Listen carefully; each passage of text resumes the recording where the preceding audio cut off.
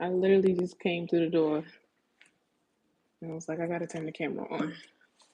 So while everybody coming in, I'm gonna just get settled and stuff. I just came back from getting food and of course, you know, picking up my stuff. But I hope everyone is having an amazing Friday. I'm so looking forward to this live tonight.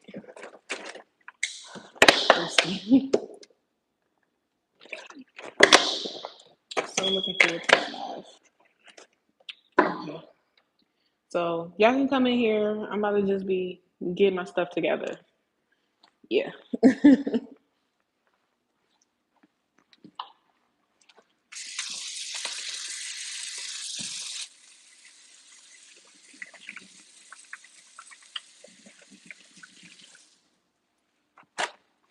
wanna know what you know. What you know.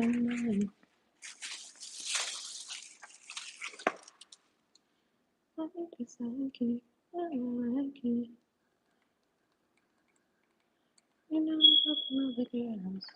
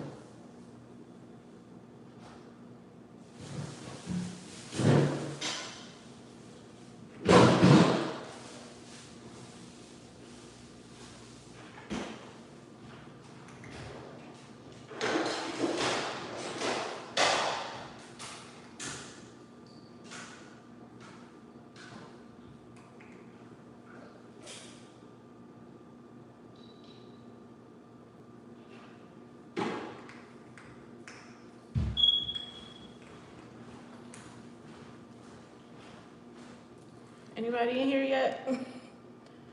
Okay, I see 2 people in here. I'm just bring y'all over here to my concoction. So I call myself, right, balling on a budget.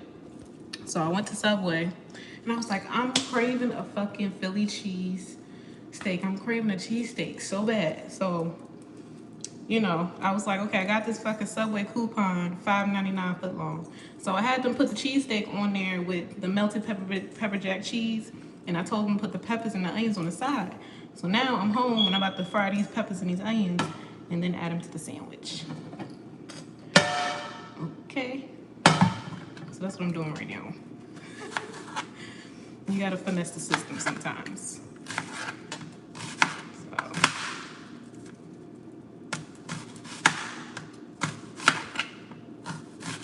Finesse the system. I went to 7-Eleven. I got a big ass bag of Doritos, and some snacks, some juice and stuff. I'm gonna be set for the night. Let's just say that. Hey, Beatrice.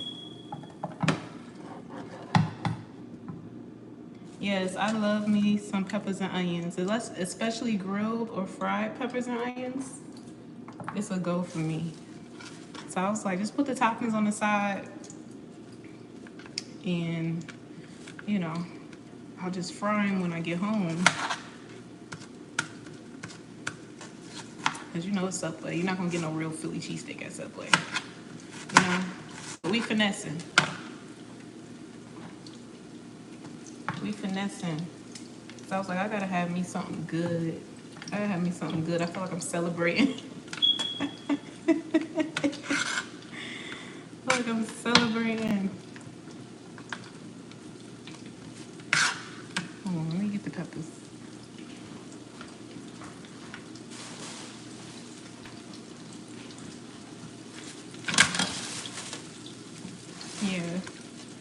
should have got some jalapenos, to be honest. I didn't think about that.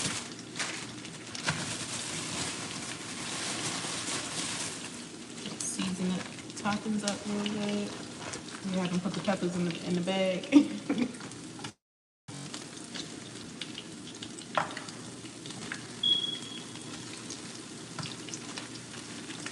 And I was like, why would I go and spend $15 on Philly cheesesteak when I have this $5.99 coupon that's gonna expire tomorrow, and I can take the rest of that money and get munchies for tonight.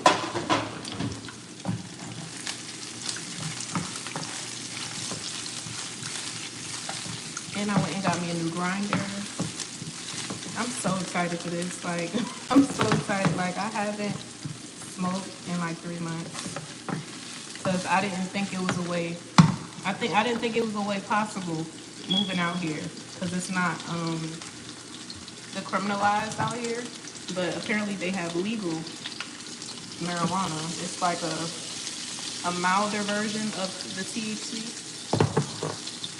So it's not as strong, but it still gets you there. I was like, bet. Sign me up. Sign me up. Put the card on the table right now.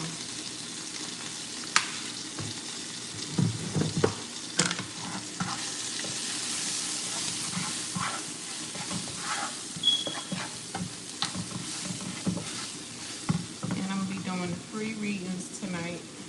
So I'm excited about that.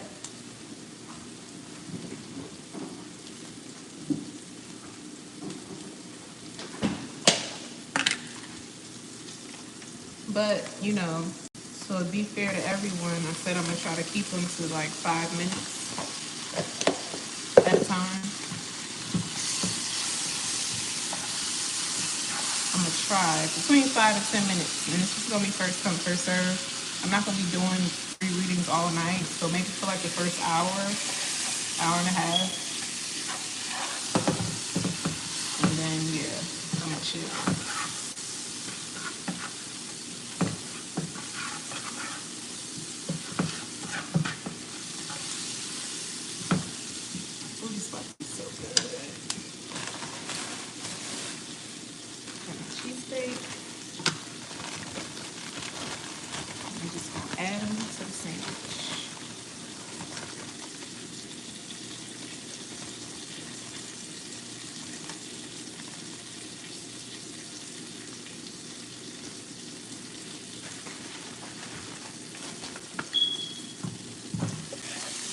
What you up to, Beatrice? You wasn't going out tonight? Hey, Ari.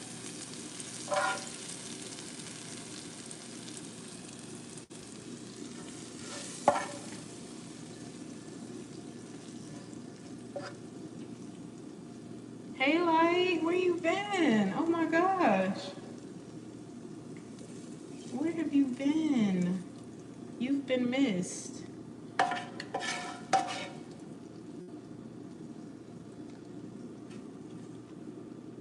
Ooh, watch how this hit, yo. Watch how this hit.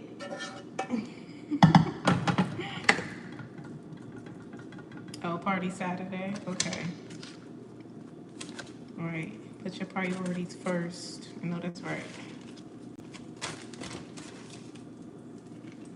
I think I'm going to put lettuce and tomato on one of these because I want to see if it's right.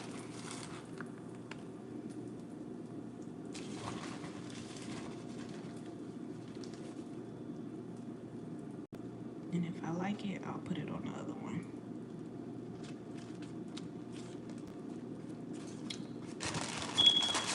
All right, sandwich is done. Aww. I hope you're feeling better though. I'm good. I am great. I'm so happy it's Friday. Like, I feel like the first half of the week really dragged for no reason. So I'm so glad that we're finally here. Like, the first half of the week was so irritating. Like, so irritating. Like, I just wanted to give up on life. But I'm like, we in retrograde. It'll pass.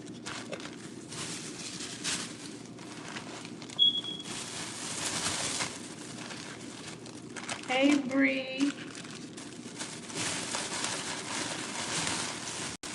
Thank you for joining.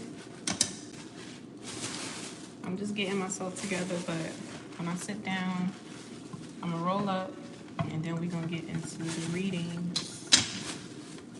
So excited. I'm so excited. Watch out now.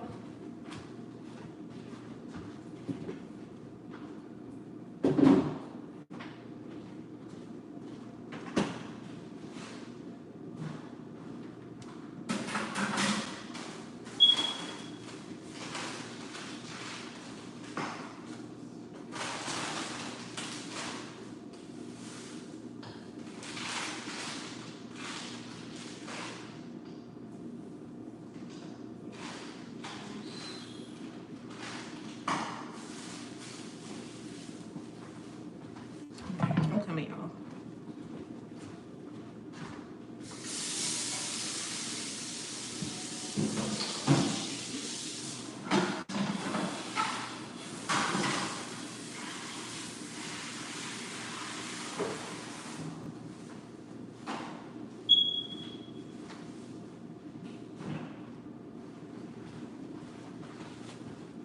Okay.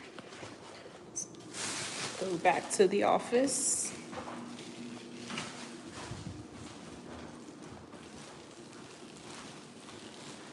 Which is just my kitchen counter.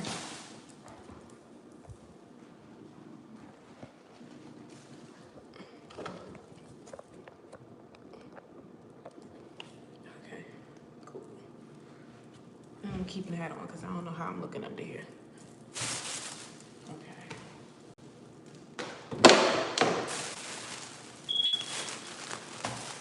No, it wasn't just you. I was tripping. I was tripping.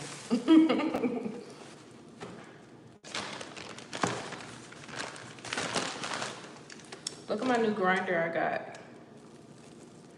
Isn't it so pretty? And it has like a little drawer you open up. Thought this was so dope, and she gave it to me half off. Like, you're so nice. Oh, thank you. To me, most hats don't fit my head. And I don't really have a big ass head, it's just, I don't know. And I got a new lighter. I said I want to start collecting the lighters because I like the different designs. Like this one says, give a flick. And then this one is like a leopard with a crown on it with the purple. I was like, that's dope. I really like this.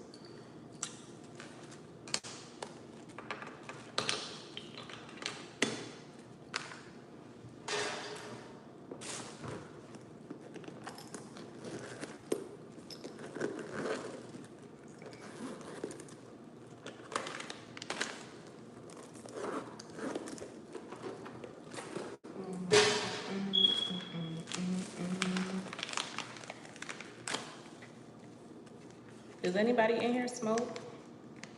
Or is it just me?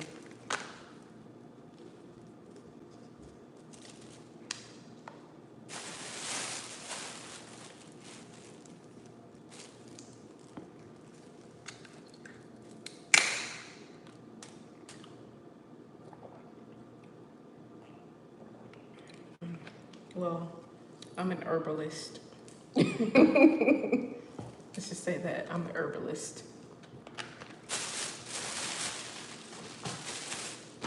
And you know, I also like manifest too when I smoke. Like, I'm the type of person, I pray over my J's.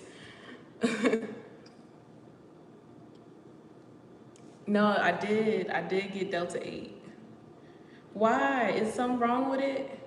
I was like, this is the closest I'm gonna get where I'm at. Like, this is the closest I'm gonna get where I'm at. Like, please don't tell me it's bad. I never had it. Yes, I want to go to Puerto Rico and do like a ayahuasca retreat. But I say I'm gonna wait. I want to do it with like my husband or somebody like that I really, really trust and that I really, really love. I would go on an ayahuasca retreat. Because that's deep. That's real deep. I wouldn't do no damn DMT though. I'm not doing it. I'm not doing no damn DMT. Maybe some shrooms, but I wouldn't do no damn DMT. No, I don't have a husband. I'm just saying, like, when he do come along, I would take a retreat with him.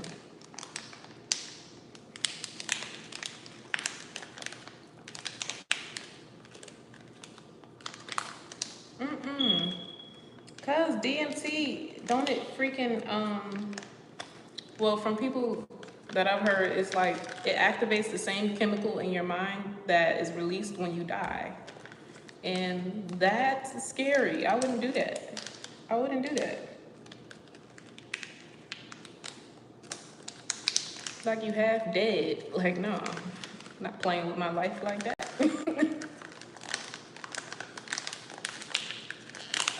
No one in my family is gonna do that. No one in my family is doing that. Told y'all I'm the black sheep. Wait, Beatrice, what's wrong with the Delta 8? You ain't saying nothing. Or you saying it's good. Like,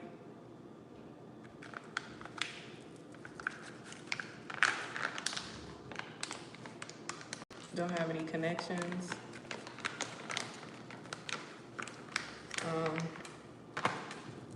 I had connections when I was in Maryland, but lost those.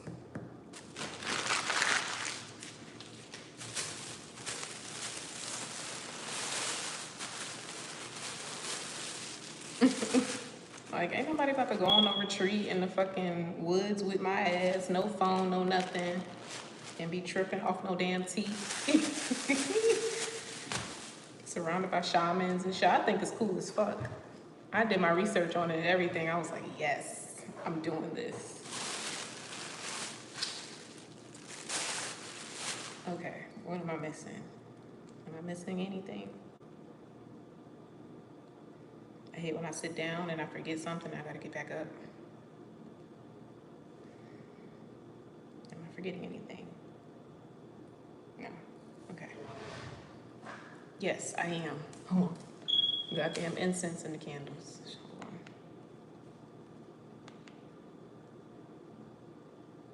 on. So, you taking up running? Yeah, I'll probably be able to tell the difference. I heard the biggest difference is that it takes longer to kick in, kind of like a edible. Yeah.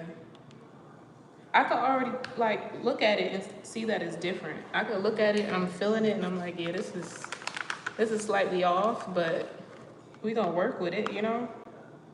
We're gonna work with it. I'm grateful.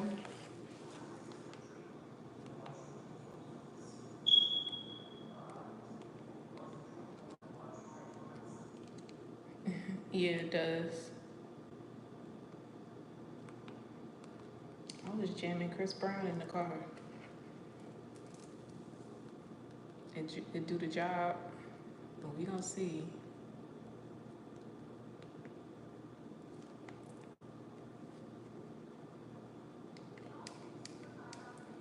We gonna see. I'm gonna rate it.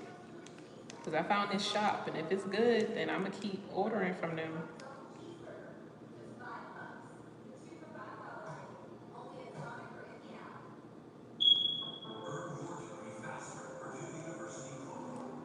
Okay.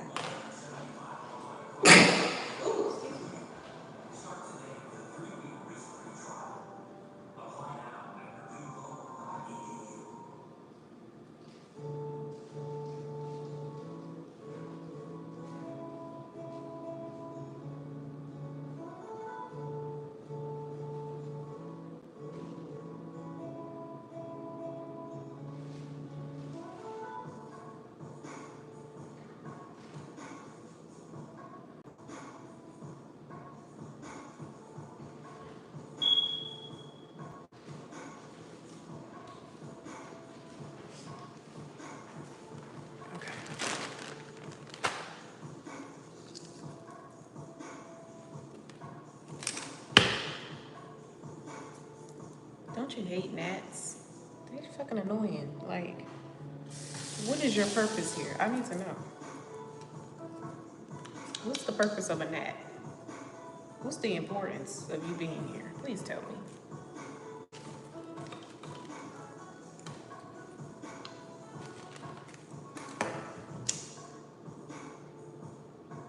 Have any of you guys ever rolled a J with like any other herbs like chamomile or like eucalyptus, dill, anything like that? Because I love to do that. That's what I mean. Like I love herbs. I love herbs, so I believe smoking is a form, well, it can be a tool of manifestation as well, if that's your intentions going into it. I've had many, many, many full moons blessing the J before I smoke it with my intentions and what I want to manifest. So, that type of thing.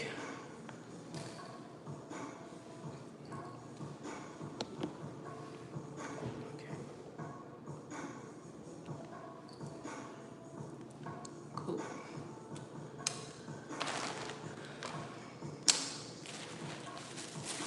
Shouldn't need nothing else. I'm not getting back up.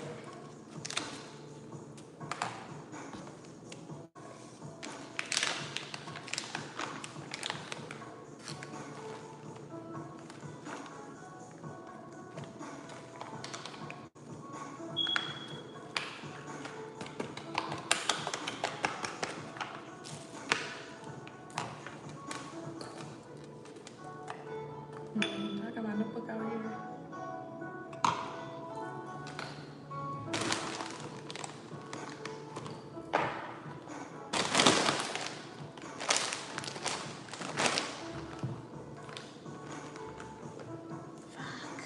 I don't think I have my pen. I'll be okay.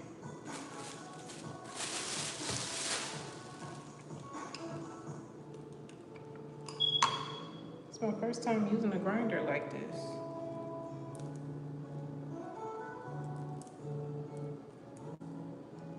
Yeah, it's definitely different.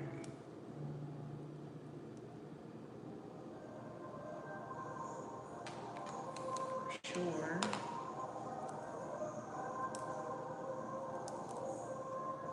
It almost feels like plastic. I'm not gonna lie.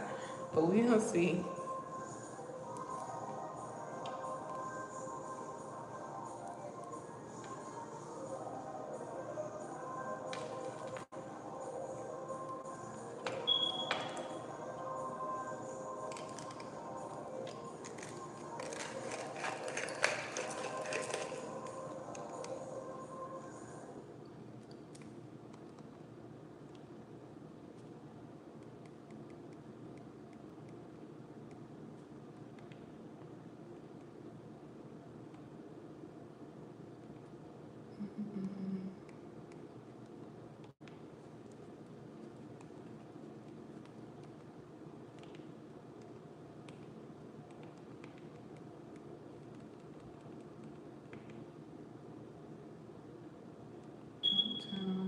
Good place.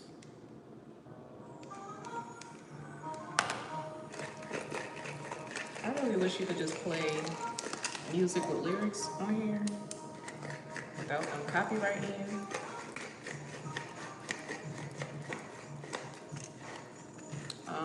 I was about to order the pen too, but I was like, let me try their actual, you know, stuff first.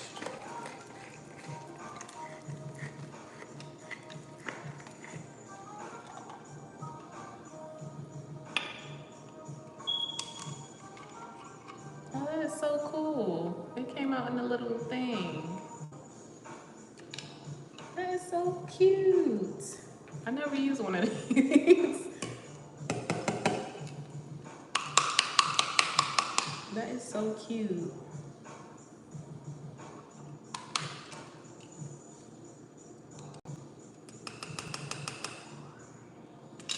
Came out in a little drawer.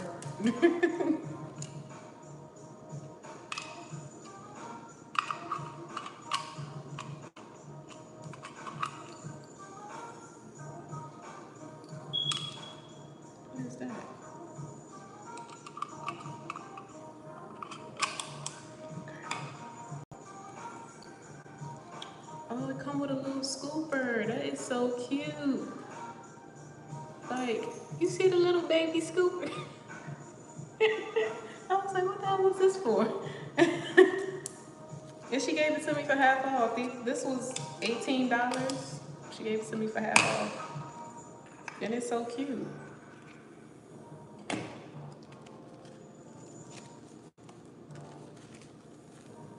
Nala.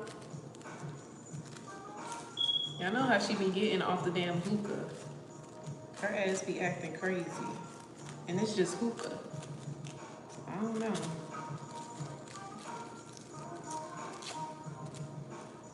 I'm gonna put her ass in a room. It's not animal endangerment.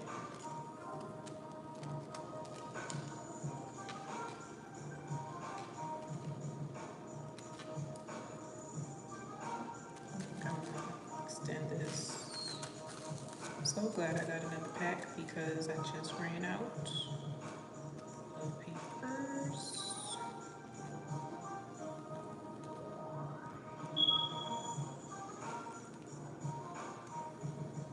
You said the what?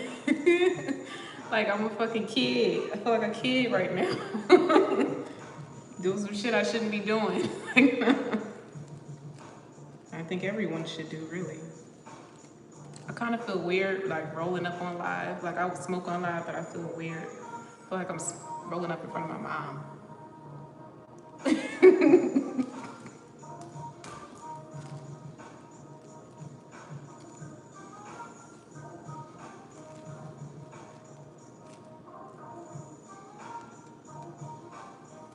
The little baby Scoob.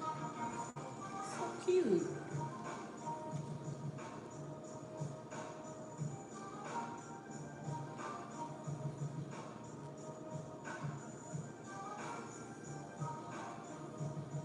I mean, it breaks down a lot, though.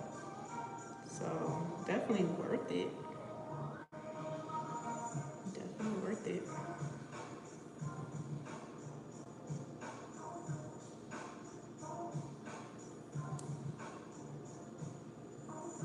Who knows? I might make this like a series or something. I see people do it all the time on YouTube.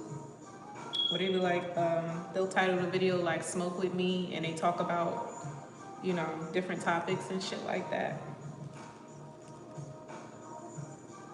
But you know, except I guess I'll just be reading.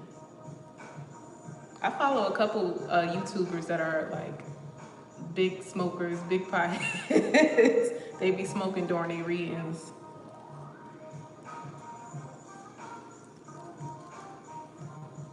They be like, light a blunt, get a blunt, and let's tap in.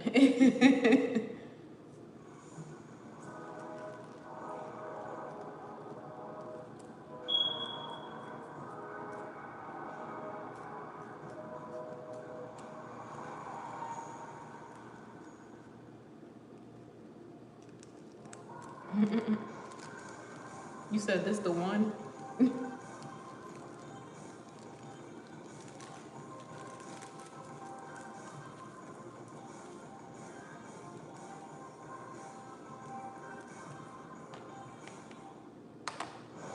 Yeah. I feel like I've been so transparent with y'all, which is not a bad thing. It still feels a little weird to me. I don't know.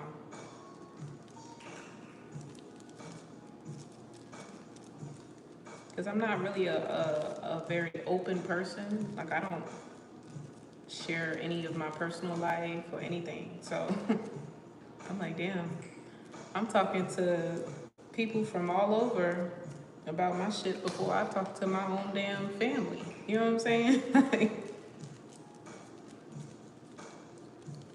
I'm gonna make this a little bit heftier. It be like that though. Sometimes your family ain't always gonna understand. And that's okay. They can be that way. Because you are who you are and they are who they are for a reason.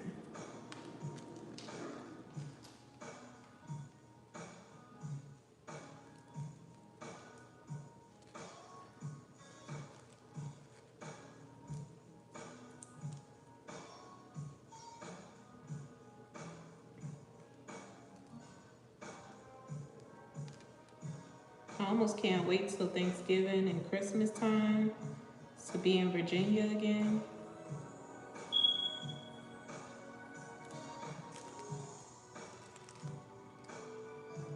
Yeah, that's what I'm saying.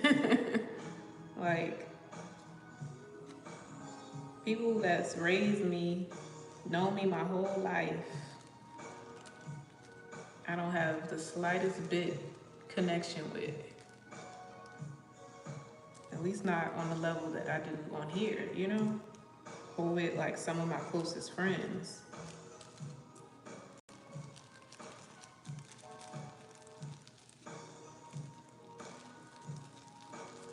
But you know, when you're on this path, when you're on this journey and you have a specific purpose, like divine purpose in mind, well, God's plan for you, a lot of the times your family is not going to be able to connect with you because they're not supposed to. Usually your family ends up being karmic lessons, you know, for you. And what God will do is send in strangers. He'll send in people from the outside who will then be more family to you. But in the meantime, you're surrounded by angels, your ancestors, loved ones that just wrap you up in love and keep you going. And that's literally been the case for me. Like, I've met the best people out in public, complete strangers, co-workers, like, and they felt like family. I'm like, wow. Like, I feel like I've known you for like 10 plus years.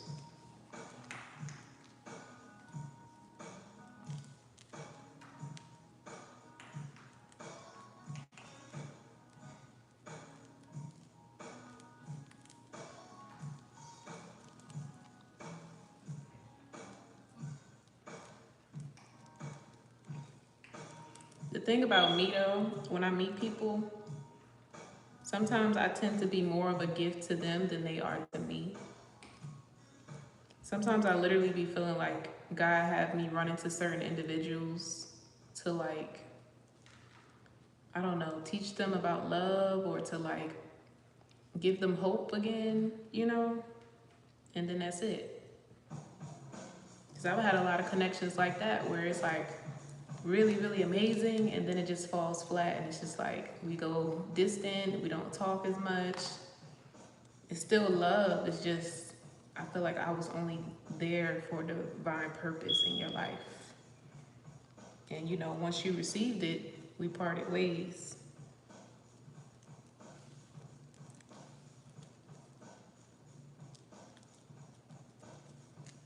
You never know how you're gonna make someone's day, you know? It could be for just 2 seconds, God needs you. You know, 2 seconds. It could just be a, hey, I hope you're having a wonderful day, or just a compliment. Hey, you look really nice today, or that's really cute, or whatever. You just made that person's whole day. There you go. You fulfilled your purpose for the day.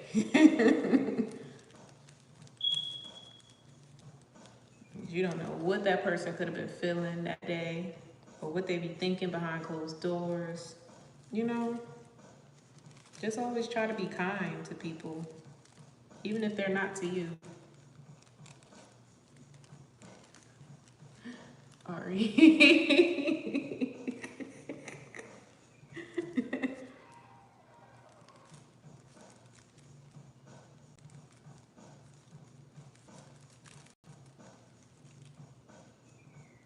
That's why I said Ari.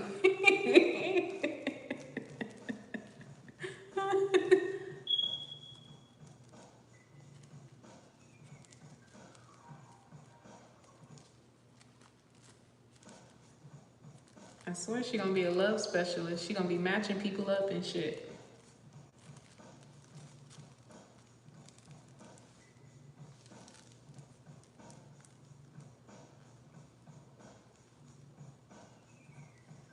Yeah. That is a great way to manifest, Ari.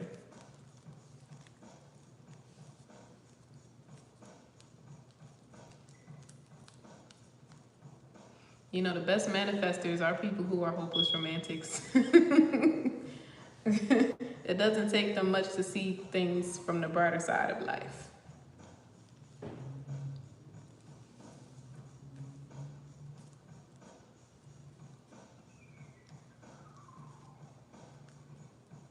I'm definitely a hopeless romantic for sure. I romanticize almost everything.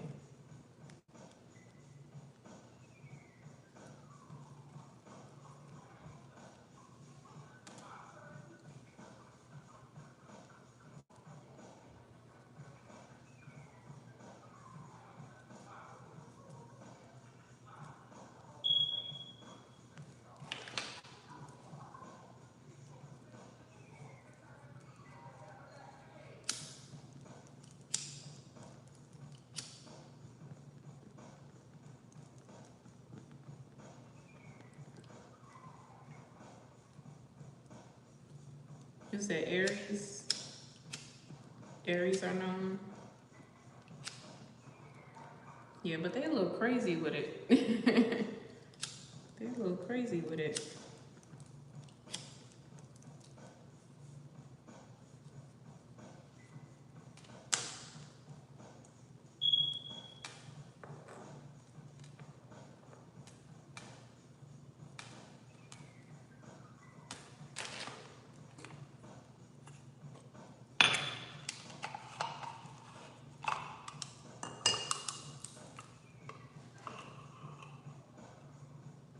This is so cute. I'm so glad I invested in this grinder.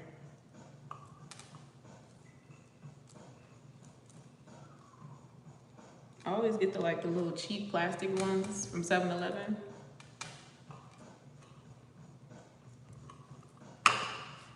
That never works out.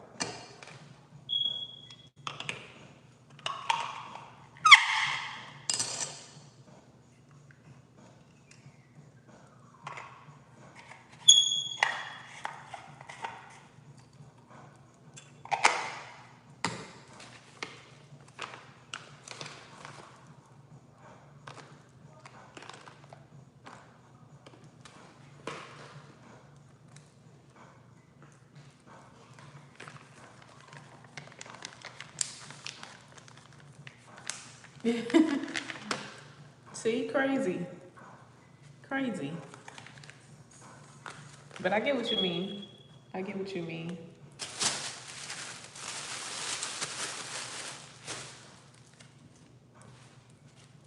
It's when those times come around. And you know, I'm not hard to please. Like, I like simple things. I like things that are, what do you call it? It's more thoughtful. I like thoughtful gifts. You know, I like to see that you're paying attention to me. You're listening to me when I speak.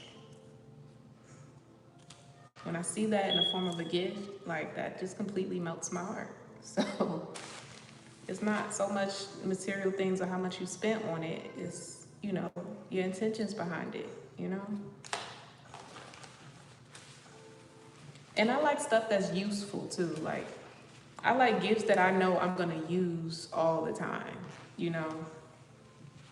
Or wear all the time, like jewelry. Like, I love jewelry.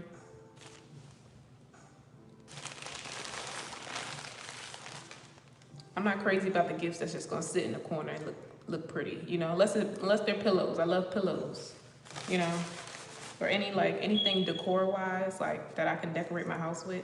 That's cool. But I don't know. I'm not the type where like a Chanel bag is gonna impress me. No. Because I'm not even into designer like that. Like, I know about designer, but if I had $1 million, buying a Chanel bag probably wouldn't be on my mind.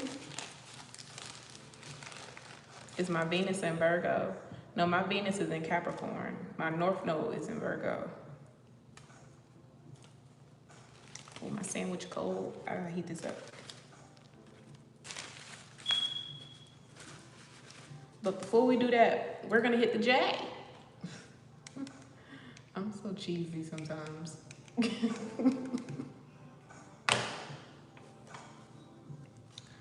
But like I said, I like to pray over it before I do.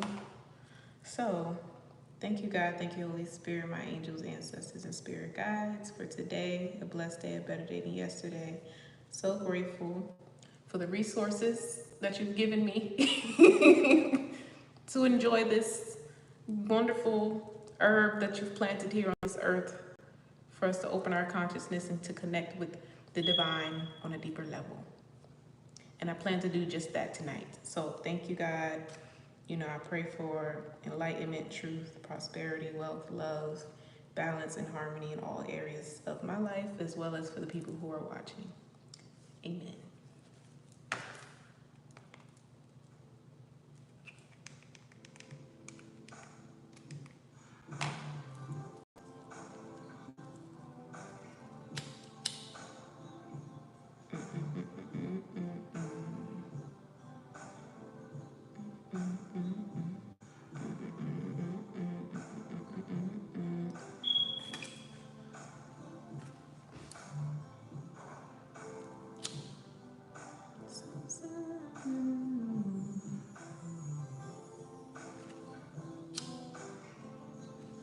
Oh shit, I need to open a window.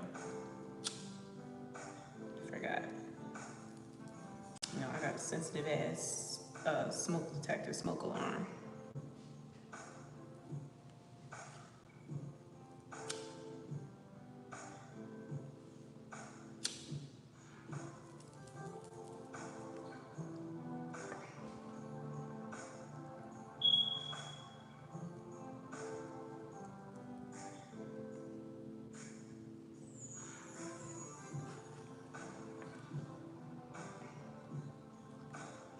It's cool.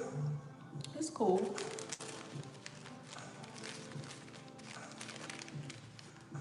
It's cool. It's not. You definitely notice a difference.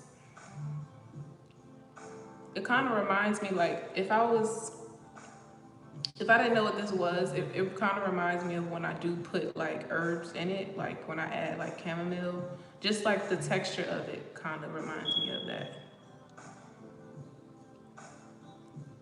I don't know. Hopefully it doesn't burn quicker because of that though.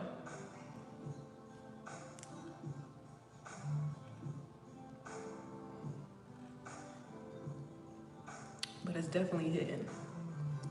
I rolled that perfectly. Okay. Take y'all to heat my sandwich up. We're gonna open these windows. Yeah, I want to get deeper into it too. Herbalism, yeah, it is. It is. Shit, they have a whole college course on it. You could study it in college. I just wonder, like, how do you climb up the ladder doing that? Like, what do you have to do?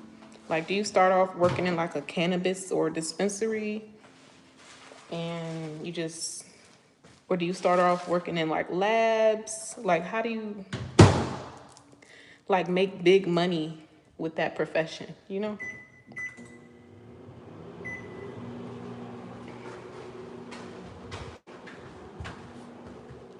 Nala girl, you wanna say hey? She in here chilling. Say hey, Nala.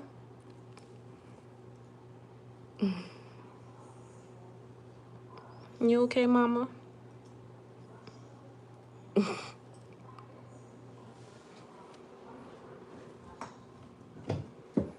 Save some electricity.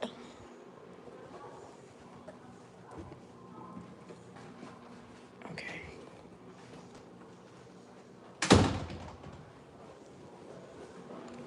Yeah, I love it. It fits her perfectly. It fits her perfectly, yo. Okay.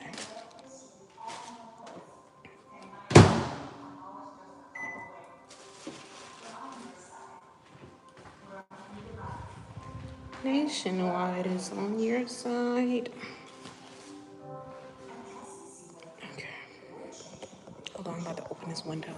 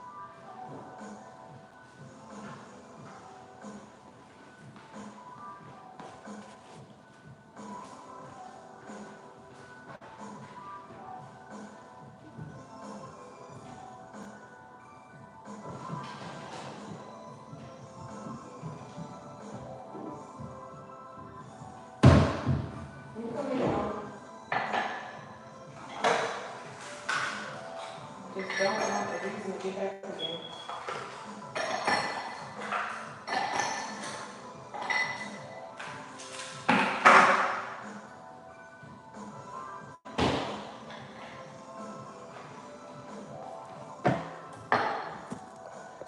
Okay. Alright, we should be good now.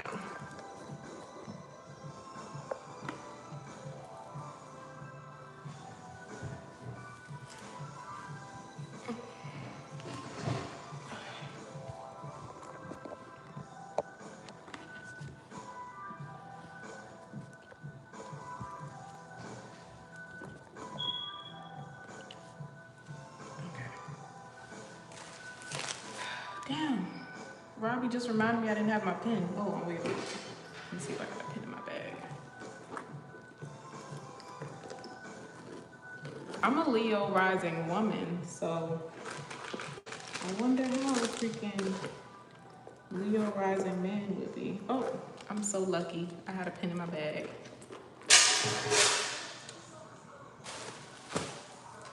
But I'm about to eat, and then I'm gonna get into the readings. Because I haven't eaten all day. And I don't want to be high and on an empty stomach.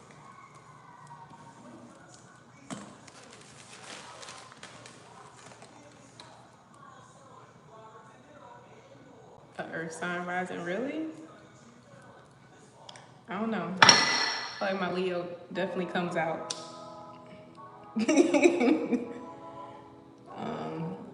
But it might feel like the earth, because I have an Aquarius moon, the Aquarius kind of like calms me down.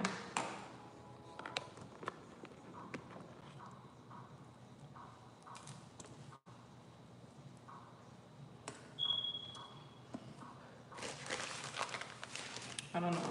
So my confidence is not as like, as loud. You know what I'm saying?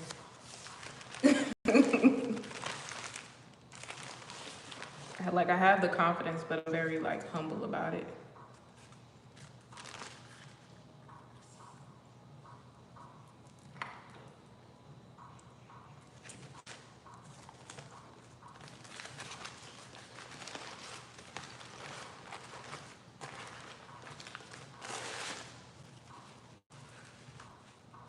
Yeah, that's what I'm saying. I'm still trying to figure out where the Sag fits in with all of this. But thank you, God, for this food. May it be of nourishment to my body and a blessing to my soul. Amen.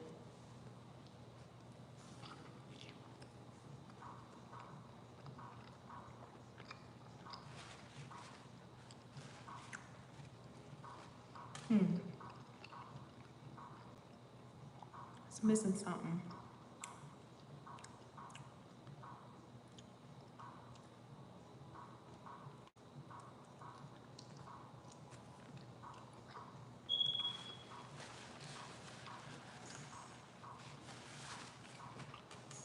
Hey, Kay.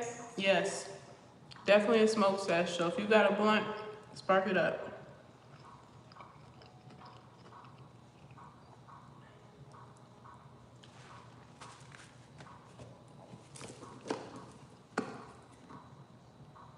I think it's missing ketchup. But you know, a good Philly cheesesteak don't need no toppings. Don't need no ketchup. But this is Subway.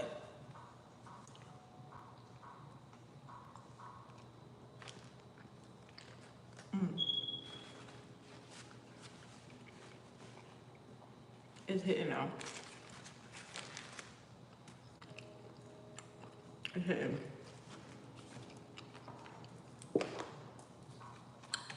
What made you stop smoking? And I had a body armor. So bomb.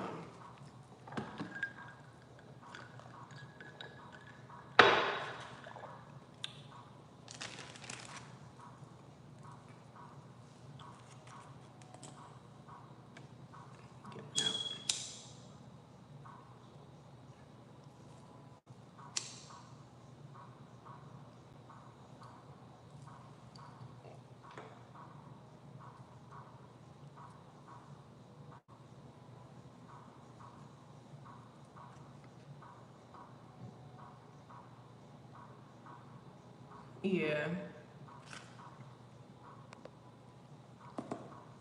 Yeah, well, listen to your body, you know? Your body knows when it's time to like release something, let something go. So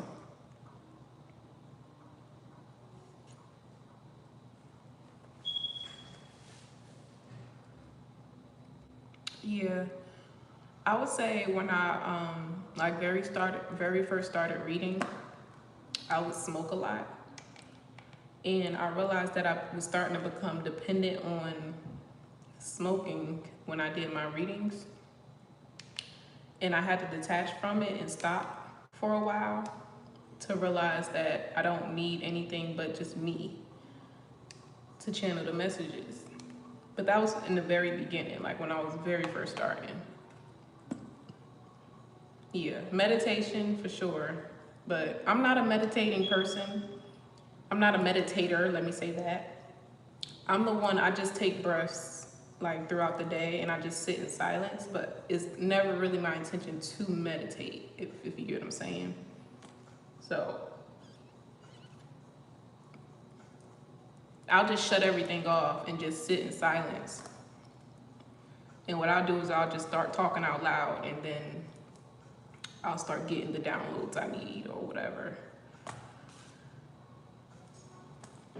But meditation is really good. Some of my deepest like trauma releasing experiences came out of me meditating. So yeah, it's a form of meditation. Do whatever works for you, honestly. Do what works for you. If your intentions is to connect with your higher self, then that's what'll happen. Yeah.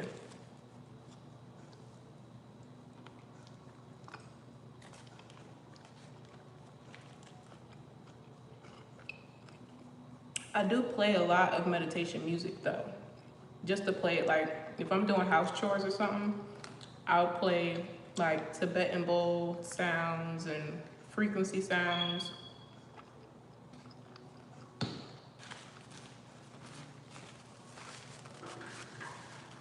This is called Maui Maui. It's called Maui Maui. It's a sativa. And it's Delta 8. It's really supposed to be Tangy. I think they might have sent me the wrong one.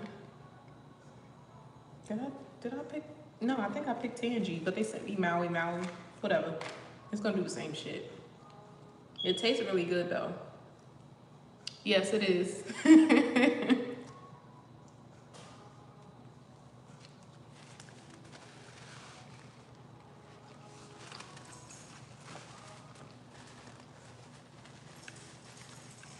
It's okay, like, you want to jump straight to the strong shit.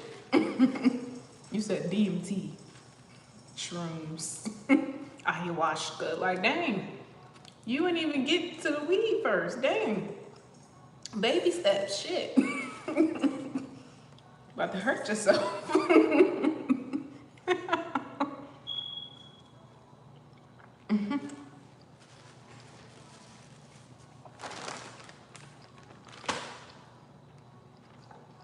I never had shrooms.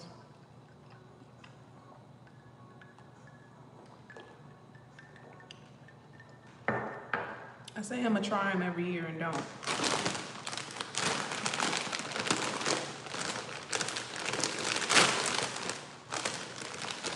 Like, the goal is to become functional off of shrooms.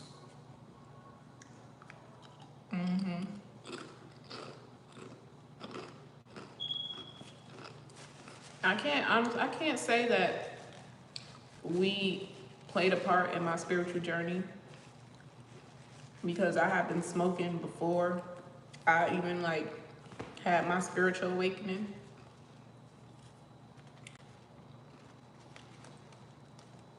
It's that purple. No, I mean, it's a good strain. It's one of the strains. I think it's called like Daddy Purple OG.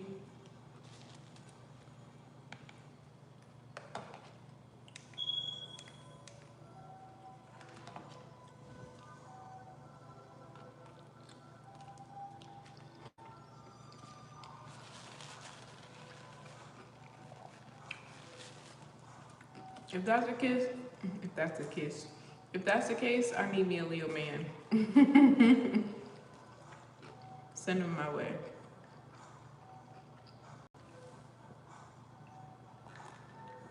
Or if they're not talking about, weed, they could also be talking about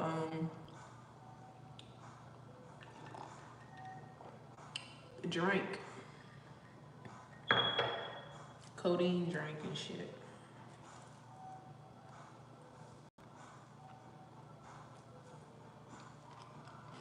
Which I think is so stupid. Why are you drinking cough syrup?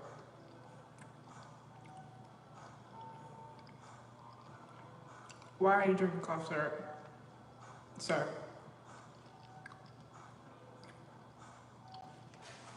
You asking for a premature death, quite literally.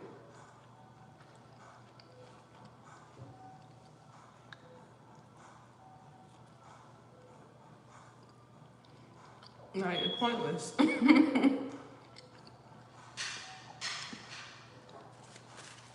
Stop, Mama.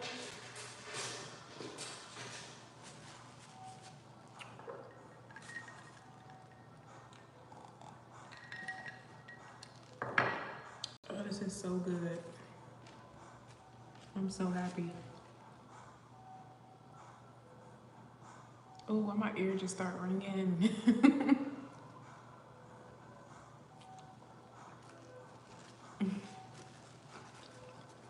They said, go shorty, it's your birthday. We gonna party like it's your birthday. Is it somebody's birthday in the chat? Or somebody got a birthday coming up?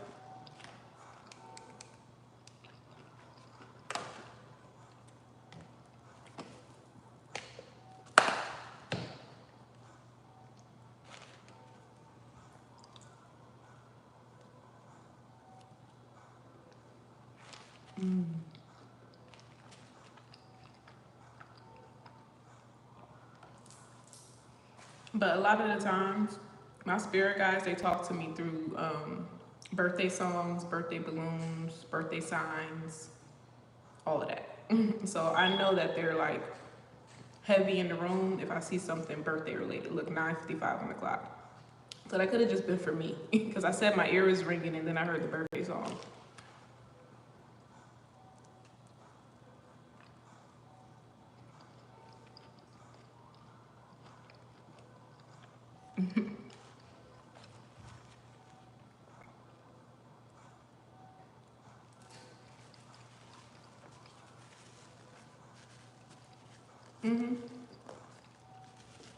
There's Daniel, there's Sarah, and then there's Marianne.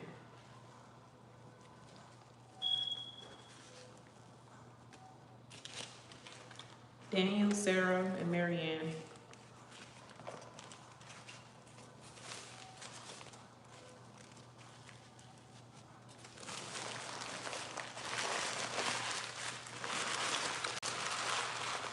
Marianne is actually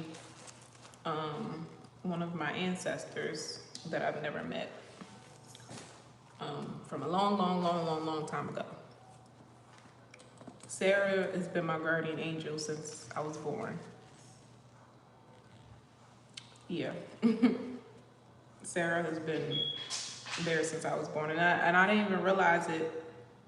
My first Build-A-Bear, I named her Sarah, and I was probably like 6, 7 years old maybe. And then like fast forward, I'm like, oh shit. She's been there all along.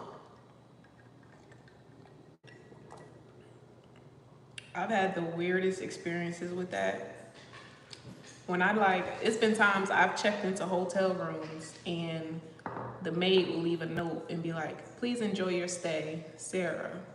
Or I'll get a waitress and her name will be Sarah. like at your service. Or like, yeah, we set this up for you. You're welcome.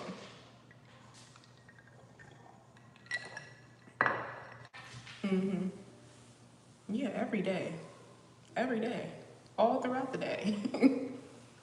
All throughout the day. Your spirit guides are individuals that once walked the earth. They were once human beings too. they have the option. They can choose to, they're usually beings that have walked the earth and have walked the same path that you have, a very similar story, very similar purpose. So them being your spirit guide is them volunteering to assist you in this lifetime, and helping you, you know, fulfill your purpose ultimately. But they're usually beings that have never reincarnated. So they've only been here once. They've never reincarnated, because technically a spirit guide can't be a spirit guide to you unless they've been here at least one time. So yeah, your guardian angel is something different. Then you have universal guides, different angels, archangels, extraterrestrial guides. You have animal spirit guides. Like the list goes on. The list goes on.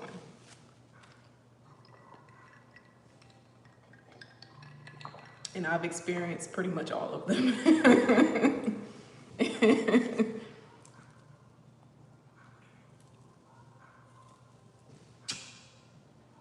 But it's really dope, because, you know, I'm very clairaudient and also clairvoyant, you know, so talking to my spirit guides is like a everyday thing for me. Like it's so normal, so casual.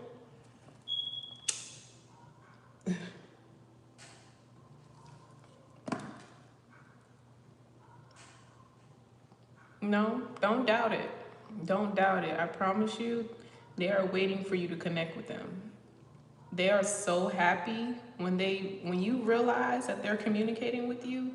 That's the best thing ever for them. Can you imagine being invisible and someone never ever being able to see you or hear you? Like, but you have to follow them around their whole life.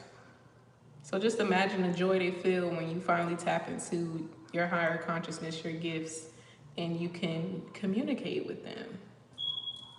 Hear the chirp? Like that's amazing. Like they want to communicate with you. It makes their job easier.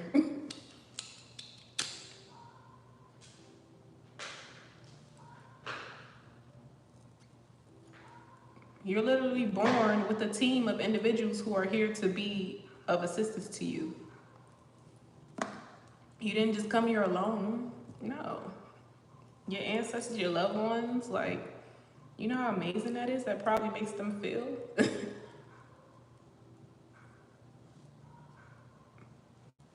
Why you think they be lined up when I'm doing readings for you guys? If it was so easy, we probably wouldn't even have psychics or mediums. You know what I'm saying? So mediums, psychics, readers are vessels for these individuals. I'm reading your cards or whatever, but I'm not delivering you the message. It's the individuals that you can't hear, you can't see on your day-to-day that is delivering the message when I'm channeling. I'm the channel for the message.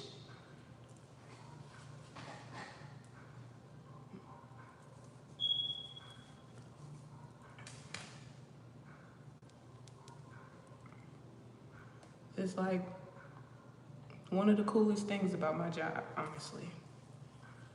I literally love what I do. I love it.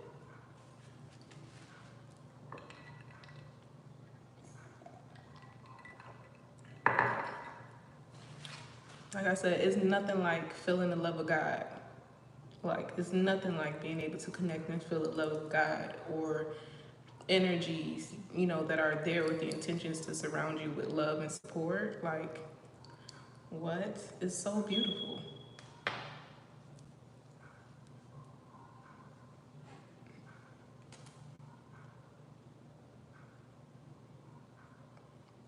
It's a mixture of both. It's a mixture of both. So your guys are coming together as well as mine. But what I notice is when I'm starting out the reading, when I'm starting out your reading, your guides will give me something that I shouldn't know about you. I mean, the whole reading I shouldn't know about you, but it'll be something specific for anybody that's been on my chats. you know.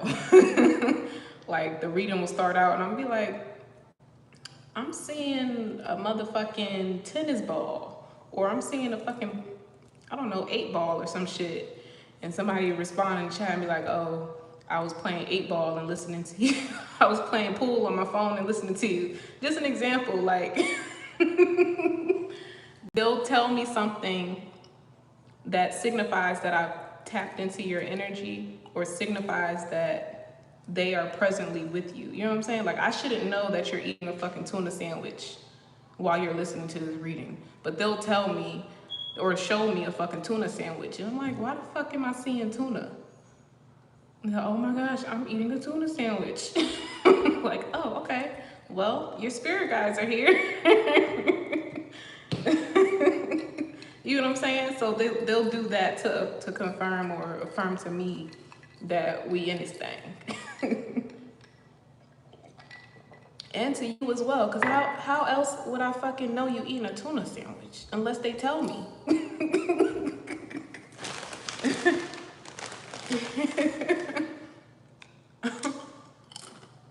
Yes, your guides have personality. I call my spirit guides Cosmo and Wanda.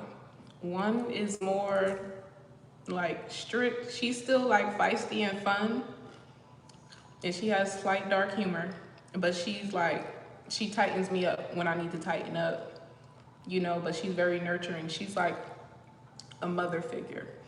But then Daniel, he's the jokester, he's the clown, he plays too much.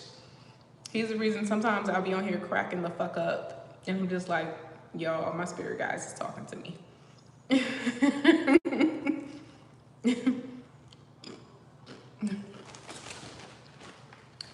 They have personalities. Sometimes I'm walking out in public and all I hear is them fucking roasting people. Like, especially Daniel, yo.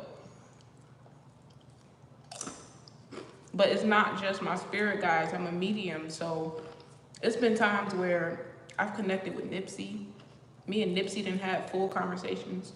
Tupac, like Michael Jackson, like, yeah. Some days it might be me and Nipsey walking through the neighborhood, you know, and he's spitting game to me. He giving me advice. He usually comes in when I'm like stuck and I'm trying to like ground myself, especially like when it comes to like business and finances and stuff. Yeah, you gotta pay attention. They're always talking to you. Not, get off of me. Here, you wanna say hi? You say you got shivers? Yeah. Nipsey connects with me heavy for some reason. I don't really know why, but say hey. She wanted to climb up here. Just see what I'm doing, being nosy.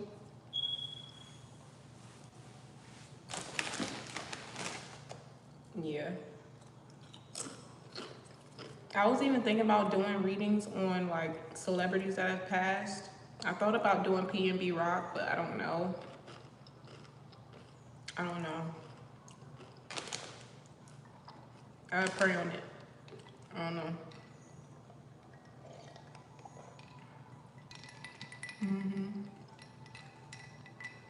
Nip comes through so strong for me, like it's ridiculous. Especially when I'm smoking. He's like, he just joined the fucking session, yo. He just be joining the session. I think because he's a King Leo, and I have a Leo rising, so he helps me a lot with my confidence and, you know, just being more open and being consistent too, you know. Like he used to say, like hard work plus patience and dedication. He's always telling me that. He also taught me a lot about money, power, and respect. Like he gave me a whole like message about that, and yeah.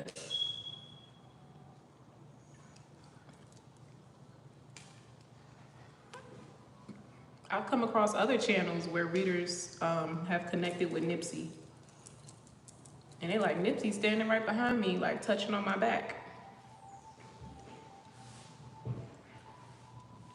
Nipsey was, I hope y'all know, Nipsey was an Ascendant Master in human form. I want y'all to know that.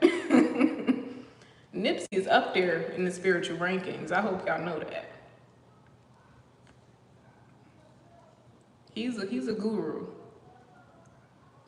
He's a legend. He's a guru. Like, he was more than just a rapper. Like, he was an Ascendant Master, reincarnated.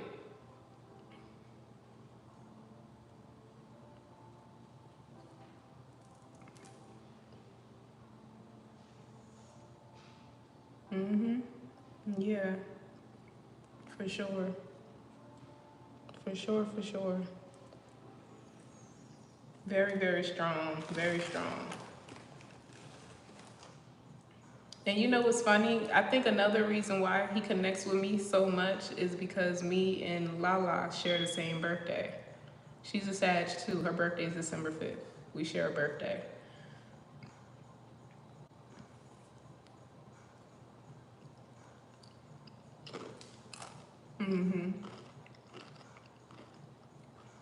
Um, y'all want me to tap into Nipsey? I don't know.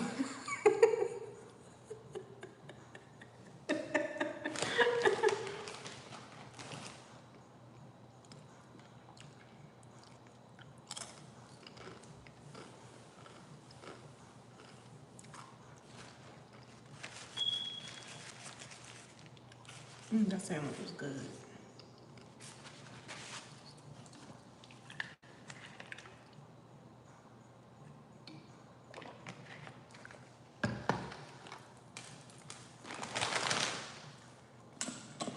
Yeah, it's really cool.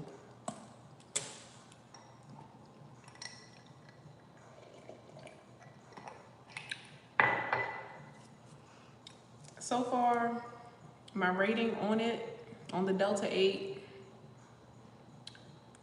I give it like a 6.5. Maybe a 7. Not 6.5 on the screen. Maybe a 7. Yeah, 6.8. Yeah. It's cool. It's chill. Like, I like it. And it's also a sativa, so it's not like, you know, locking me in. I still feel very functional and up and energetic, so that could be why. But next time I'll get a hybrid. It does the job. Yeah, it definitely does the job. I feel good. Like, I feel like I could get shit done, you know? I do not. Ari, stop wishing that on me. You keep saying that. I do not want no damn Libra man. No, girl, I don't have no makeup on. It's just the glow. It's just the glow within. Take no. People always ask me if I got makeup on. I don't have makeup on. I don't wear makeup.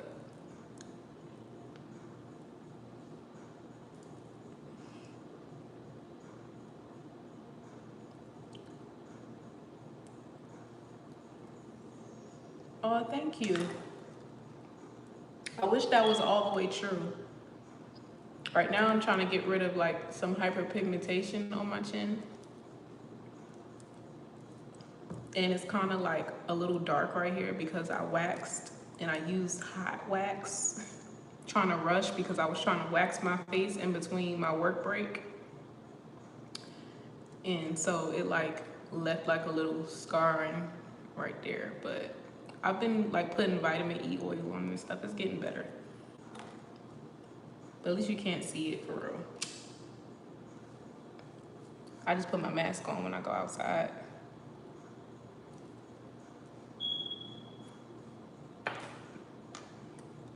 I'm trying to switch back to waxing because the reason I have hyperpigmentation on my chin is from plucking at my chin hairs. So I'm trying to do better. But skincare routine coming. I've never done threading. I hear people get their eyebrows threaded, but I also hear people say that threading thins their eyebrows out. Yeah, I said either Aries or Leo man. Either Aries or Leo. I ain't never had a fire sign man. I've never dated one, never talked to one. I've flirted with one before, but that don't really count. Yeah. That's the only sign I haven't dated or talked to. Fire sign man. And I think that would be really interesting. I think that would be fun. Shit, Nipsey was a Leo and Laura London is a Sag. Power couple. I think a Leo would balance me out. A Leo or Aries man. And maybe just have like some water in his chart somewhere.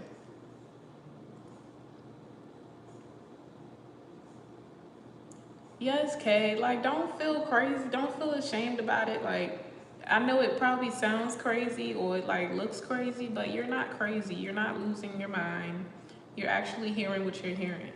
And if you need confirmation, you can ask them to show you, because they did the same thing with me.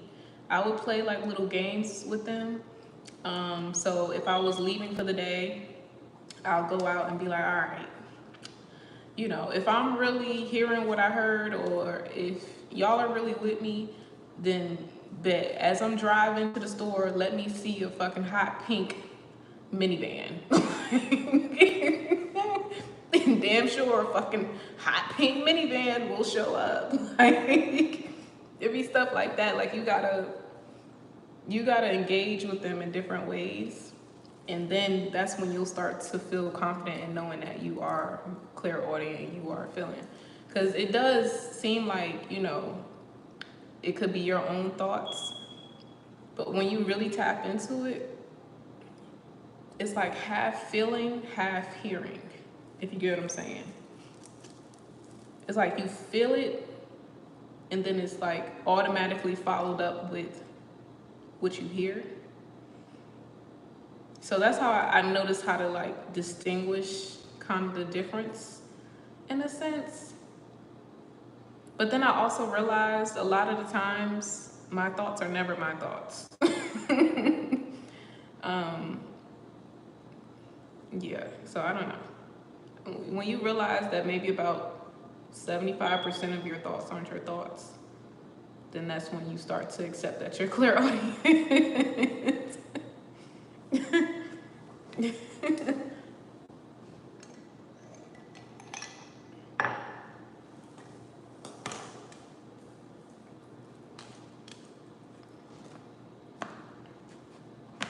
And for me, it's like the more I hear, the more I see. So when I'm doing your readings, I'm hearing, and then it translates into an image. So that's when I start seeing the visions, and it'll come very quickly. But when I start seeing the visions, then the visions translate into words. If you get what I'm saying?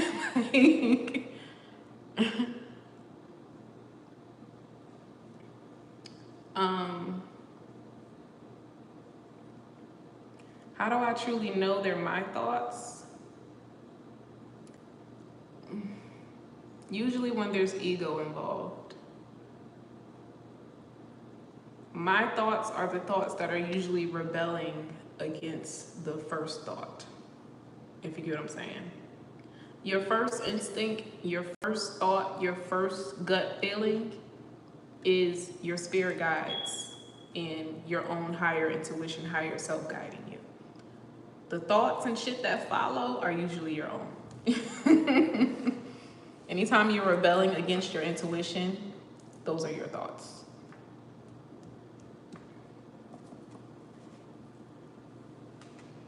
Yeah, I mean, even the negative intrusive thoughts is still kind of rebelling, because naturally we are more inclined to steer towards the things that are good for us, you know. So even though you have people who say, oh, I'm more of a pessimist, you know, it takes you to realize that there's something good that can come from that situation in order for you to recognize the bad in it. It's just a pessimist is someone who focuses too much on the bad outcome. It's not that they've never seen the good in it. It's just that they can't stay there. You get what I'm saying? So if we weren't ever capable of having those positive emotions or feeling love first before we feel anything else, then honestly, those negative thoughts may not ever exist. You may never have negative thoughts, you know what I'm saying? Or have a conscious. Because at the end of the day, that's still a big part of your free will as well. If your spirit guides, your ancestors always played a role in the decisions that you made, then what is your free will at the end of the day? You know, so they're not always there in my ear. They're not always there, you know, like weighing me down or like, you know, like, how do I explain it? Because at the end of the day, they're not just here to be walking around with you. They're here doing other shit. You know, they're doing work in the spirit realm. They're doing work in other areas to line shit up for you. You know what I'm saying? So when you call on them, shit, they there.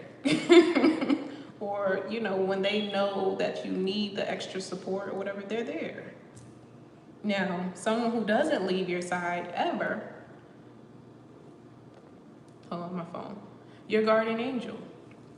Your guardian angel never leaves your side, ever, ever. They're always with you, always with you. And there's also certain boundaries that these different roles and energies play as well that they can't cross. So, for example, if you have an ancestor who, yeah, everyone has them. Some people even have more than one. And you can have a guardian angel who's also a hierarchy angel too. Your guardian angel could possibly be Archangel Michael, depending on, you know, who you are supposed to be in this lifetime or who you are as a soul being. A guardian angel can be a past loved one, yeah. But it will most likely be someone who maybe died before you were born or died before you were incarnated. So like your guardian angel, right? Your guardian angel, if you go to them and you ask them for help, they may give you options to choose from, but they won't give you direct answers. They won't tell you what to do. Your guardian angel is there to be a guide, yes, but it's only but so much they can do. You know, they're there more so to protect you than anything. But as far as like leading you and guiding you in your decisions, they can't interfere on that. Your spirit guides, they can tell you what's to come, but they're not going to tell you the outcome of it. If you get what I'm saying, they can forewarn you about things, but they cannot tell you the outcome of it if you make decision A or decision B. They cannot do that. Your ancestors and loved ones, they can be a guide to you, but a lot of the times your ancestors and loved ones, their intentions and their ideas of who you should be and what you should be doing can be biased because of the relationship that they've had with you already, especially, you know, when they were alive. So it's really not too much that they can do either. They can tell you when you're wrong. Your ancestors can tell you when you're wrong. You have passed on loved ones and shit like that. But they cannot tell you your destiny. They can't tell you what's fated for you to come and shit like that. Like there's different roles and rankings and positions that these different energies play, you know? So, yeah. There's a ranking, there's a hierarchy to everything. There's a vibration to everything. Now, archangels, they can come in and intercept. They can come in and intercept. If they need to intercept, they will fucking intercept, okay? That's why sometimes you see people who have those super miraculous stories of like near-death experiences and shit like that, like situations where people just walked out of shit perfectly fine when they could have died. Archangel. Archangel Michael somebody that came in to save the damn day. For real. So, and then you have your Ascendant Masters. Those are the ones that you connect with from a more, I would say, it's intuitive, but it's more emotional as well. So like when you're connecting with Jesus, it's like you really have to be in a pure space when you're connecting with energies that vibrate on such a high frequency like that. Like that's why they say come to God with a clean spirit, or come to God with love. You know what I'm saying? Like you're not gonna come to Jesus or come to God with a hateful spirit or angered or anything like that. You know what I'm saying? It's gonna be an instant like respect that you have for a frequency or an individual like that, because they're an Ascendant Master, and because that they play a big part in even your free will in a sense. You know, it's like don't bite the hand that feeds you kind of thing, that feeds your soul. If that makes sense.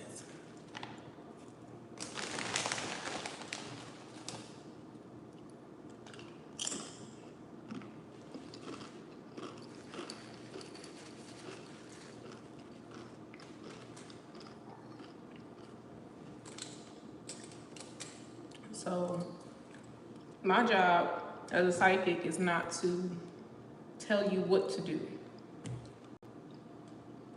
Yeah, thank you, Beatrice. Come correct or don't come at all kind of thing. Put some respect on his name at the end of the day. You know what I'm saying? Because we've, in some way, shape, or form, we've all ascended from Christ. Because we all have a Christ consciousness.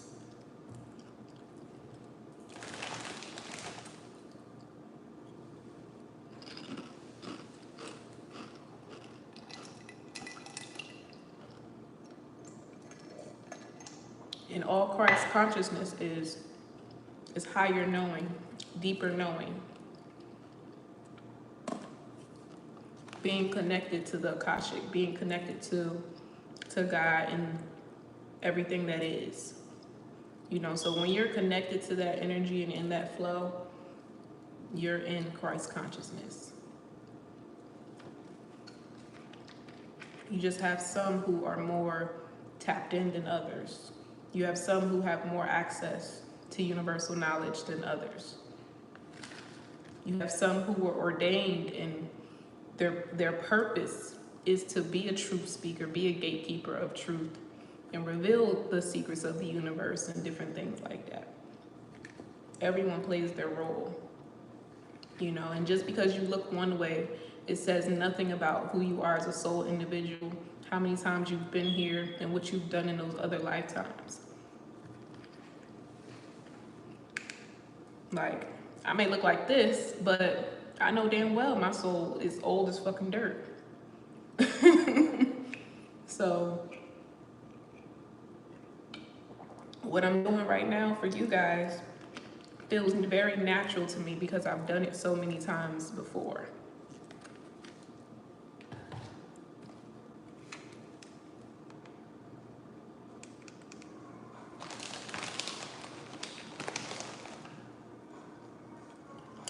Okay, we're gonna get into these readings.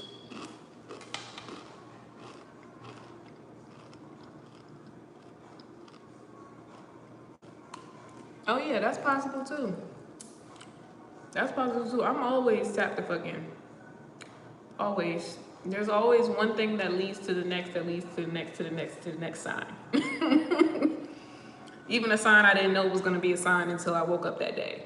Like, always tapped in. We're always tapped in. Why? Because we're on a frequency. We're on a frequency. As long as you're on a frequency of some kind, you're tapped in. Chirp.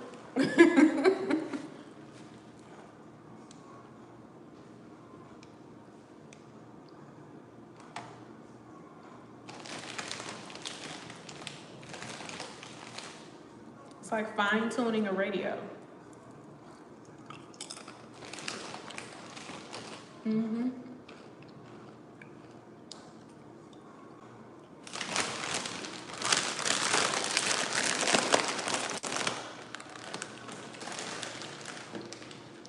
And another reason why we're always tapped in is because God never stops communicating.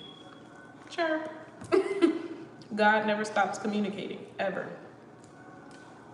When people say, oh, God doesn't speak to me, or I don't have that relationship with God, you always have a relationship with God. You were born with a relationship with God.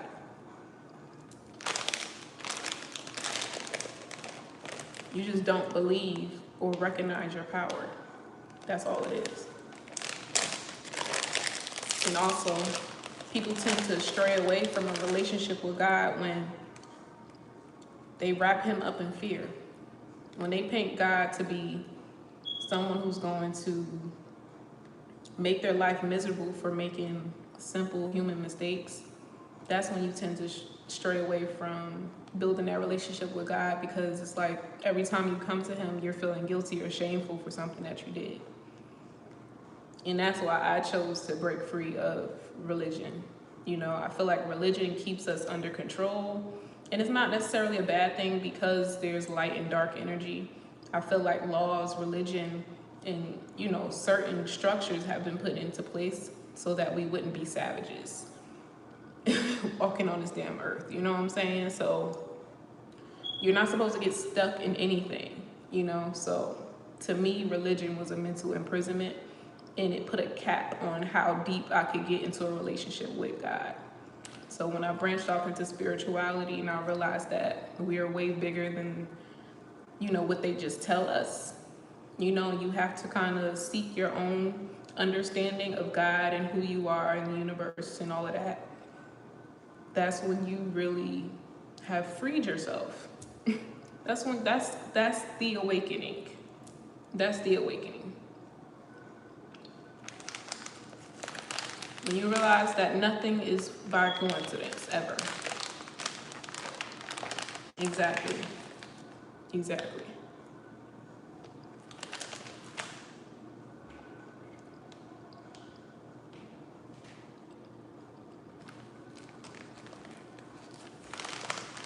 You guys know there's also karmic empathics.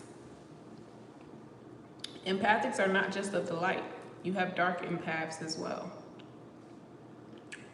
Dark empaths are individuals who use their ability to connect with others to manipulate, and, you know, they come into it with the wrong intent. Those are master manipulators, emotional abusers, and shit like that. They can connect with you on such a deep level that they know what will trigger you, they know what to do, they know what to say, that will put you in a very heavy, dark place, or at least get you to do whatever it is that they want you to do. Those are called dark empaths. Yeah, there you go. You're a narcissist. And most of the time they come off very like sweet and understanding and genuine people. No, they're the worst of them all.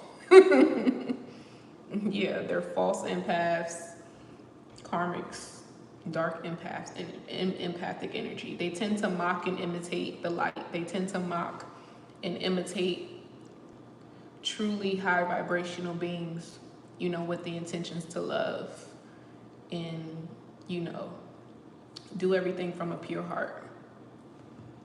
Yeah, I'm glad y'all learning something. Shit. Hey, Miss King. Glad y'all learning. That's what I'm here to do. Teach. Not be munching. Y'all said I was gonna get into these readings. Child, I've dealt with too many, but it's made me stronger. It's made me stronger. I spot them motherfuckers from a mile away now. 10,000 miles. I'm like, ha-ha! You can't get me this time. Can't get my ass this time.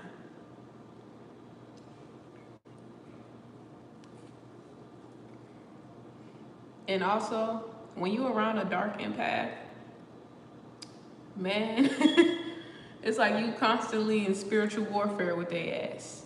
Always. Always.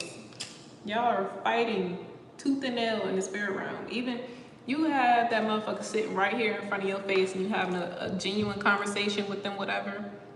But in the spirit realm, you and this person is at it, trying to fucking kill each other. I can be sitting here talking to you just like this and we hee hee ha ha and laughing, whatever.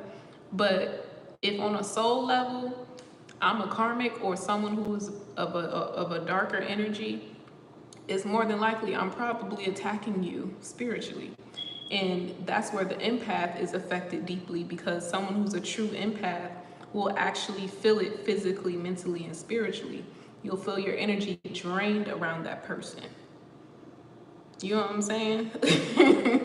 When you're drained around a certain individual, or after you done had a conversation with a certain individual and you realize you're tired, there's something wrong with their ass. It's something wrong with them. They shouldn't be pulling your energy down. You know what I'm saying? It should be an equal give and take energy, or they uplifting you. Yeah, we multi-dimensional. For sure. It's about maybe 7, 8 other versions of you that's living a whole nother parallel life right now. And you know when you have those deja vu moments? When all of them have crossed paths at one point in time.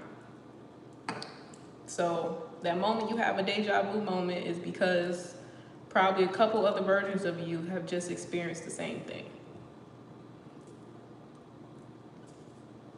Deja vu is you seeing and experiencing something again. Where do you think it comes from if you've never done it before? It's another parallel. It's another dimension that you're simultaneously living. Yeah, so in that quick little moment, you're aligning with those parallel versions of yourself. Almost like a reminder from the universe, like, hey, you're on the right path. Congratulations, checkpoint. You've made your checkpoint.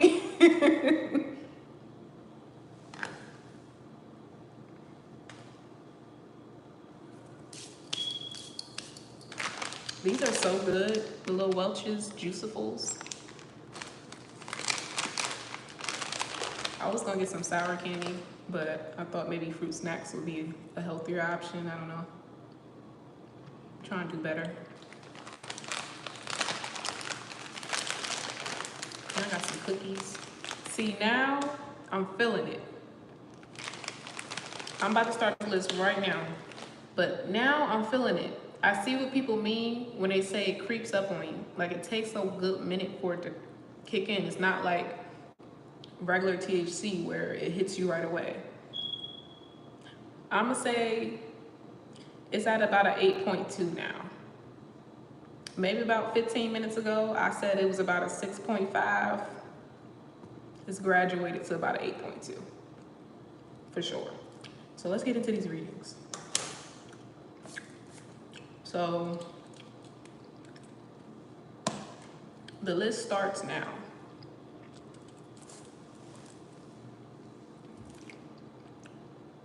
And y'all can probably tell, when I'm high as shit, I can't hide it. Nala. Okay, so we got K. Yeah. It's about an 8.5 now. Beatrice. Yeah.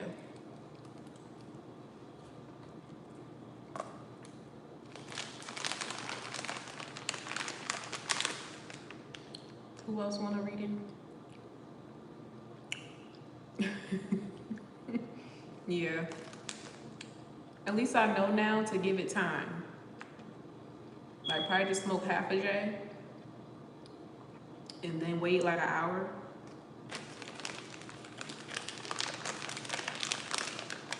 Robbie. Light.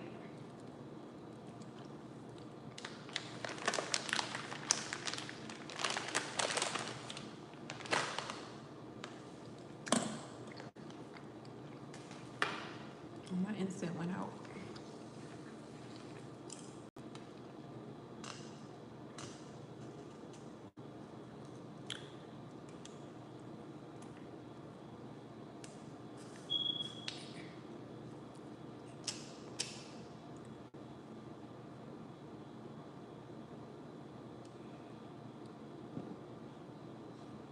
I'm hearing Janae Aiko song, Trying to Smoke.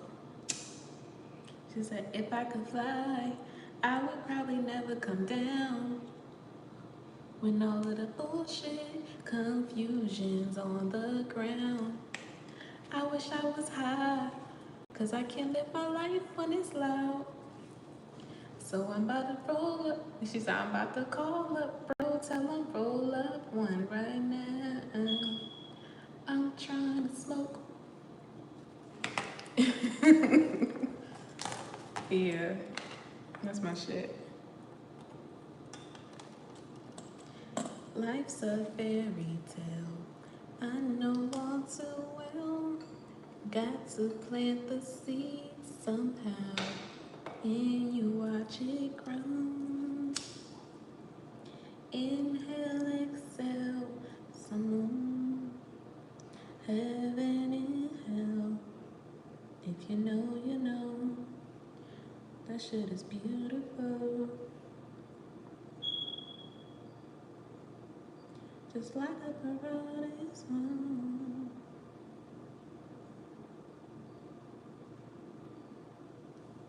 Okay. I'm just getting set up.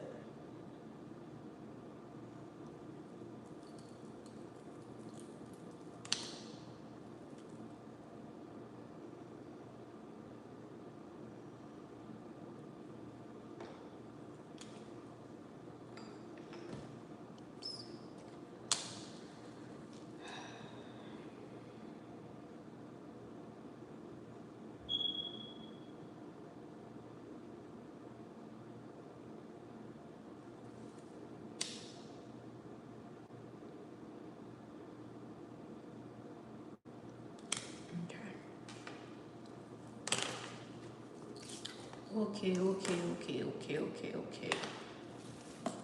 So like I said, I'm gonna try to keep these readings pretty short. Come through, Marianne. Like, not her popping up on the screen.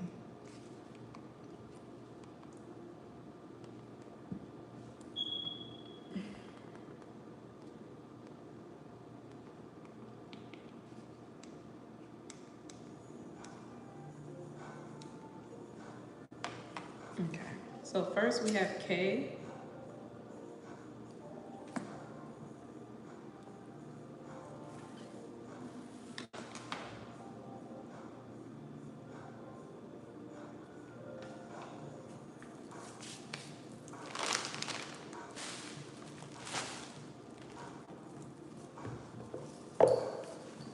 Let's see.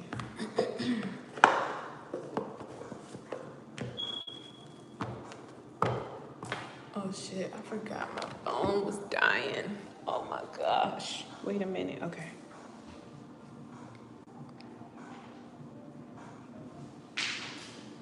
Hold on, y'all.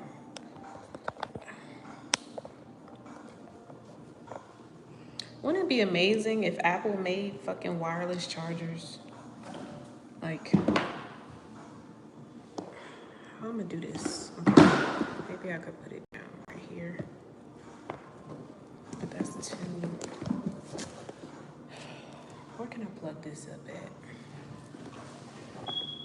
No, that's too far. Hold on, y'all.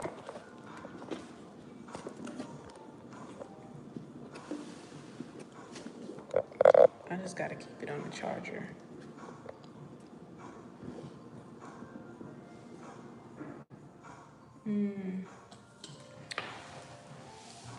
Okay, let me just take it off the box. Let me just stand y'all up here. Maybe it'll be better if it's this way. I'm sorry, y'all. I'm trying to plug up my phone.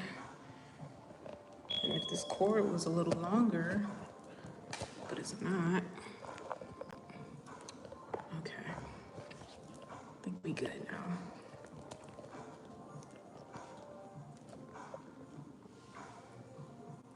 Is he gonna stay?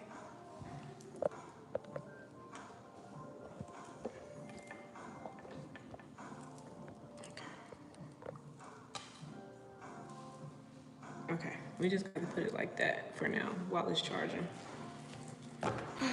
Okay. Hey Chelsea.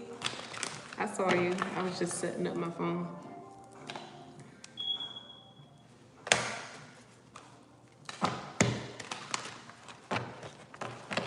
Okay. What do we have for K?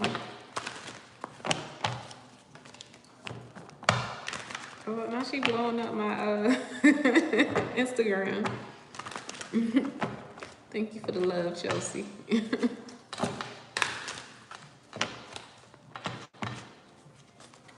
do we have for K? Thank you, God. Thank you, Holy Spirit. Angels, ancestors, and spirit guides of the highest pure white light.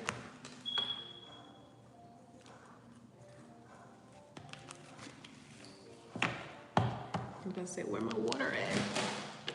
I know I channel with water too.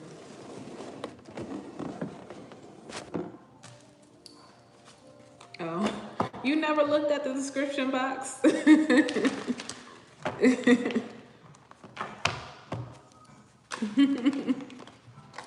I'm gonna follow you back when I get off. Okay. Kay, you said you wanted to know about what your twin flame got going on. Be careful, man. You know there's such thing as false twin flames too. A lot of people don't know that.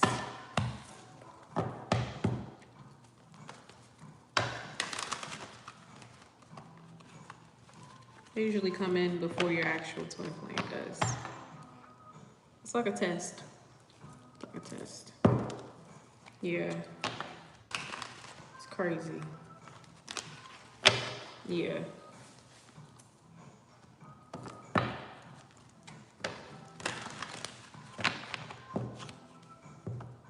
Mm-hmm. Yeah, so now I'm starting to question if I've been dealing with a false one this whole time. But let's see what come out for you. I'm looking at the time. We're at, okay, 1:10.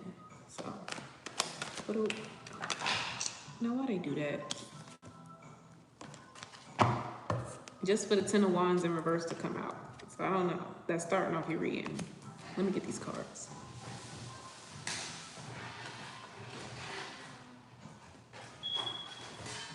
Oh gosh.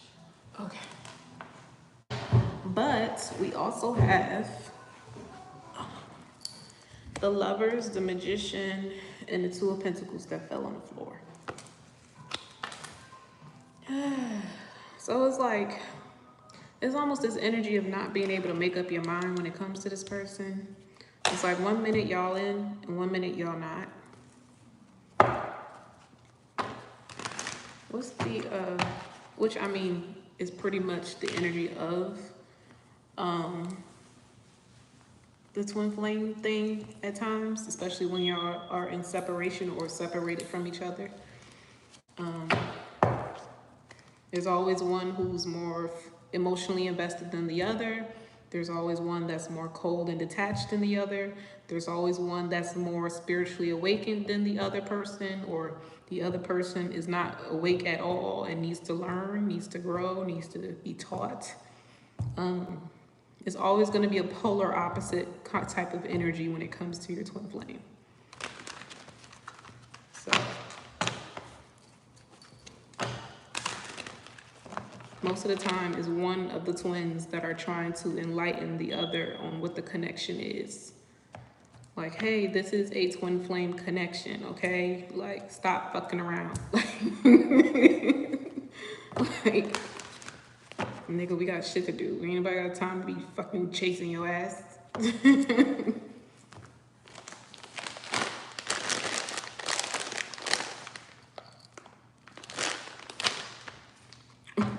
It should be irritating, yo. Especially when you know you're the evolved one, you're the healed one, or you've actually done the work, and they ass still want to be cold and detached and shit. Like, motherfucker, how old are we? 2? Come on now. Like, let's be real. Let's be fucking real. With this everything is fine card, that's usually either someone is pretending that everything is fine, or it's like you're gonna come up out of a situation and be fine. Like, this situation is supposed to teach you something, but it's gonna come from a place of pain. Twin flame. What's the Two of Pentacles?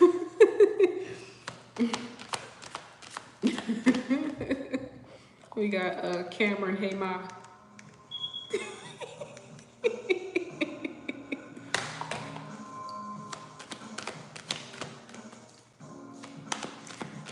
Know how to communicate when they want some sex, but don't know how to communicate their feelings.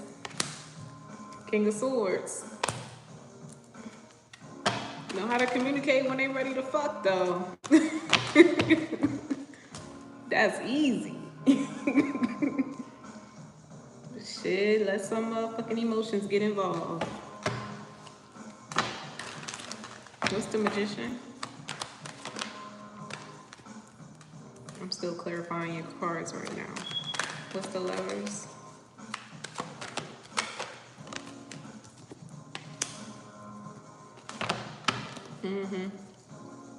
When they want the freaky, Queen of Wands.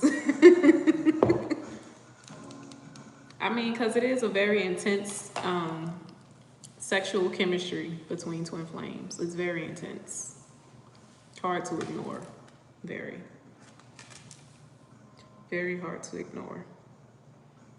And it almost feels like no one else can satisfy you the way that they do. That's the fucked up part. Okay. Yes, I can add you to the list, Cora.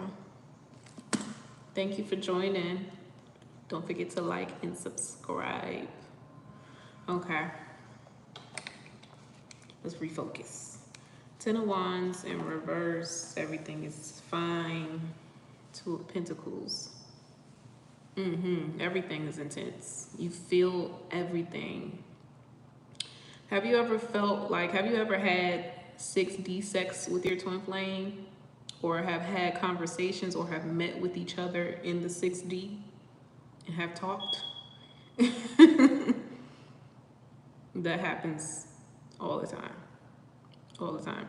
And what'll happen is in the 6D, at least from my experience, I've met up with this person in the 6D and we've had literal arguments about what the fuck we doing in the 5D wrong.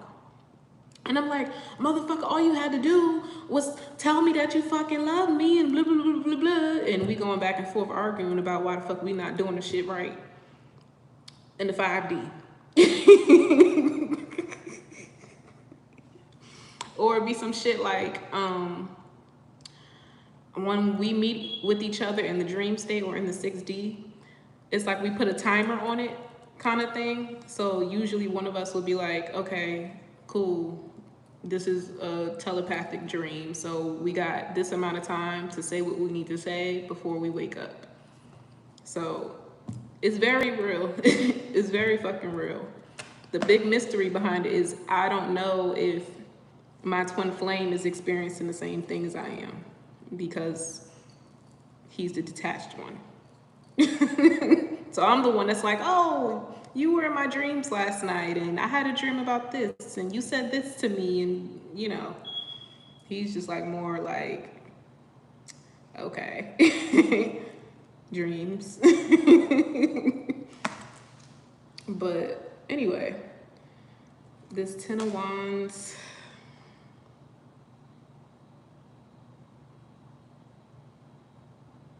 I'm hearing regret in your tears when you taste them, 'cause you know I don't chase, I replace them.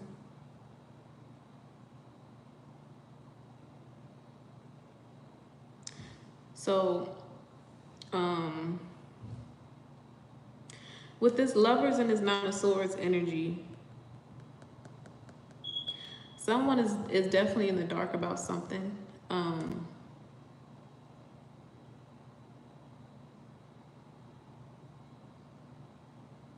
It is definitely like a forbidden fruit type of situation here.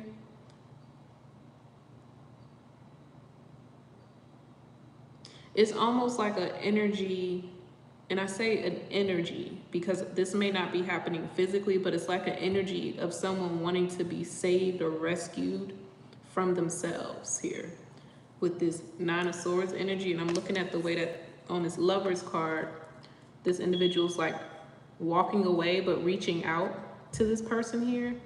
But I said there's something hidden in the dark. So the individual that's maybe a little more cold, detached, doesn't really express themselves, could be energetically, you did say that you was picking up on their energy. Energetically, they could be pulling on you and reaching out to you for help. Because on a soul level, this person understands that they are the reason that this did not come together or why this connection is struggling. On the 3D, 5D level, this person may be completely unaware of their actions because either they're really stuck in their ego and they're not doing the work, they're not actively trying to heal, or this person is preoccupied with something else that's more of a distraction to them.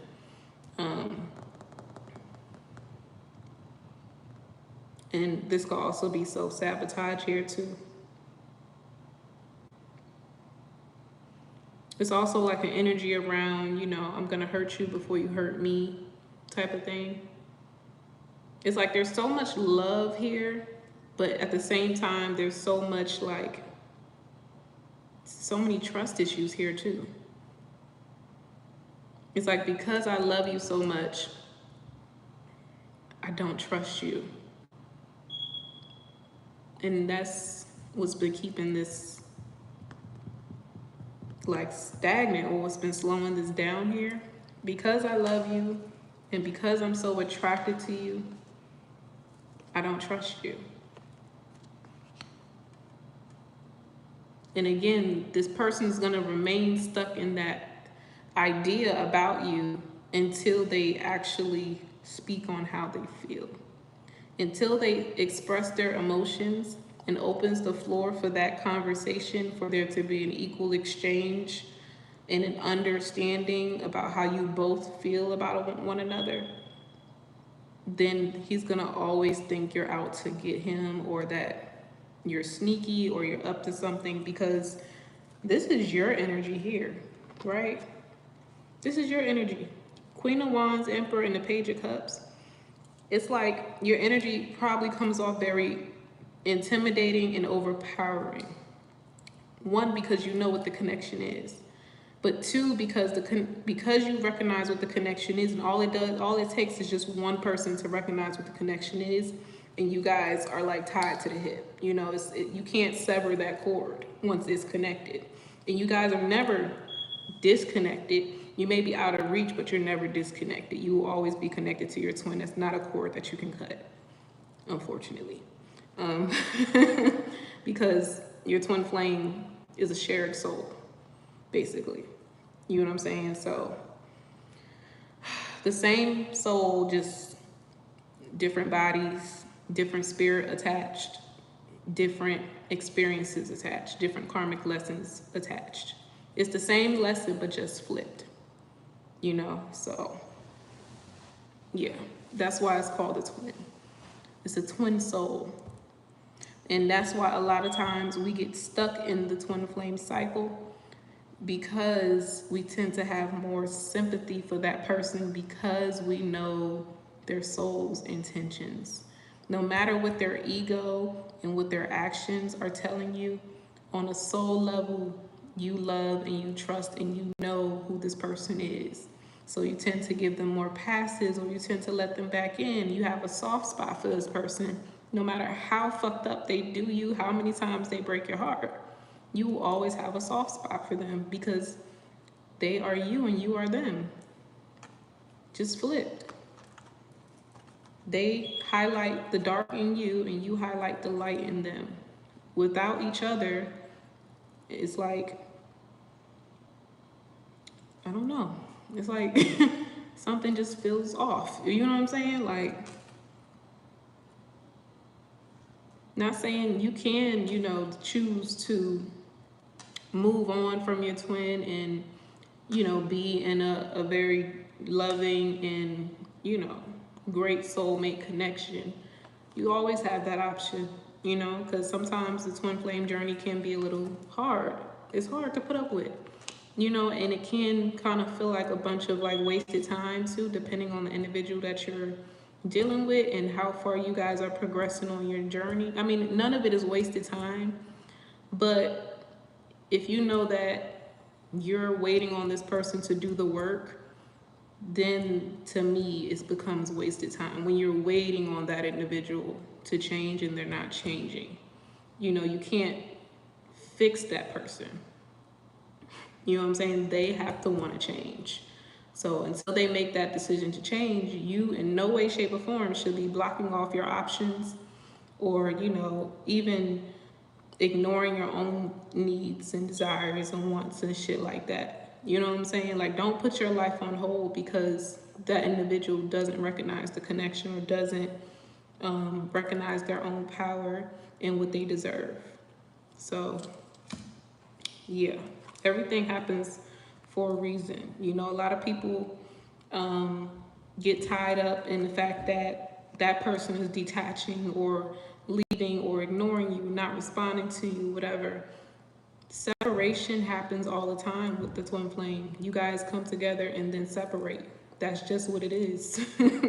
It has to happen that way for both of you to grow because again, you are the same soul. It's not like you running into a complete stranger and you're learning something new from their experiences.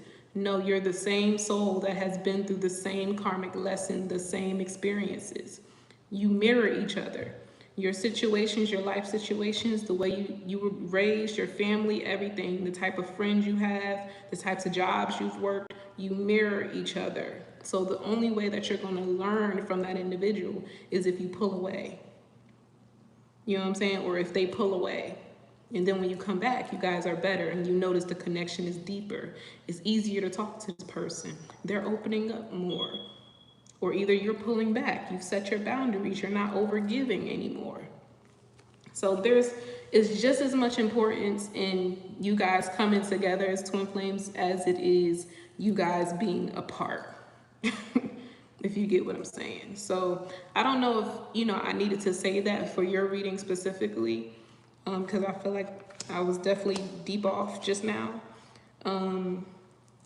But yeah, I don't know if that's a message you need for your reading today. You asked about your twin flame, and you said that he seems preoccupied. So that could just be him going with the flow of the energy right now.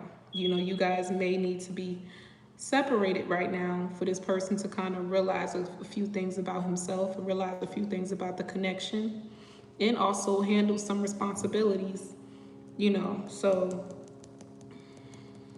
what's the advice here for Kay?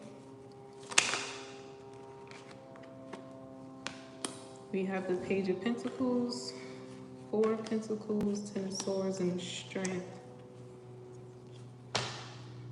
Nine of Pentacles. I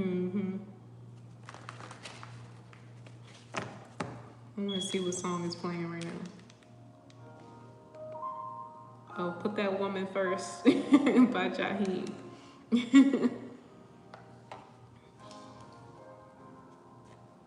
Yeah, so you see with this Page of Pentacles and Four of Pentacles energy, it's only through the separation that this person truly sees your value, right? It's when they hold back and then they start to miss you, that they think about you, that they reflect on you, they reflect on the connection. It feels like something's missing. It feels like that puzzle piece is gone. You feel empty. That's when they think of you. That's when they think about the connection. And then that's when those thoughts come up with like, well, why am I not with this person? Or why aren't we speaking right now? What's the reason? And then that's when the reflection comes in, you know, and it builds strength. It builds strength, it builds character for whoever it is that's going through the tower moment. you know? Because of course you guys are going to take turns going through your own tower moments within the connection. These tower moments are meant to help you grow and heal from past life karmic lessons. So it's like ultimately, it's never about your twin at the end of the day. It's about you. The more work you do on yourself, the more work they're going to do, kind of thing. So the more you put yourself, put that woman first. The more you put yourself first, the more you work on yourself, the quicker this connection will evolve. Because like I said, you guys are mirroring each other. You know what I'm saying? And you guys pick up on each other's energies. So you also have to recognize when it's that person's energy and when it's yours. And learn how to resist that person's energy as well. Don't always be so accepting of that person when you feel them, when you hear them, you know, when they're trying to connect with you. Because a lot of the times your twin will try to keep you weighed down as well because they don't want to do the work, because they don't want to heal, because they don't want to recognize the shit that needs to change within them. A lot of the times their energy will reach out to you to distract you, to pull you back, to weigh you down, to keep you from elevating. Because if you elevate, that means they have to. Just point blank, period. They have to, you know, because you guys are attached.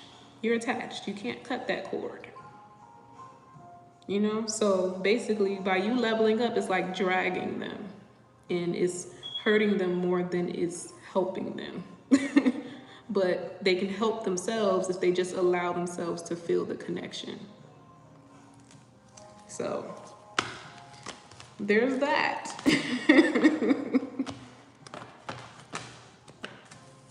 There's that. It's kind of bittersweet, but it works out. It works out. You just have to give it time, be patient with yourself at the end of the day. You know, recognize what's right for you, what's good for you, and what's not, you know. You know this person. You recognize also when your twin is an obstacle in your life as well. You know, you'll notice right when you're at your happiest or when you're on the verge of a blessing or something very significant getting ready to change in your life, they'll pop back up. They'll send you a message, they'll call, you'll start feeling their sexual energy, shit like that, because they're trying to keep you tied down so that they don't have to ascend. Look, 5 of Pentacles when I split the deck. 8 of Wands. A lot of the times when you feel that sexual energy creeping up on you and you know it's your twin trying to connect with you, it's because they're trying to distract you. They're trying to weigh you down. They're trying to slow you down. Naked by Marcus Houston. Just start playing. Talking about don't say a word. Come over here. That'd be the twin in your ear. Don't say a word. Come over here.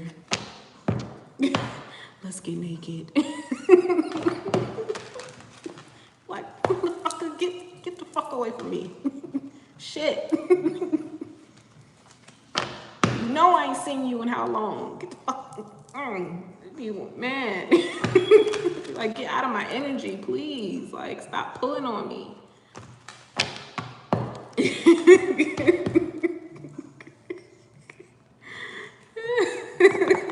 Like, get the fuck on, nigga. Like, dang.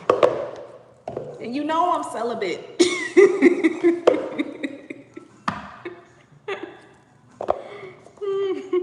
You ever try to reject your twin and then they pop up in your dream? Like, all right, bet. I'm gonna see you later. Shit be blowing me, bro. I'm like, please get the fuck out of my dreams. Stop stalking me in my dreams, yo. Like, I blocked you for a reason.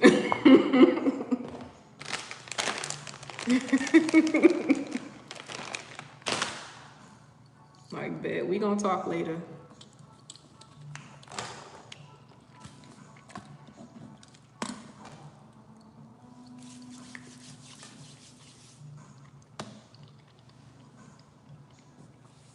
See, my twin in my dreams, you know, because in the 6D, there's no ego. There's no ego. So in the 6D, everything is true. Everything is genuine. In the 6D, you're saying and expressing yourself. So what he don't know is that in the 6D, he's pouring all of his emotions out to me. He's telling me all of these things, all of his plans for us, and all the types of shit. The shit that he tries to hide from me in the fucking 5D. And I'm just like, dude, I literally know all of your secrets. Because you told me. You told me last night. Motherfucker be fucking pouring their emotions out to you in the 6D. You wake up to a text the next morning. Hey. All you got to say is, hey, what you doing? When you was just, okay. Okay. Cool. But at least I know how you really feel. But that's the part that gets you stuck, right? Because you're like, I know this person feels something for me. I know this person's hiding. I know this person's lying. Like, I see straight through you. I see straight through you. Do you not know I'm the female version of you?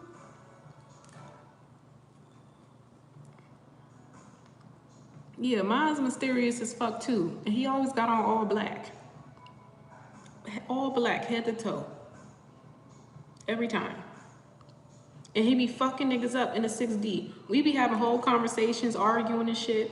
Cause you know, in the 6D, you're still, you know, you can still run into other like energies, even people who are like astral projecting and other entities and stuff like that. In the 6D, we're both spiritual warriors. We be fucking shit up. You know, when we go to sleep, me and him be fucking shit up. So I remember it was one time we was having a conversation and it was like these energies that was running up on us, almost like fake robbing us in the 6D. It was crazy. Motherfucker pulled out his gun and just like, and kept walking like as if nothing happened. Like, so in the 6D, my twin flame is very protective, very possessive, and very emotional.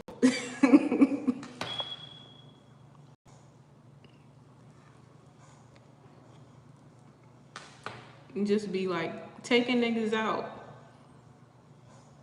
No hesitation. You know that's something that happens as well. Y'all, we talking a lot about the other realms tonight. You know, when you and your twin flame are separated and you're on the dating scene, every person that comes in to date you, them and your twin flame are having a duel every time. They have to go through your twin flame in order to date you. Did y'all know that? My twin flame, and I'm gonna give y'all an example.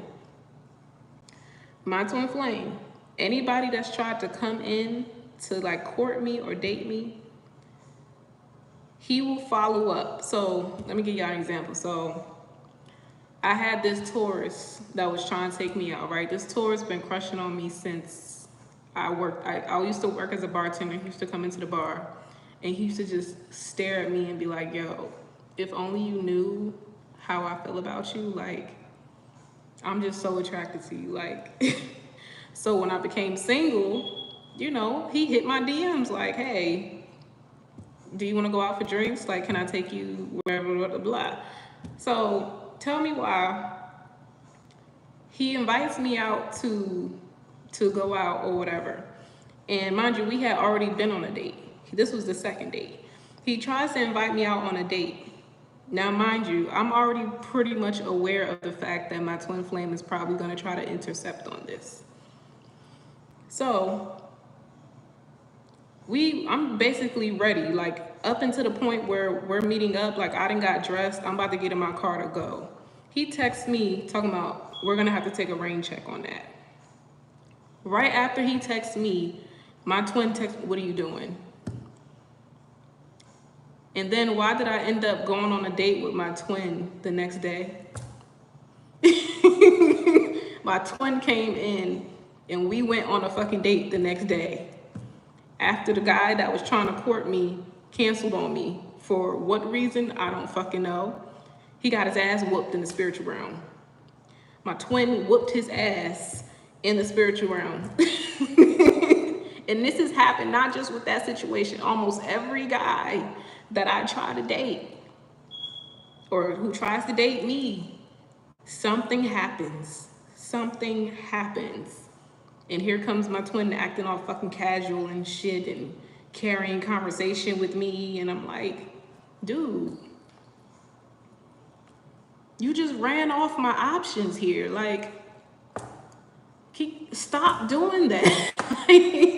Stop doing that. Like, of course he doesn't know this. He doesn't know this. I know this. I'm like,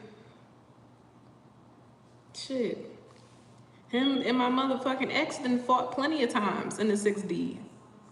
Like, when I was going through that breakup, him and my ex was going at it almost every night in my dreams. Literally trying to kill each other. So, and some nights I was whooping my ex ass. Shit.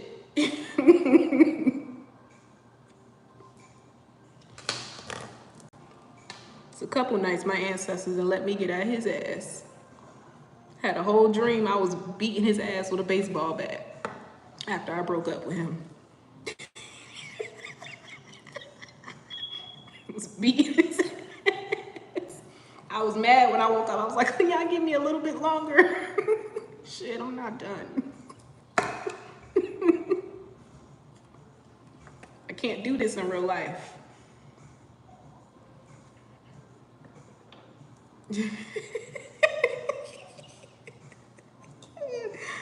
Oh. You ever be dreaming and you trying to fuck somebody up, but your punches won't connect?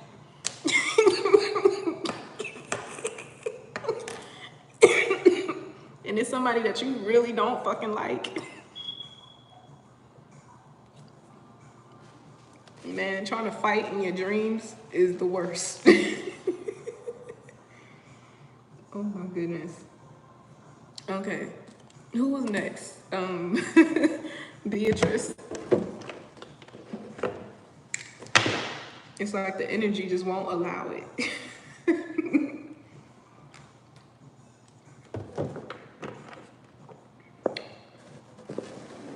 Shit, it take more energy to fight someone and be mad at someone than it does to love somebody and be kind.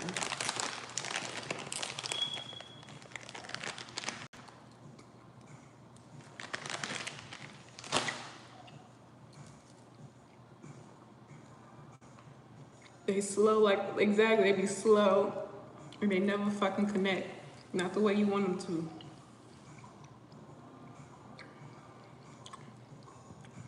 Where my cards go?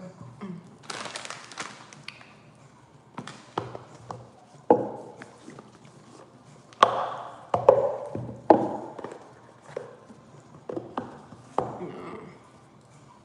Not for my twin, though. He be whooping ass. He be whooping ass, yo.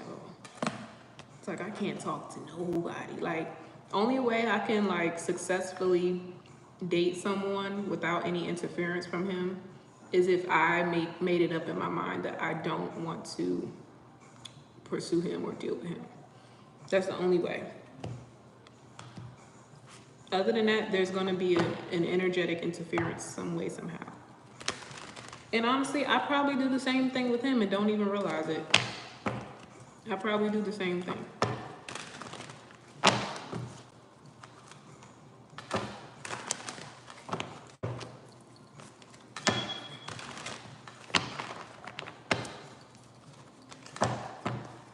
But yeah, you can choose not to deal with your twin, though. You can choose.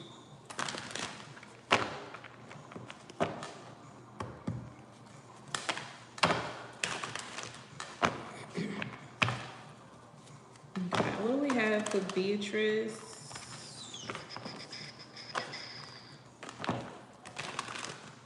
What do we have for Beatrice?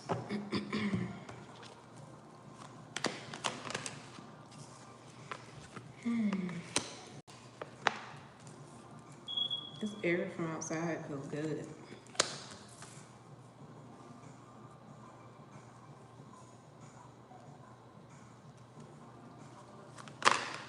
That was too much. That's Queen of Pentacles. One more time. Why coming out sloppy? I think that got something to do with your reading too. You know how like somebody tries to do something but they do it sloppy? You know, like they leave behind, they leave a trail behind them like a dumbass. Like that's what I'm getting from his energy. Like in Three of Swords, like come on now.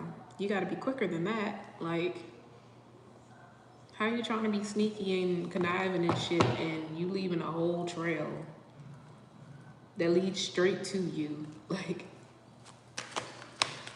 leaving breadcrumbs and shit.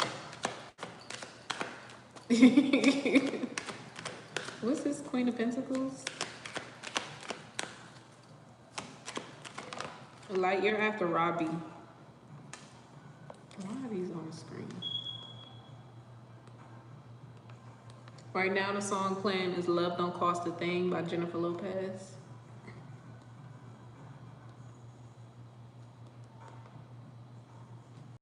Let me just let it play. Yeah. You'd be surprised. A lot of people that think they doing something, think they smart. No. Be setting themselves up. Okay.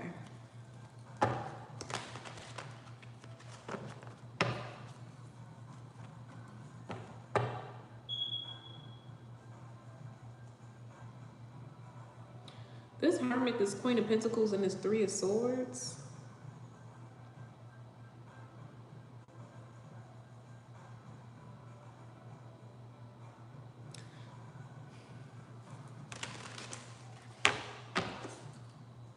One more time.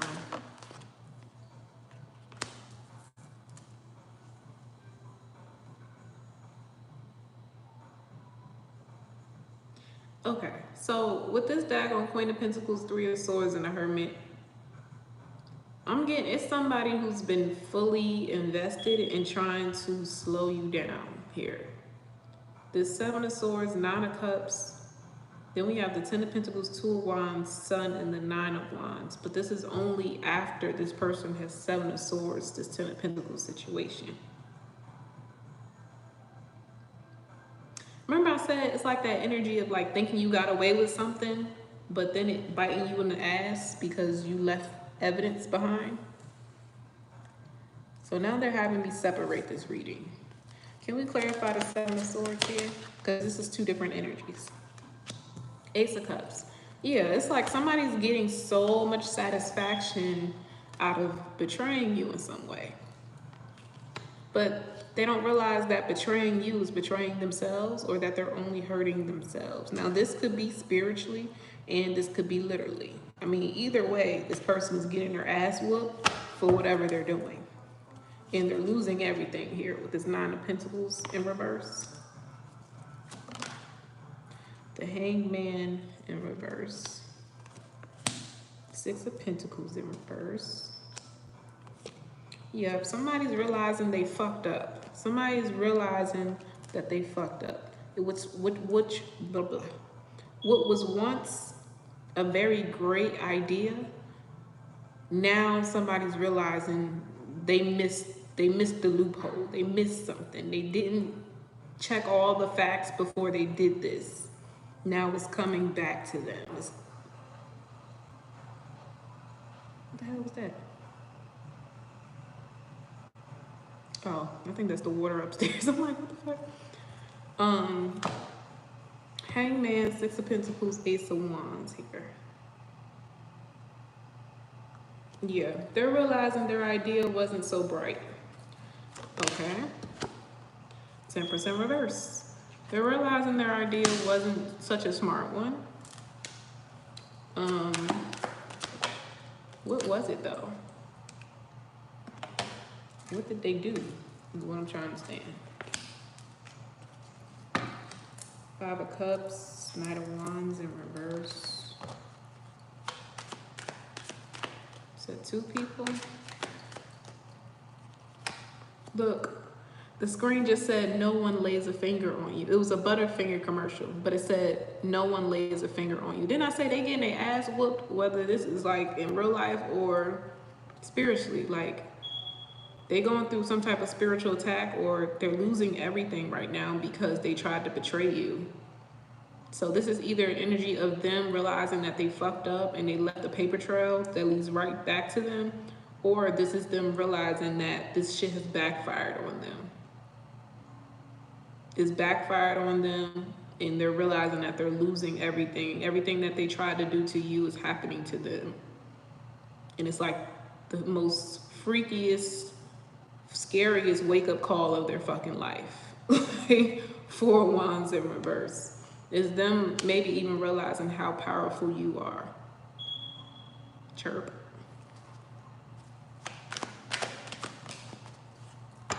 Okay. 6 of Swords. 10 of Cups.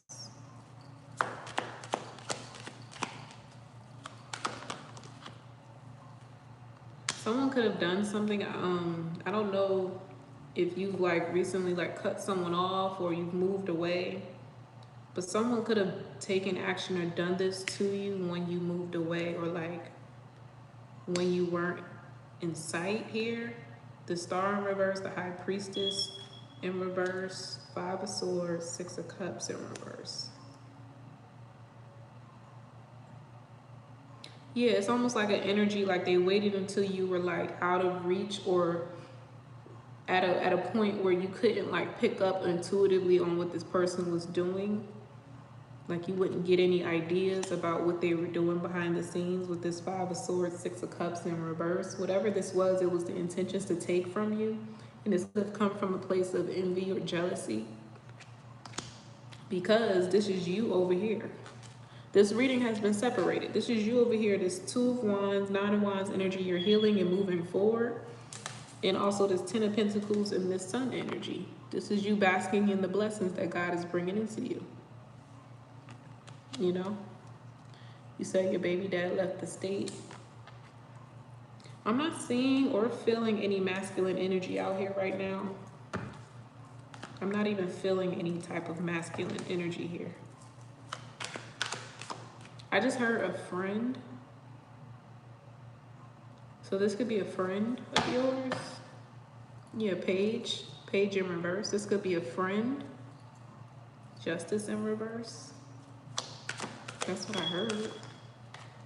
That's what they said.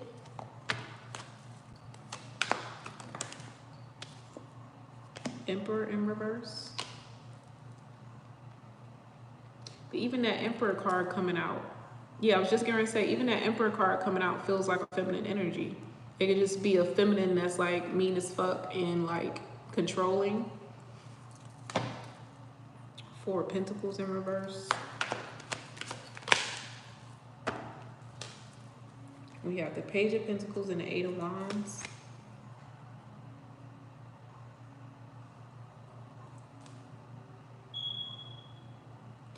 I'm hearing high school. This is a high school friend, somebody you could have possibly went to school with.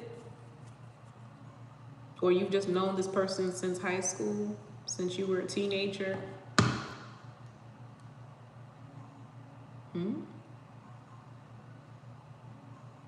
I'm hearing they dated.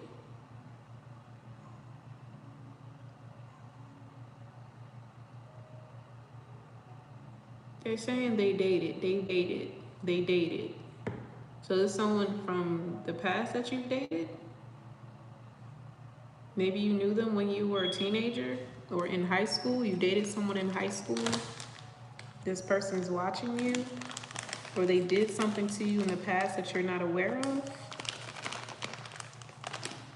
I don't know why this energy is coming back up. If this is in the past. Because remember I said this is you over here. In this Two of Wands, Nine of Wands energy, you've healed, you've grown, you've matured, you're moving into greener pastures, you're leveling up. Especially with this Ten of Pentacles and Sun energy. This is like a glow. Look, truth is was on the screen. Ten of Pentacles and Sun energy. This is a glow up. This is a manifestation of abundance. A lot of changes have taken place since the last time you saw this person with this Ten of Pentacles energy. But who the hell is it? And then on top of that, with this Eight of Wands energy, so this could have been someone that you were dealing with romantically in high school.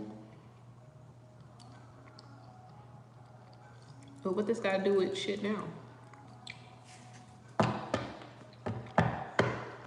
High school friend. Okay.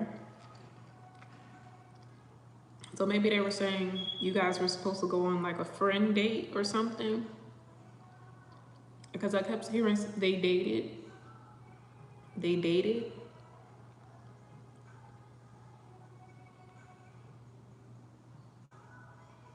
Hold on, I'm listening to the song.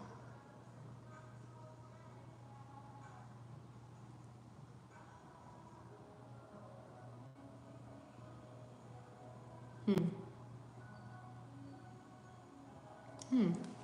don't know if the song is related to your reading.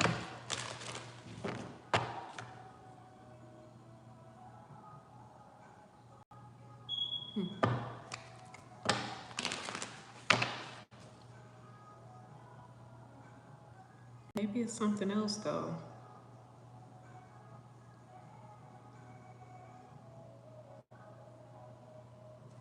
Okay, let's just Seven of Pentacles in reverse. King of Pentacles.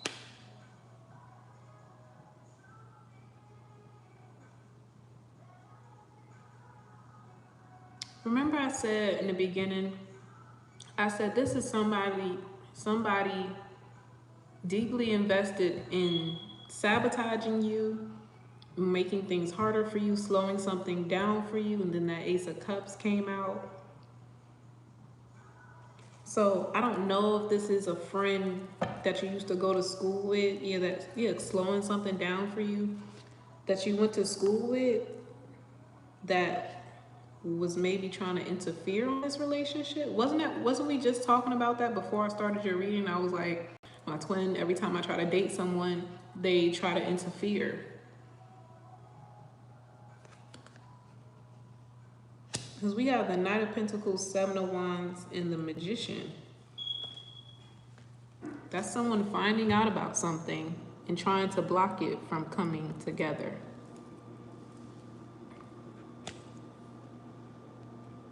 But this is past energy. And then we had Truth Is on the screen. So I'm like, why is this coming out now, though? If this is a situation where your friend was trying to mess with your baby dad, or they were doing something, or they had sex, or I don't know, then why is this significant now? You know, why is this important right now? Oh, you said that she reached out to you so you guys could hang out. Ooh, no more drama about Mary J. Blige is on the screen. It says no more drama. Page of Swords in reverse. Three of Cups.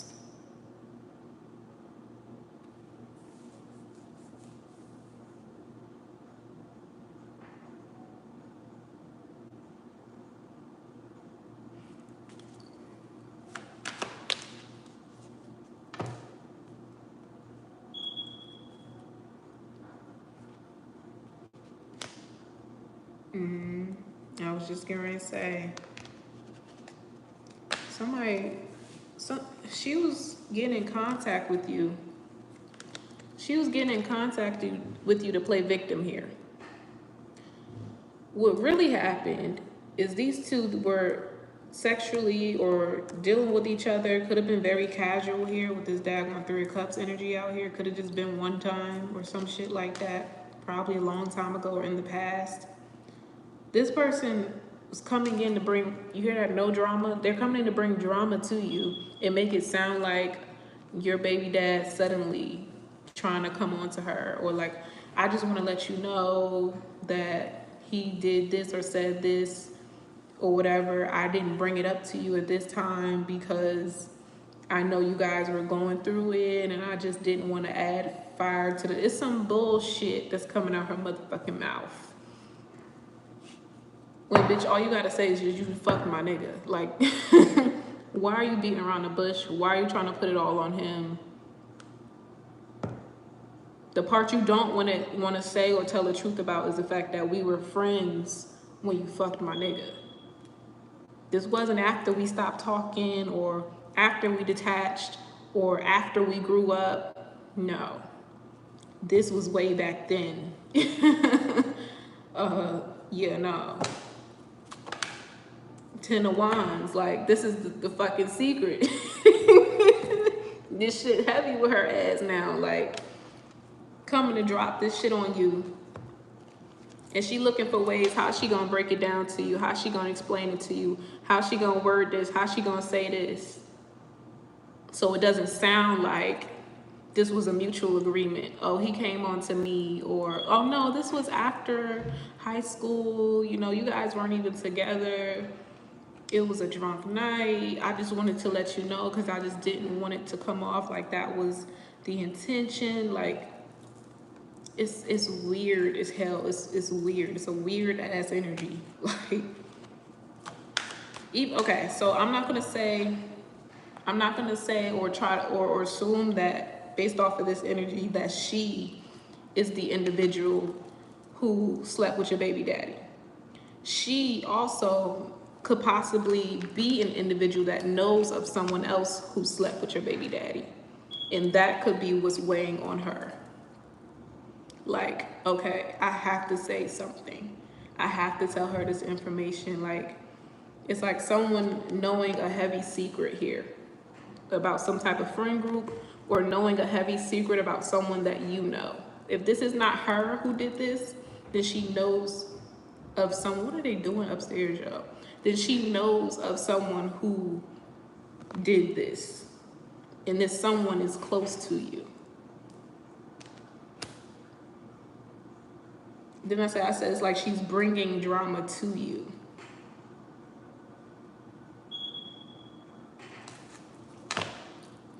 Ten of Cups in reverse.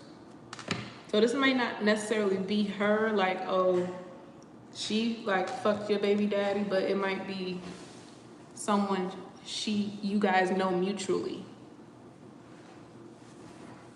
And she feels like she's supposed to tell you this, or she owes you this information. Or she just feels like she has to, you know, maybe she doesn't want to be fake, you know, or come off like she's being fake or choosing sides here.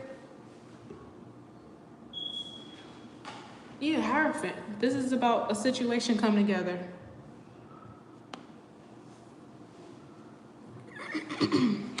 Okay, Robbie, you're after Beatrice. Yeah, this is about two individuals that was dealing with one another. That wasn't supposed to be with this Chariot in reverse. Or it was something hidden down though. Whatever this was.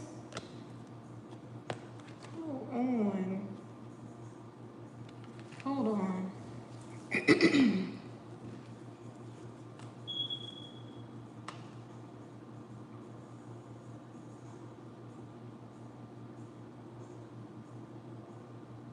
This wasn't no either this is you and your baby dad's energy, or this is someone on the outside with that King of Cups, Queen of Cups, Page of Cups, Empress energy.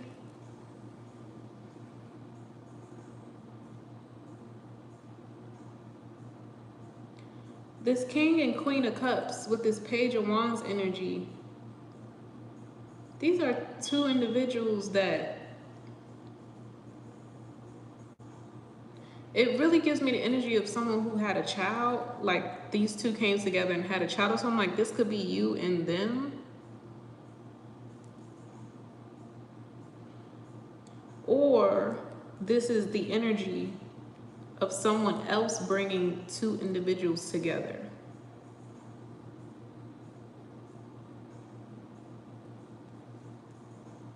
Yeah. So it's like someone trying to come in and fix a situation that was broken here. You know how you have friends sometimes when you go through a breakup, they try to like lift your spirits, get your spirits back up, and they're introducing you to certain people, trying to get you out there, trying to take you out, shit like that. This is like that kind of energy. If something went wrong or there was like a breakup of some kind, someone on the outside, possibly a mutual friend between you two, tried to hook your baby daddy up with somebody else. I don't know if it's a masculine or a feminine that did this, but when this happened, your baby dad or either the person that they were dealing with got emotionally attached here. They got emotionally attached. And you know what song is playing? Tank by Maybe I Deserve by Tank. And you know in that song is like him taking accountability for the shit that he did. Like, maybe I deserve for you to walk out on me. Maybe I deserve, you know, for you to call me those things, or maybe I deserve to see you with someone else. Because he know he fucked up. You know he was out here dealing with someone else. Or doing shit he wasn't supposed to be doing. So I don't know if this is like on a break and you guys took a break or a break up. This person got emotionally invested into someone else.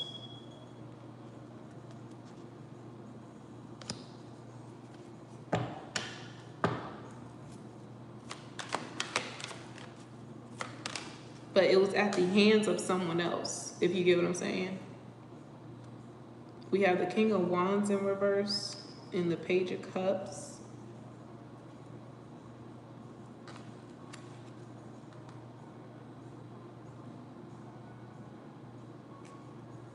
Two of Cups. Queen of Wands.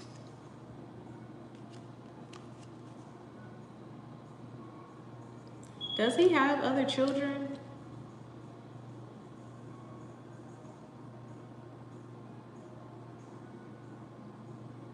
Does he have other children? Does he have another baby? Because I don't know why, but this is giving me like a baby, having a baby, or this King of Wands in reverse with this Page of Cups. Clarifying that Empress energy is like someone had a baby and this King of Wands walked away from the baby, or didn't like take the child in or claim the child here. Chirp. Someone didn't claim this damn baby.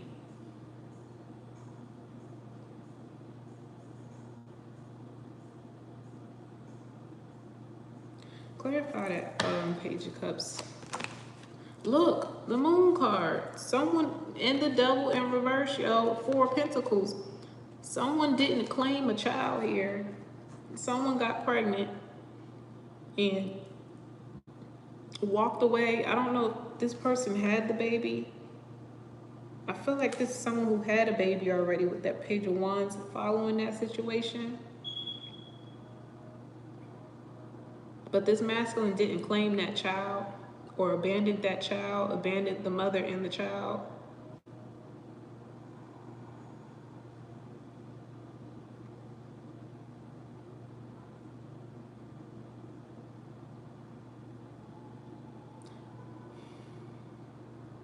That's why I'm like, I don't know if this is you in him or if this is another person that he's dealing with. Because we got a Queen of Pentacles out here. We got a Queen of Wands out here. We have an Empress and a Queen of Cups. This Queen of Cups to me is representing an emotional attachment. It's not so much representing to me another person. You said he did leave you for someone else. Yeah. So this King of Cups could have been emotionally attached to possibly a fire sign or earth sign here. There was a baby that came out of that situation. Either this was like a false pregnancy, like this person got pregnant and lost the baby, or this person is not claiming that child. They left that person with that child, possibly, and came back to you, or decided that they were going to dedicate more time and energy into you and the child that you guys had together.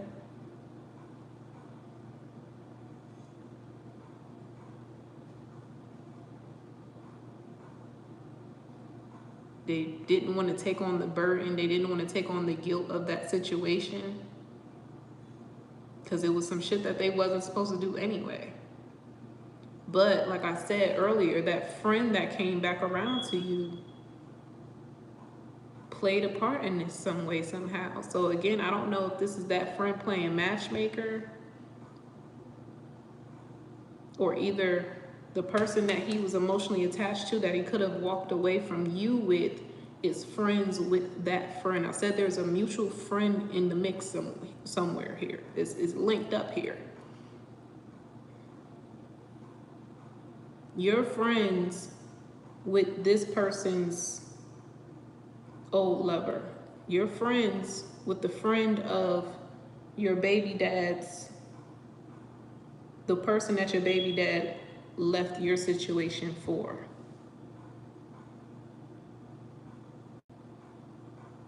Does that make sense?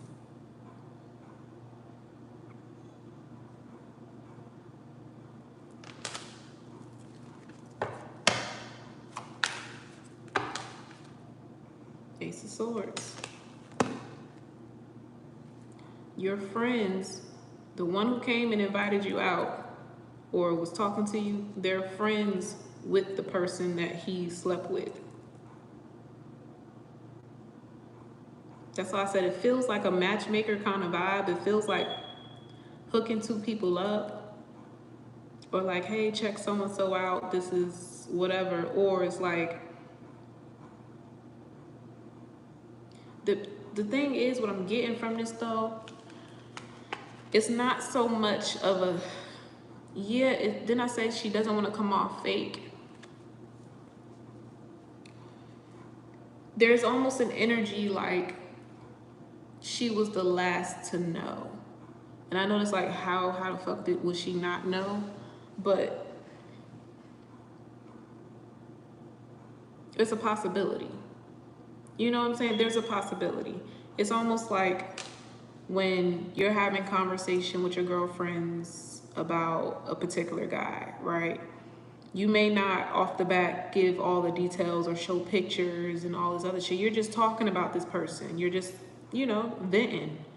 You don't know who that person really is until they show you a picture or some shit like that. This is like that type of situation here, because I saw it with this Page of Pentacles energy. It's like someone showing someone something. Like, after this person is shown this picture or shown who it is that they've been talking about all this time, they realize, oh shit, this is my friend's baby daddy, type of thing. Do you get what I'm saying? Like, it's not so much she was trying to be a snake here. You know what I'm saying? It's just like, it looks that way, it comes off that way, it feels that way because of the position that she's in. She's in a very flip-floppy type of position. She's in a position where she feels like she has to pick a side, but it's like, it's not a position anybody wants to be in, especially if she's friends with both of you individuals, with both women, you know, both of you.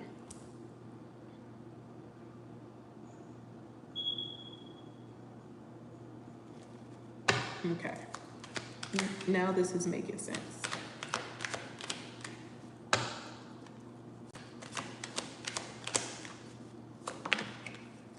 Eight of Cups came back out again. The Two of Swords.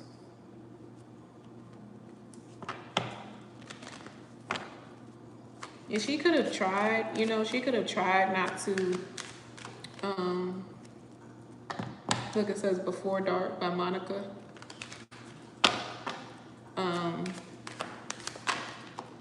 Yeah. So we got the Four of Swords.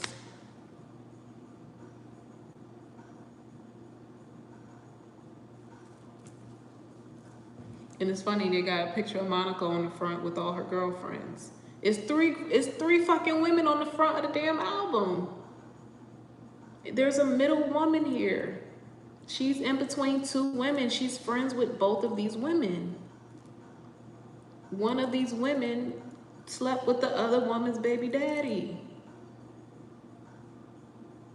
That's crazy. I'm saying, I'm not tripping here. So it's a very difficult position for her to be in. She's like, I don't know if I should say something or not. So until I decide, I'm gonna come in and at least try to like butter her up or like rekindle something with her, like, oh, we should link up or we should go out or whatever, you know? Nine of Swords, that's what I'm saying. Like, she knows a secret here. She knows a secret here.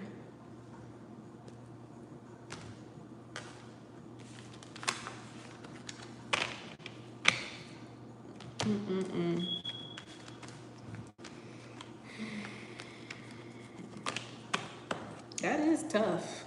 That is tough. But it's like then I say it's like she feels like she owes you this information. Because at the end of the day, you were the person that was really done wrong because you were left with a child. You know what I'm saying? So she feels like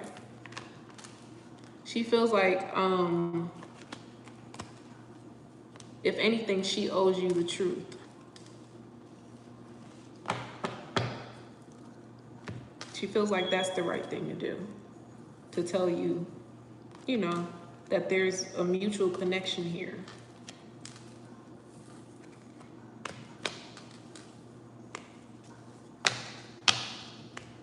Oh no, don't. I hope your heart not racing or whatever. I'm sorry. I'm sorry. And then I just got a confirm check in my notification. So, yeah. So just imagine like how hard that is for her, you know? Like, damn. I don't feel like she's a snake. I don't feel like she's trying to hurt you or fuck some type of situation up. Now, maybe the friend, because remember earlier I said that Queen of Pentacles here, they almost like makes it their business to try to sabotage or interfere on something. So the whole time, this friend, you know, let's just call her soul sister. Your soul sister is having a conversation with this Queen of Pentacles about the baby dad and the woman that he's dealing with or has a child with. She could be talking shit, all type. Your soul sister don't know that she's talking about you. She doesn't know that she's talking about you until she has evidence, until somebody shows her something and it's like, oh shit, that's my sister. You know what I'm saying? Like, yeah, like, you know, like if there's another woman involved, of course, she's probably paying you to be, the toxic baby mama or some shit like that. You know, there's 3 sides to every story. So she's just telling her side of the story based off of what your baby dad or how he talks about you to her. Based off the picture that's being painted here. You know what I'm saying? I don't feel like nobody in this situation is the bad guy or the snake. It's just there's different perspectives here. And everybody's in a different role, a different position. And it all comes down to one person, your baby dad. So, yeah. And that's why all 3 of them women was sitting on that bed, kumbayaing on the damn TV. Because it's like nobody is really after the other. It's just a complete big misunderstanding here and miscommunication.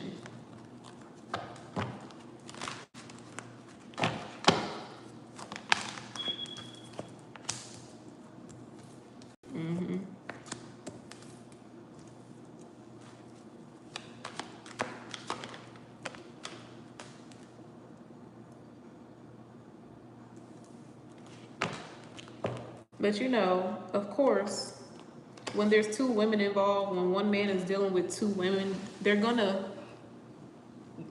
Didn't I say sloppy? I said this situation is sloppy. Like, it's a mess. Like, whatever this is. And I said, whatever they did, they left a paper trail behind them. So I was just getting ready to say, I'm like, this individual, yeah, I mean, at this point, she probably does know who you are. You know what I'm saying? At this point. So, not just off of like, I mean, yeah, she knows who you are because your baby dad done said something. You know what I'm saying? So, it's like this energy of trying to separate you two because there's two women involved. He can't have y'all on the same team. He can't have y'all liking each other. He can't have y'all being besties. You know, so of course he's gonna turn the person that he's sleeping with against the baby mama. That's easy. Make it look like baby mama drama, and my problem is fixed here. Like, that's how he's thinking. So he got her thinking that you're completely opposite from what you really are. You know, so of course, if some shit is going wrong or if things are not going his way and you and him are arguing, going back and forth or whatever, he's gonna bring that to her because now she feels like you are an obstacle in their relationship. So that's gonna piss her off. That's gonna bother her. That's gonna agitate her. And who's the first person that she goes to talk to about this? Your soul sister. Because you are mutual friends with this one person in the middle. There's one female in the middle.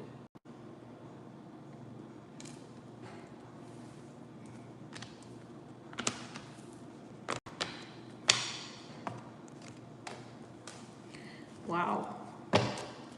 Okay, we're gonna wrap this up. And look, what did I say? It all comes down to this fucking baby daddy.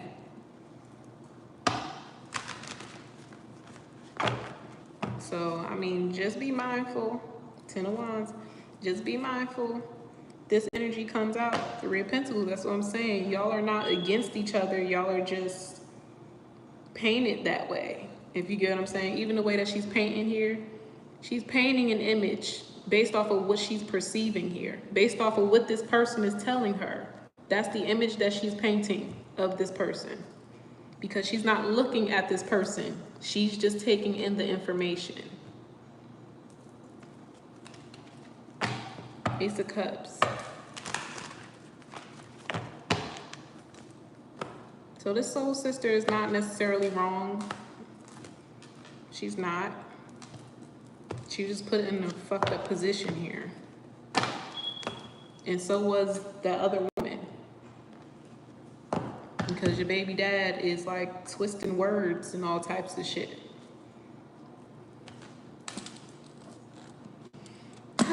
Damn. Shit.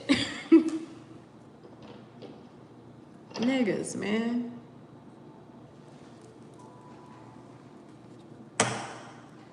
But yeah, like I said, at least you won't be surprised if this person does reveal something to you about the past.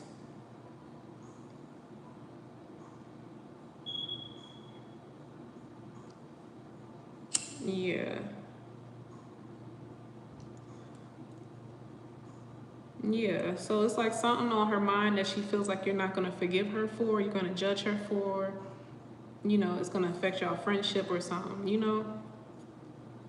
So you're trying to ease her way into the conversation. That's why I'm like, why I keep hearing they dated, they dated, they dated. I'm like, what?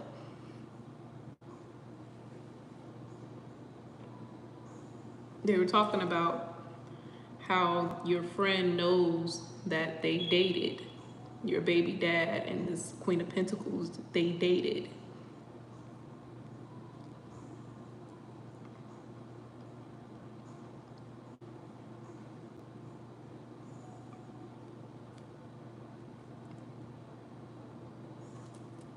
(2007), that's a long time. That's why I said this could be some of the past. This could be some of the past. I was picking up on high school too.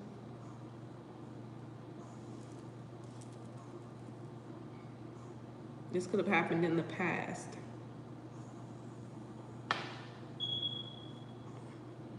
So like I said, remember, I was like,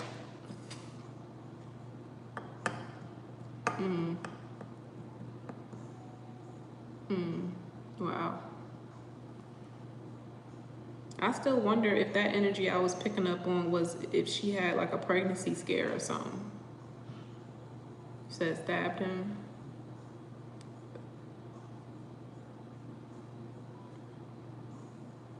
So this is the same woman that stabbed him.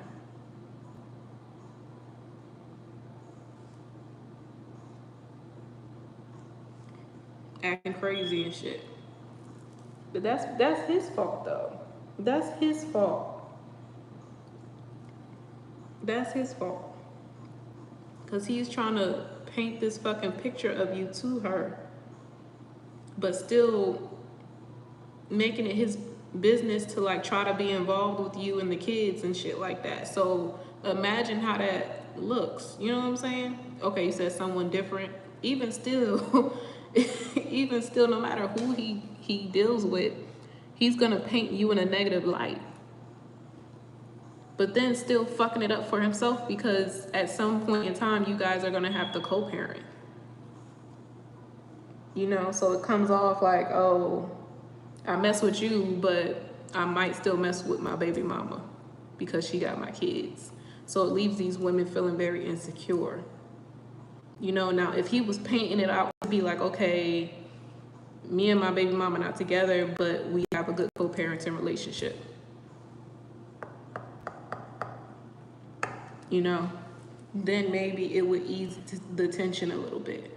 But if out the gate, he's painting you to be like a whole like bitch, then that's how they're going to react and respond now every time your name is brought up. Or they're going to be on the fence because now it's coming off like you have more control or more power over him, or you can take his time and attention at any point in time. You know, you have more control over him than they do. And that's intimidating to any woman that's dating a man who has kids with another woman.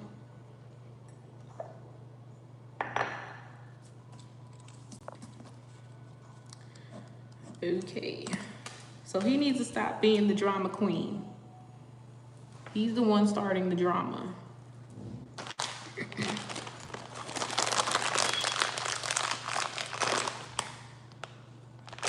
Okay, Robbie.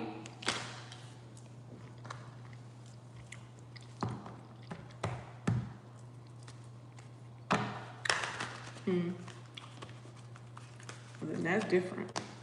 Maybe she's just crazy as hell and possessive. Maybe she thought that she was gonna take him from you. Or maybe they just two peas in a fucking pod and deserve each other. That's what it sounds like to me.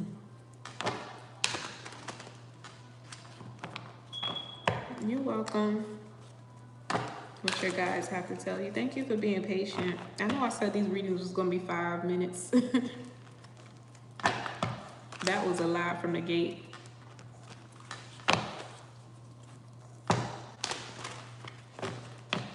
Okay, what do we have for Robbie?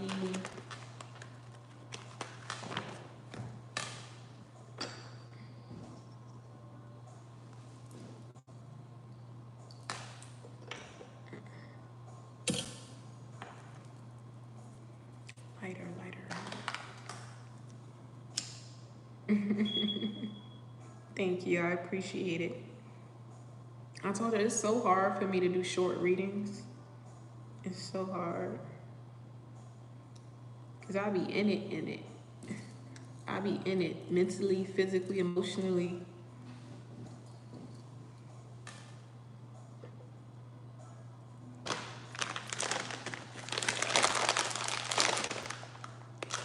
I'm gonna put my phone on now. Are we still charging?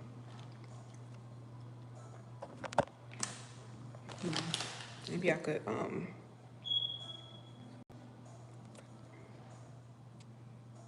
don't know what my phone on, but I think it's done charging for right now. Yes, I do, Robbie. I don't like leaving, you know, confusion. That's why I'm like, no matter how long it takes, I'm gonna figure out what this is.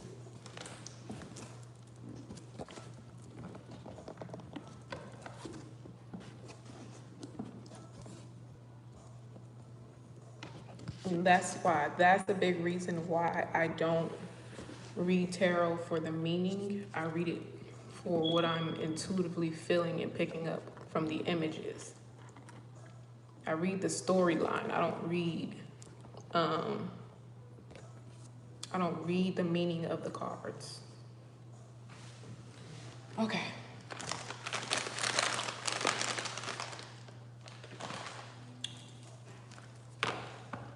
Who do we have for Robbie? I'm doing good. I'm feeling good. I'm feeling nice. How are you doing?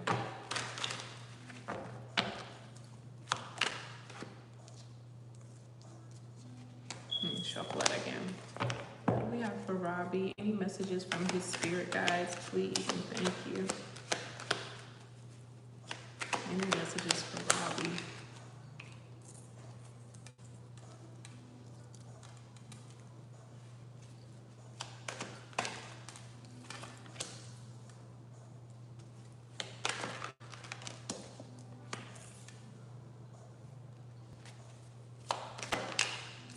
I'm hearing, get your head in the game. You gotta get your head in the game. So they're telling you get your head in the game, okay? So I don't know if this is like you literally play basketball, because, you know, that's from High School Musical when he was playing basketball and shit. This could be saying you're in high school, you play basketball, or this is just the energy. Like they're telling you get your head in the game, like it's time for you to take action on something. With this Three of Pentacles, Eight of Wands, Judgment, the World card, they're giving you the green light. They're giving you the permission to go forward with something that you've been sitting on. Okay? Tower. It's giving me that energy. Like if you don't do it, they will do it for you. And a lot of the times, you know, when towers come in, it's usually no good, right? Towers mean destruction. It means crumbling a foundation here. And maybe that's what you're afraid of. This could also have something to do with you speaking up here. We have the Ten of Wands here in reverse. Speaking up about what it is that you want to do, who you want to be, what you want to go after here. Yeah, we have the blueprint on the screen. So this is a blueprint. This is God's plan for you. This is your purpose here that we're talking about. We have the Queen of Wands and the World card. Yeah, that's you showing up. That's you being confident. That's you being safe in your skin, feeling good in your skin, feeling confident to do, say, act on what it is that you want. And I don't even feel, there's no other energies out here. There is no third party energies. There is no one in your way. There's no one in your way. Only person in your way is you. And if there is something in your way, it's self-imposed, it's in your mind. You could be thinking that your family is gonna get in the way of this decision that you're trying to make here.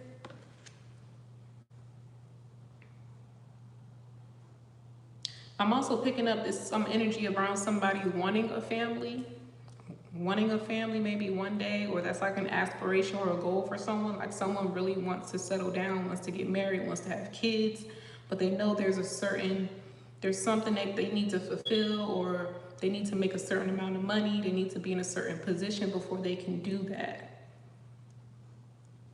So it's, for some reason I'm picking up, it's like an energy around you feeling like you're never going to be ready for kids, or never going to be ready to have a family because you don't have a firm foundation right now. Or at least you don't feel good within yourself to do that. Yeah. Five of Cups, Six of Wands in reverse. We have a Queen of Pentacles out here at the Fool card in reverse. That fell right on top of the Queen of Wands. Ace of Swords. King of Pentacles. I don't know, either this is like, I don't know if you grew up in a very strict household, a very traditional household, or The mother figure could have been very stern, very strict, very straightforward. Father figure, this is if you have a mother and a father, like household, you know, two-parent household growing up, or this is your idea of what a family or a household should be. Like the man should provide or whatever, and the woman should be in control of the kids and run the household kind of thing. If this is not that, then this is a situation where you had a very strict upbringing. Very sheltered, very strict. Queen of Swords, again, this is something about a maternal figure or a feminine energy around you that could have played a big factor on your confidence or have kept you from taking action on certain things here.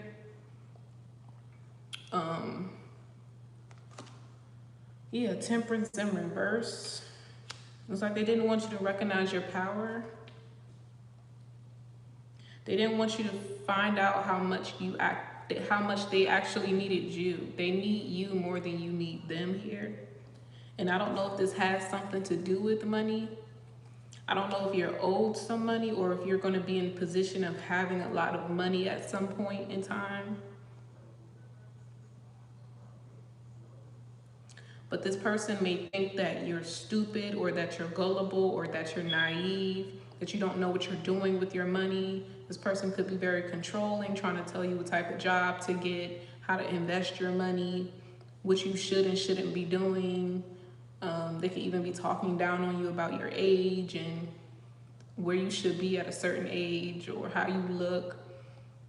Or if this is about school, this person maybe could like talk down on you about not finishing school, depending on, I don't know if that's your situation, but this person applies pressure to you, but it's to hide the fact that they're actually inspired by you in some way, or that they see something in you that was once in someone else, whether this is a father figure or someone that they looked up to at one point. They see the same characteristics within you that reminds them of that person. And that's what bothers them. So this is like maybe a mother figure that looks at you and is like, you look just like your dad, like, or you act just like your dad, or something. It's like you remind someone of someone else that either passed on or maybe wasn't so pleasant to them.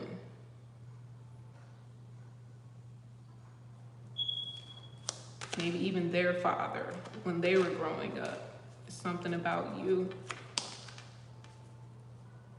Five of Swords here.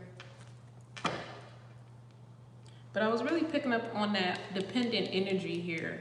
And it's something about money. I don't know if something happened to you when you were a child that involved like a hospital visit of some kind, or like an injury, a lawsuit.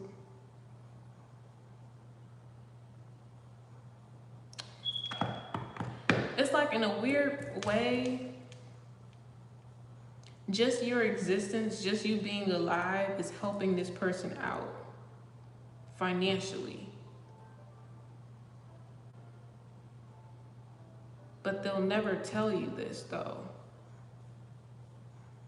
You were slammed on the ground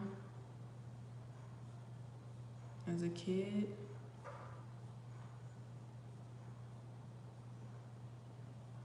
Was it abuse, or was it a fight at school?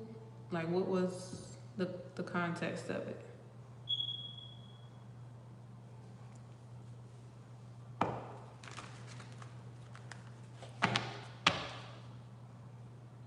By an adult.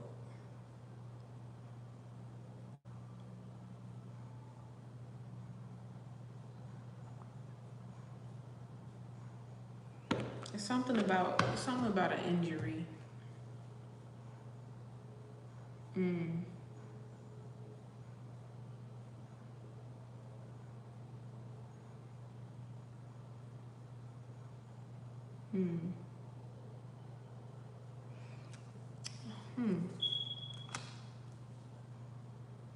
That's interesting. So I'm trying to figure out, right?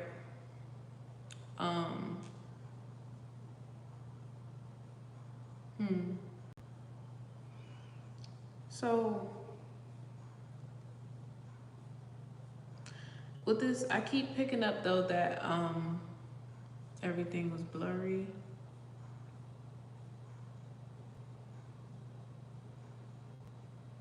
There's something, it's something about an injury, but with this injury, it's like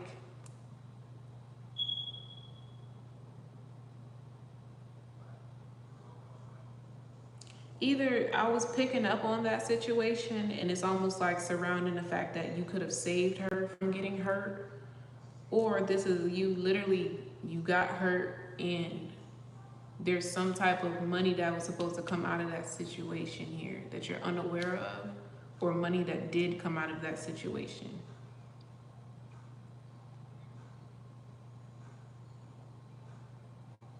Almost like a lawsuit or something. I don't know.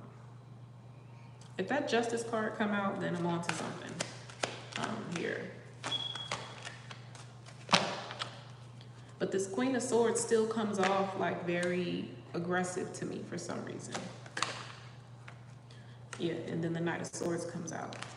It still comes off very aggressive. You know, even if it's not meant to be directly towards you, maybe this person is still taking their frustrations out on you because of what they've gone through, or the person that hurt them.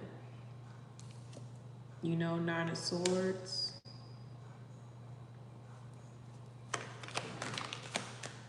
So this could be them being reminded of someone who wasn't so pleasant to them in the past.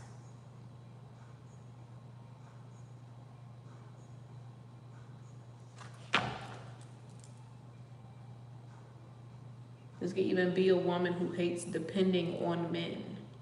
They hate being in the position where they have to depend on another man.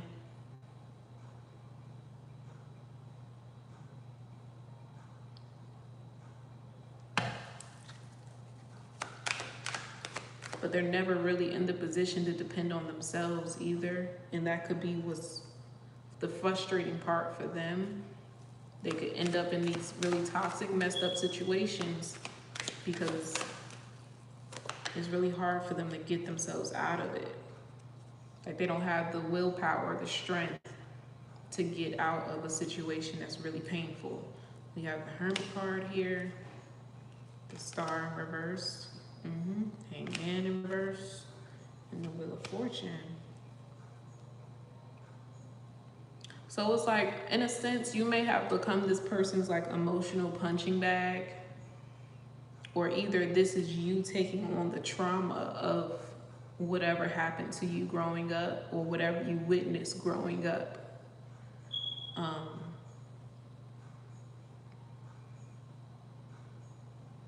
And this is now your guides telling you that you're ready to evolve from that situation, to heal and let go of that situation.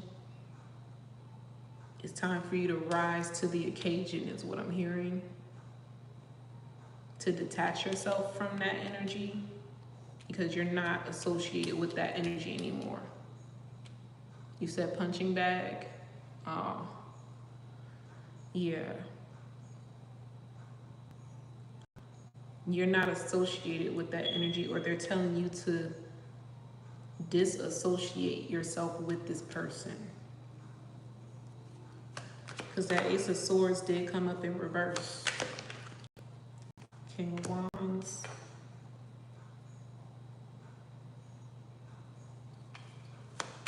What's the King of Wands?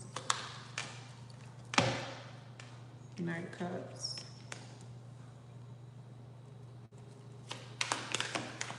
Three of Swords. Strength.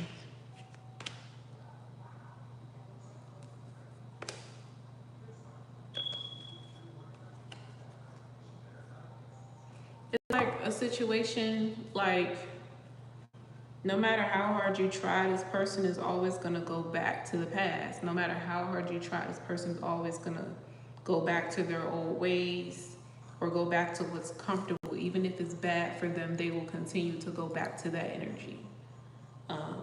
No matter if it affects just them or everyone around them, you know, because this person doesn't have the strength to walk away. They don't.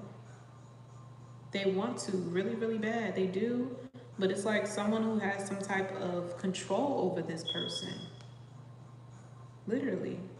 So if that aggressive energy I was picking up on earlier is not your mother, then these are the type of energies that they deal with.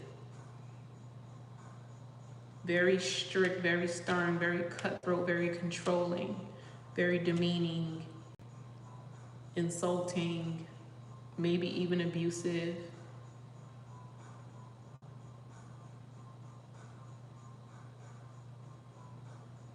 But in a sense, it's like she's kind of mirroring that energy too. I feel like she's kind of become bitter because of the pain that's been inflicted on her. And because you may be the masculine energy that's around her, she doesn't have the strength or the confidence to stand up to those individuals. So she's going to do it to you because she knows that you genuinely love her and you want the best for her. And you're not going to do anything to hurt her or intentionally like insult her. You know what I'm saying? Like, so it's easier to take her frustrations out on you because you're not going to leave or you're not going to hurt her than it is for someone who, you know, manipulates and is intentionally trying to break her spirits.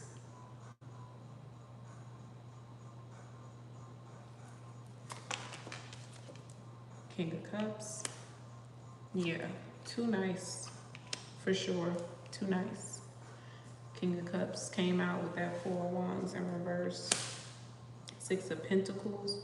Maybe this is why there's a energy around her maybe feeling like you're gullible or naive or that she can't really depend on you because you may come off like a pushover or like you're not going to defend her or stand up for her or, you know, like you, I don't know. It's like it's the energy of maybe underestimating how powerful you really are, you know? So they could be projecting that energy onto you and you could actually be believing it, you know, that I'm too nice, that I'm not a combative or confrontational person. And maybe you're not. Maybe you're just not. But getting self-respect, getting power and respect has nothing to do with you physically fighting or having the deepest, bassiest voice or being the biggest person in the room. It has everything to do with your energy and what you believe about yourself, your confidence, right? Because technically you are your mom's protector. No matter what man comes into her life, you are the man of the household. You are the first man. You are her protector. If there's not a father figure here or a husband involved, you are her next protector. So it could be an energy that maybe she doesn't feel protected with you. You know, but she knows that you will always love her. You will always be there. You know, you'll be there to pick up the pieces when she can't, you know?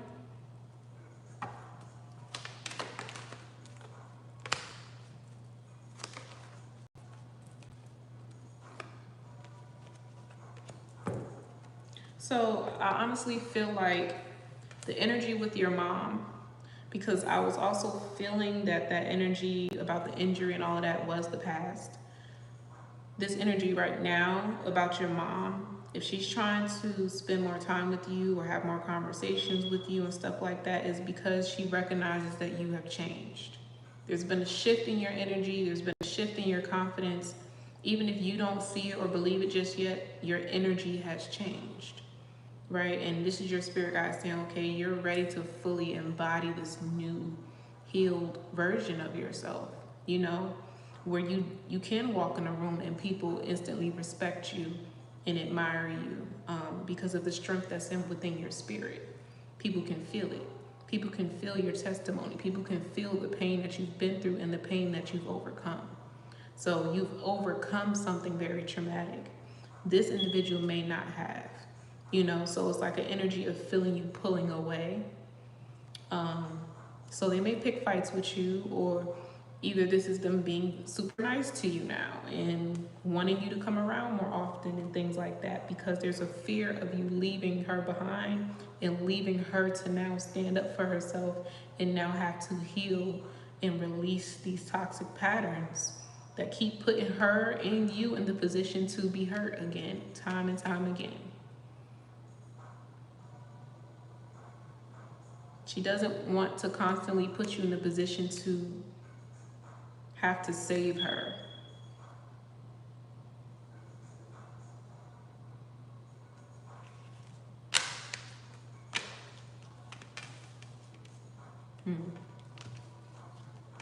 Because she knows that, she sees your potential. She knows that either you would much rather be doing, something better with your life, or, it's just like an energy of like, how will I ever start my own family or be in a position to grow into the man that I want to be if I'm still here stuck picking up your pieces and, cleaning up your baggage and things like that, because you're too afraid to do the work, or you're too afraid to stand up for yourself. You're too afraid to say no. So in a sense, it's like you and your mom are mirroring each other. The same fear that she has, when it comes to standing up to these very aggressive energies that try to come in and control her, is the same fear that was once within you when it came to standing up to her, and her trying to control you, if you get what I'm saying. But you're not in that energy anymore. Even if you think you are, you're not. Because the World card and the Judgment has already come out here for you. You've moved on towards something else, or you're working on something else. And whatever this is going to be very lucrative for you.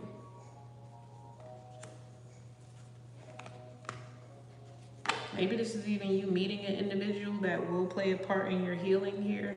You have the Queen of Wands. Maybe someone that you're very attracted to. Maybe this is a relationship, somebody that you're dealing with romantically or will be.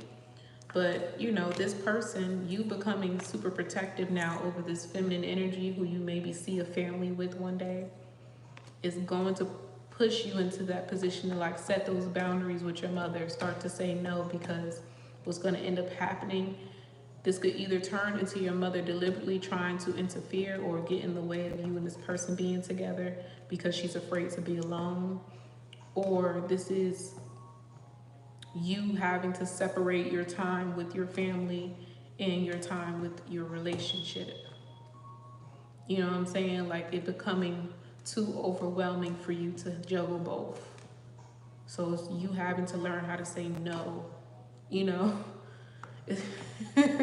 Yeah, that's okay. My whole life has changed since you came in. So this is someone coming in that's going to play a huge role in you learning how to set boundaries with your family, with your mother, and learning how to stand up for yourself, stand on what you say, stand on what you believe in, because now you're going to have something to lose, if you get what I'm saying. This is going to be someone else that's coming in, and you're going to feel like, okay, I can lose this person, or I may not find this type of love again if I continue to let my mom's baggage get in the way of me finding love and building something for myself. My mom can't depend on me my whole life. The Devil in reverse.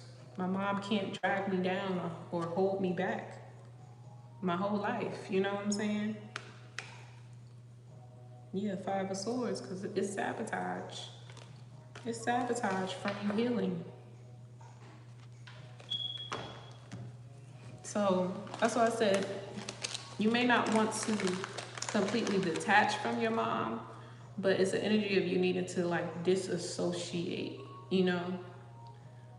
Maybe not be there to her every beck and call. Or if you're busy, then be really busy. Like don't make time for the drama, if you get what I'm saying. Don't make time for her drama just so that she feels better about herself. That's all it is. And then it becomes something very manipulative. At that point, she will know what your soft spot is and will continue to do that over and over and again just to get your attention on her. So she's almost imitating her abusers. You know what I'm saying?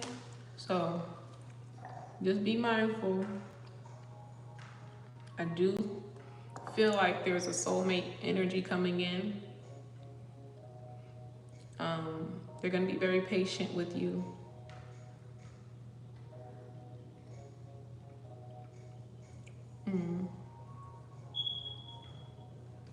Yeah. They're going to be very patient with you. But this is also someone who knows what they deserve and also has their eye on the prize. They know what they want out of life. This may be someone who, you know, they also want children and a family and things like that and feel like they don't have any more time to waste.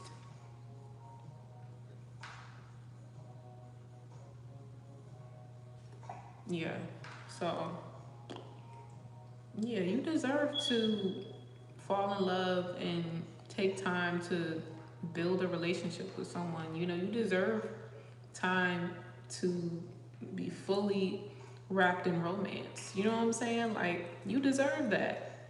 You've given your whole life to your mom. You've given your whole life to your mom. It's time for you. It's me time now. It's time for you to live your life the way you want to and put time and energy into the things that matter the most to you. Not saying that your mom doesn't matter, but what good is it gonna do, you know, if years down the line you're still in the same cycle with your mom and you know she's satisfied, she's comfortable, she's content as long as you're there, but you're not because you've missed out on so many opportunities. That's not fair, you know? That's not fair. She's still in your youth, you know, and probably stressing you the hell out too. So just be careful, be mindful, you know. But I feel like you have a good sense of discernment. I do feel like people underestimate you, you know, may even underestimate your intelligence and what you're capable of. You know, don't feel like you have to prove anything to anyone at all. You know what I'm saying? You're the type of individual that works in silence. You're the type of individual you don't necessarily have to tell everybody your next move. You do it and then you surprise people. You know, you shock people with your actions pretty much. And that could be why, you know, you get a lot of maybe hate or people maybe just always have something to say, you know? You don't give people the opportunity to really put their 2 cents into what you got going on until it's done, until it's finished. And that's not a bad quality. Some people don't know how to keep their shit private or keep their business to themselves. You do that naturally. So it comes off like you don't really know what you're doing, you don't know anything. You come off very aloof to people. But it's actually a strength. It's a strength, not a weakness. Because a lot of people don't know how to do that. A lot of people are codependent. You know, even though you and your mom may have this bond, you're not codependent on her. She's codependent on you. It's a difference. So just keep up the good work, you know. Yeah. Maintain your privacy. Keep up the good work. Keep working in silence. Whatever idea that you have, download that you've gotten recently, it's a go. It's a go. It's whatever it is, you know what it is. You know what you got in store. It's going to be very, very lucrative. It's going to be very successful. Just stay focused. Stay focused and don't let any drama or distractions try to come in and slow you down. Point blank, period. So that was for you, Robbie. I hope that gave you some clarity.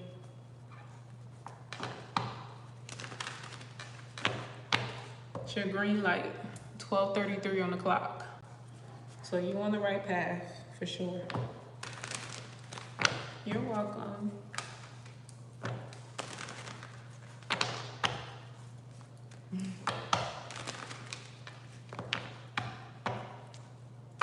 Okay. Light said, I'm here. Okay.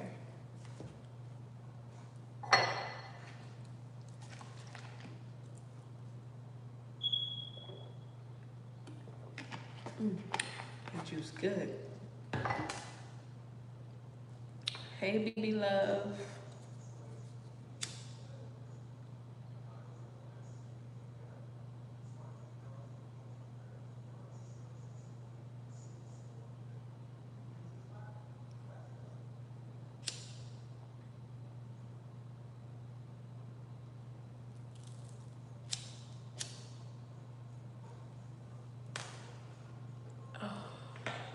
I almost want to roll up again.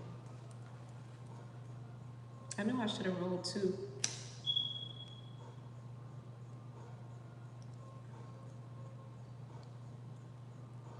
I see his little ass roach. I'm gonna just roll up another one. But let me do, I'm gonna do light and then I'm gonna do Cora. And if I have time for one other person, I'll do another person, but after I roll my J. Okay. So we got light next.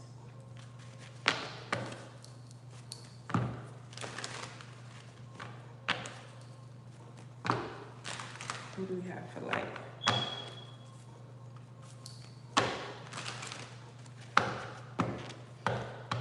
You know what I realized about my readings? Even if there's an antagonist energy that comes up, in some way, shape, or form, I still end up having sympathy for them. So I never truly, unless it's like a really like a fucked up energy, you know, like a soulless being around you, you know.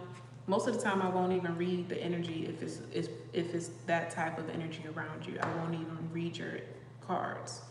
But a lot of the times I try to give you guys multiple perspectives of the situation, because at the end of the day, you still need to lean on your own intuition when it comes to people, places, and things. I'm not here to give you the answers. I'm here to give you your options here. You know, based off the energy, based off the storyline that is playing out for you right now. So I'm not just gonna paint this person who is so-called sabotaging you in one way. I'm gonna show you like, okay, it's because this person is dealing with this that they act like this.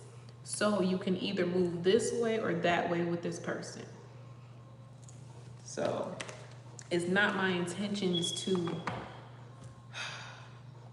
highlight drama or like bring up negativity in the reading or anything like that. It's never my intention to do that. If that comes out in your reading, it's because maybe you're not aware of what's affecting you or blocking you energetically. You know, and a lot of the times it's like I have to dig first into the bullshit before we get to the resolution here. You know, so I don't know, just like a self-evaluation, that's just what I've noticed about the readings.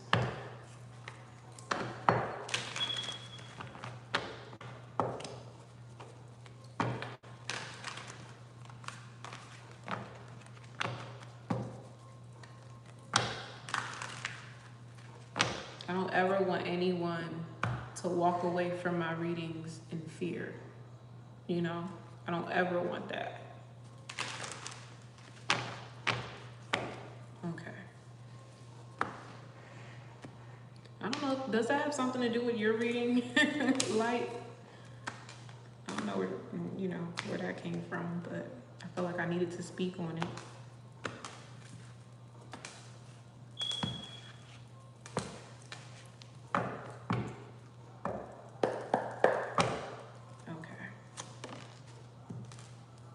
Ace of Swords.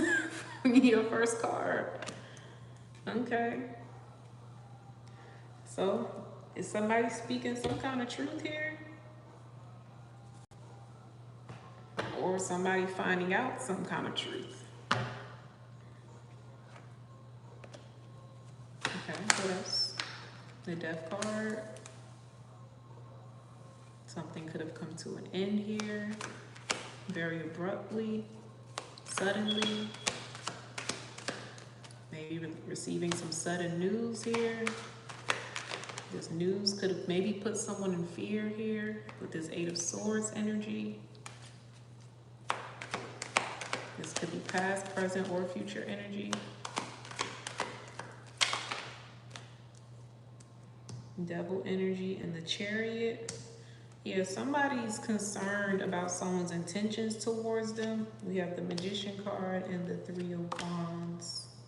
And whatever this is that they found out, it says life isn't about finding yourself. Life is about creating yourself. Oh, I love that. So that may be relevant for you right now. But the Devil energy and the Chariot energy with the Magician and the Three of Wands.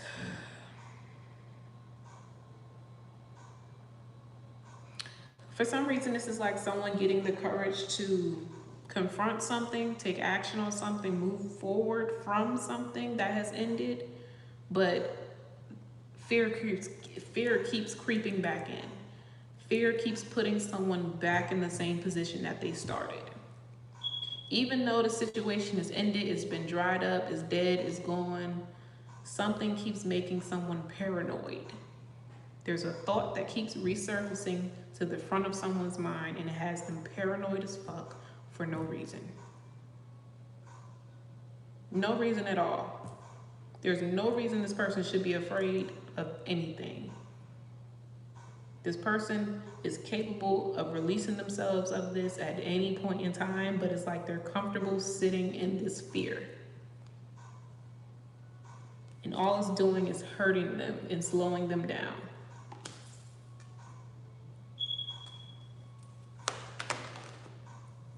King of Swords. So this could be you or someone outside of you. The Lovers.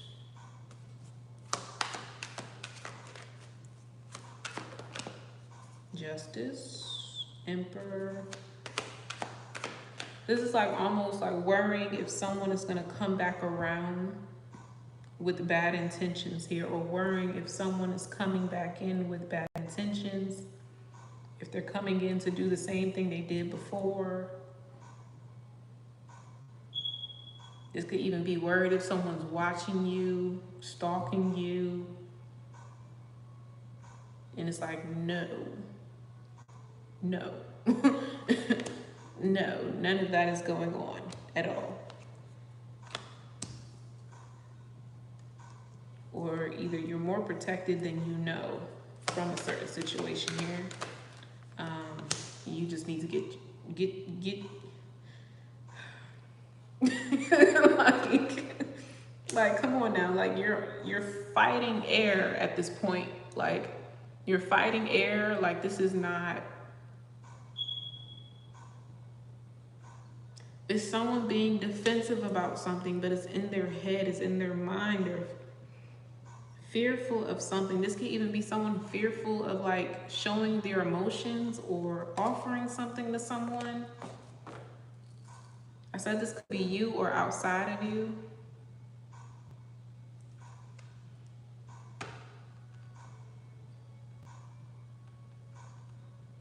Someone afraid of being rejected.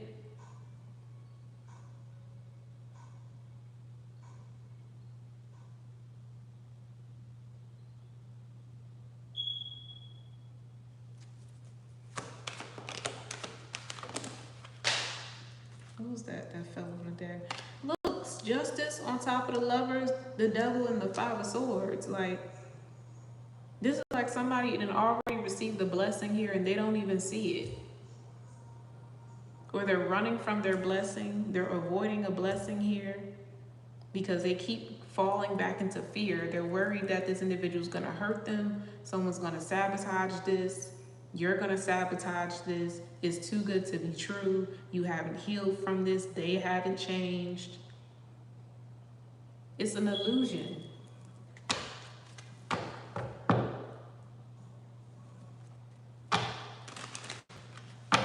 It's really giving me love.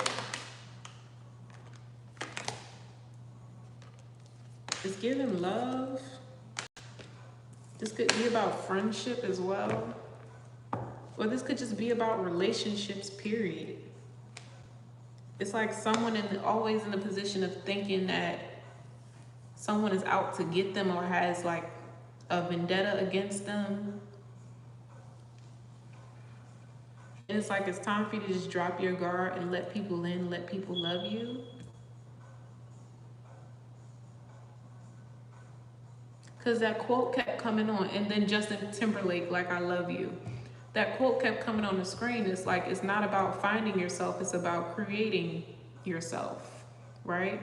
So you are what you create in your mind yourself to be, you know, and that goes for the reality that you paint too, and how you paint the people in it.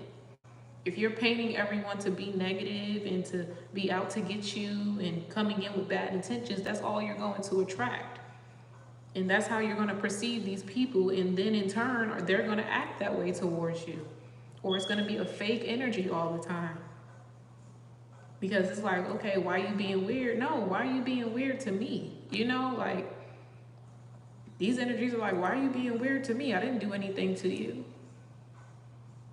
Why are you acting guarded? Why are you acting distant? Why are you acting cold and detached? Like, I didn't do anything to you for you to do that to me.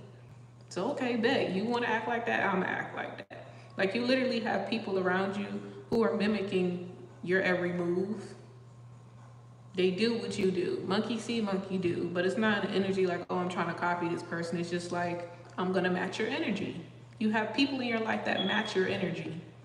But I feel like this is very intentional. This is a part of a lesson for you.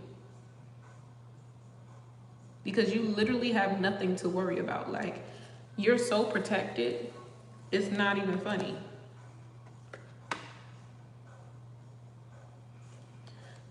But what's the reason that you're staying to yourself, though? Really be honest with yourself. What is the reason that you stay to yourself? Because there is no reason for you to be detaching the way that you do.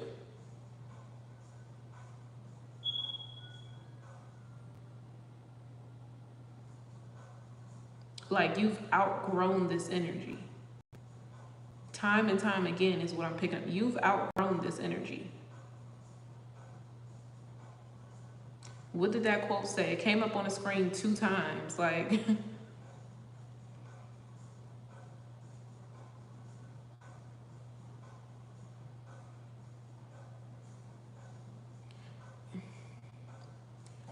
yeah, I get that. But it's an energy about me. I need to do this for me. Let people help you. Let people help you.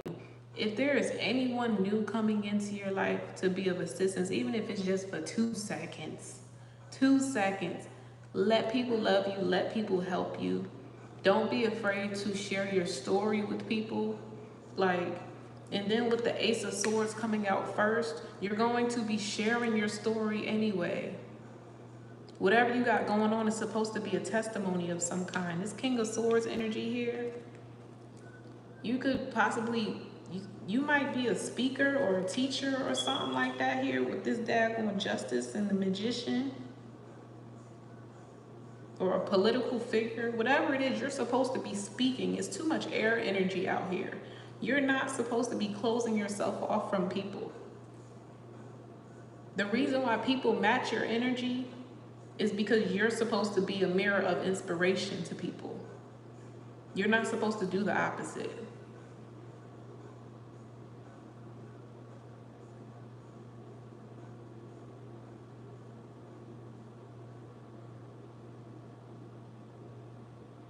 Like, I just keep looking at this daggone Eight of Swords here. Like, it's like she's standing there.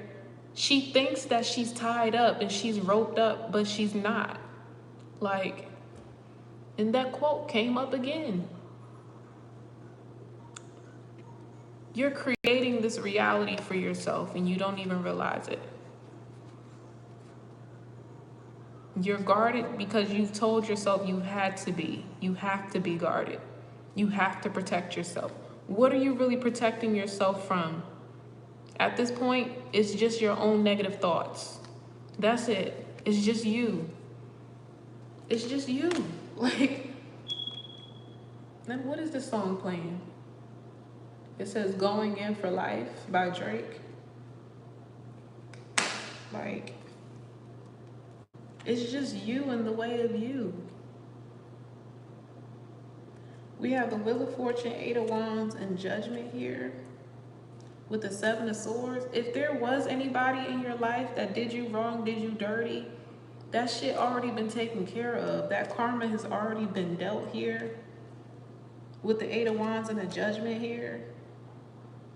Seven of Swords and the Two of Swords, that energy has been blocked already. It's already been dealt with. You've already like grown out of a cycle, out of a chapter where you're no longer attracting those energies anymore. You've learned the lesson already. So even if these are people who you still have blocked or you're not talking to because of some shit from the past or this idea that you have wrapped around, it's like it's okay to let these people in.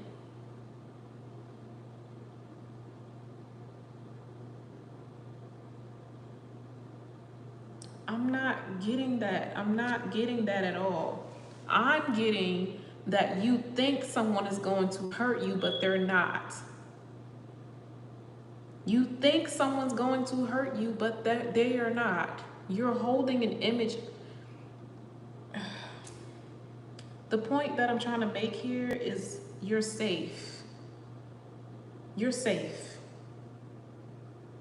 Any negativity or anything, any like paranoia that you're feeling, it's not your energy here, is what I'm getting. It's not your energy. And then I say, mirror, be careful. This is why I tell people. This is why I tell people. Didn't I say it's a reason why I said that before I started your reading? Because I am not going to give you a reading to paint someone to be a certain way so that you can leave the reading within fear. I'm not doing that. I'm not a reader for clout. That is not me. I'm going to give you the truth. I'm going to let you know if it's you that's fucking up or someone else outside of you. I'm going to let you know if it's an illusion that you're stuck in or if this is something that you need to be aware of to avoid it or whatever. But I'm telling you here in this reading right now, whoever told you that there was somebody coming against you to hurt you or whatever, it's already been blocked.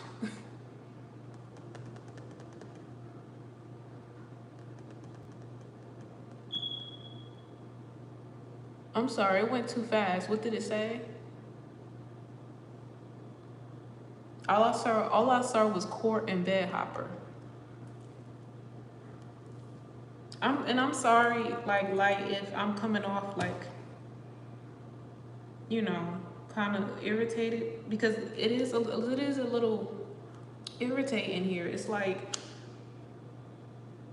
I was saying before, the energy that you carry, you will tend to create the reality that you want.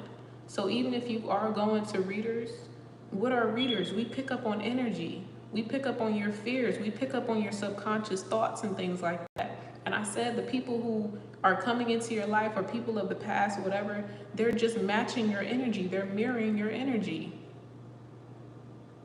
Money scam? How long ago was that, Light? I haven't done a reading for you in how long? How long ago was that though, Light? This is what I'm saying. You're still stuck in this fear. It's already been blocked. And you have to understand, energy is fluid. It can change. but only if you allow it to.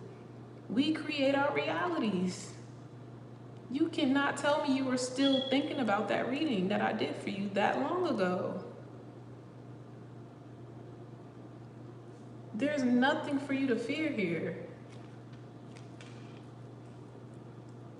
There is nothing for you to fear. Like, literally. You are fucking safe. You are fucking protected here. You got the Magician, Ten of Cups, Archangel Michael out this bitch 2 times. Like, come on now. Come on, because that's what you started to believe. It's a fear. You're gonna manifest that. Your subconscious is looking for fear to cling to. You're going to be led to readers who are going to tell you what you want to hear. That's why I said don't watch everybody. Like, don't watch everybody. That's because it's in your subconscious. That's what I'm saying. It's in your subconscious. That's why I'm like, it's like something that just keeps coming back around. Like, it's like a cycle or something. Like, it just keeps coming back around. Someone keeps being pulled back into some type of paranoia here. But it's self-imposed. There's no one in your way. There's no one coming to attack you. There's no one after you. You can let people in. You can be safe. Like, let people help you. Because God is trying to help you here. Like literally the shit has been stopped. Like, if there was like an energy like that, maybe I did do a reading for you 3 months ago, and that was, yeah, be honest with yourself. Be honest with yourself. If you know that you're still broken in some ways, then it's not necessarily that you need to close yourself off from love or the rest of the world. If anything, you need more love than ever. And it doesn't have to be romantic or you dealing with someone. This could just be as simple as allowing family, allowing friends or people that you do have a safe space with to come in and comfort you and be there for you. You know, or at least just, you know, be there for yourself if you feel like that's all you have.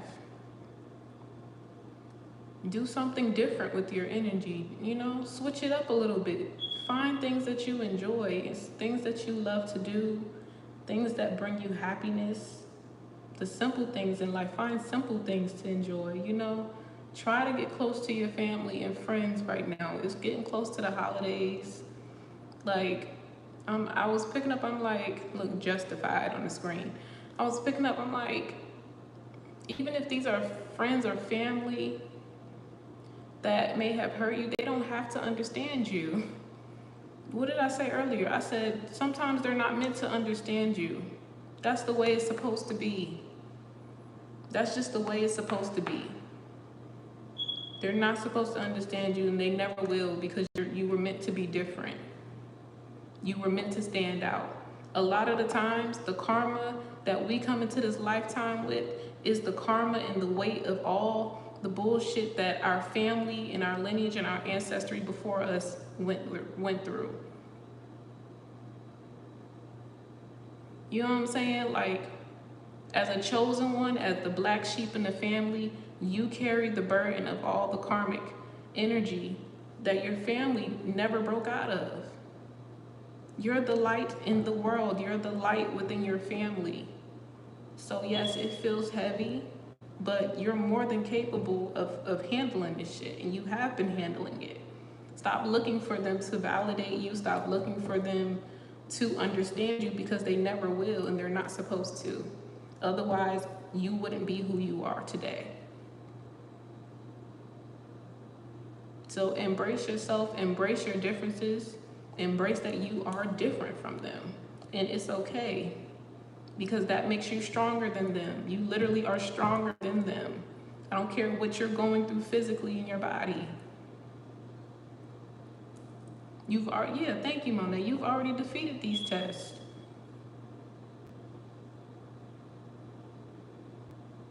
And I'm telling you right now, no one's out to get you. You are safe, girl. You are safe. You know, this is just plain paranoia. This is just plain paranoia.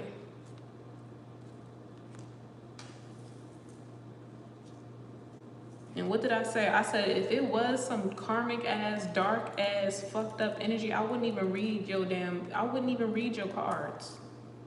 Cause I don't even like fucking tapping into energy like that. If it was somebody that was literally after to fucking hurt you or take you out or kill you, come on now. Come on now. You know damn well I wouldn't have made it through this damn reading like this. Like, no. I'm gonna let you know this is you. This is in your mind. This is paranoia. You can release the past. You know, you're safe.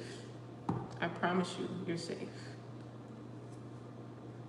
This is paranoia. This is self-imposed.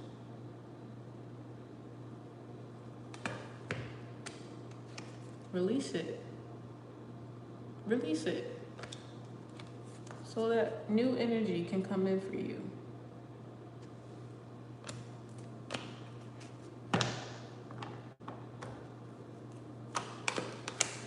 No, thank you, Monet, for being a co-signer.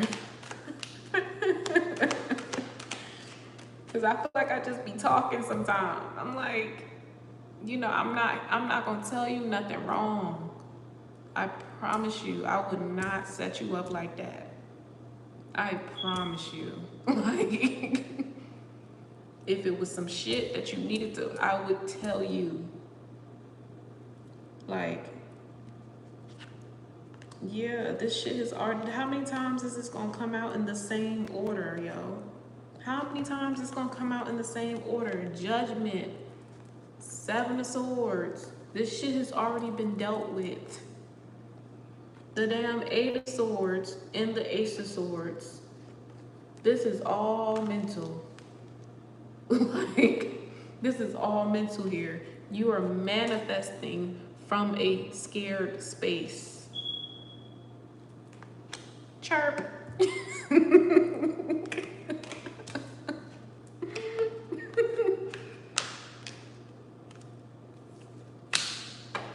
Sabotage.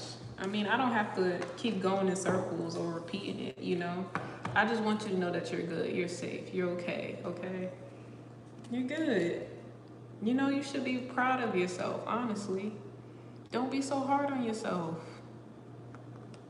Why is there a recorder on the damn... The name of the song is Up and Down. That's what I'm saying. Like, your energy is up and down, left and right, in and out, light and dark. Like, you gotta balance that energy, you know? Balance that energy out. It's happiness frequency for the home. You may want to listen to frequencies and meditations like that, you know? Frequencies that, you know, invoke happiness vibes, endorphins and stuff like that. Eat foods, do things that make you happy, you know? And then it says one love on the screen.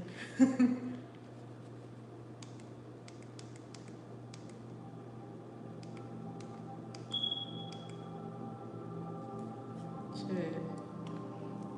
Y'all have been following me long enough, been getting readings from me long enough to know that even if I don't like it, I'm gonna say it.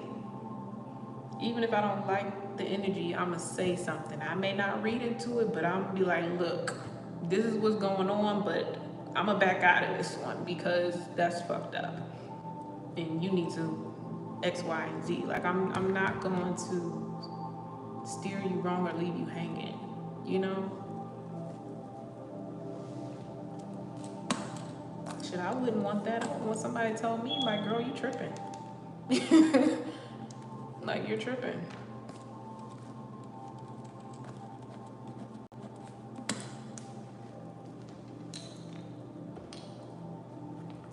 Okay.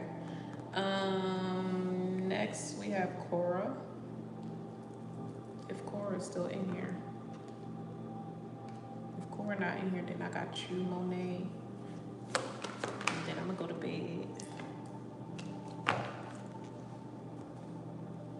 You're welcome, Light. And again, I hope, you know, I don't be one to, you know, make anybody feel no way or anything like that, but I have confidence in my intuition. I have confidence in what I'm feeling and stuff like that. So if it feels like I'm like arguing with you, I promise you it's just because I know it's facts. Like, I know it's facts.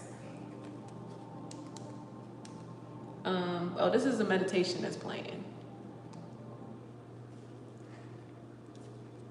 Okay. I just want to put that out there, okay? I don't ever want to like offend nobody in any way. You know, even though I don't really feel like I said nothing out the way, but still, some people are very sensitive. You know what I'm saying?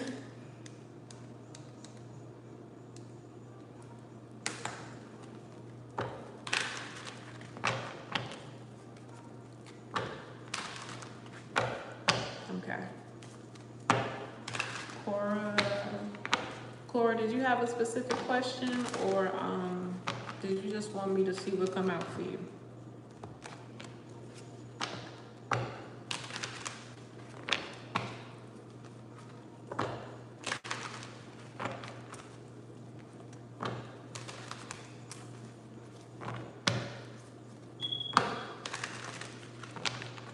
You too.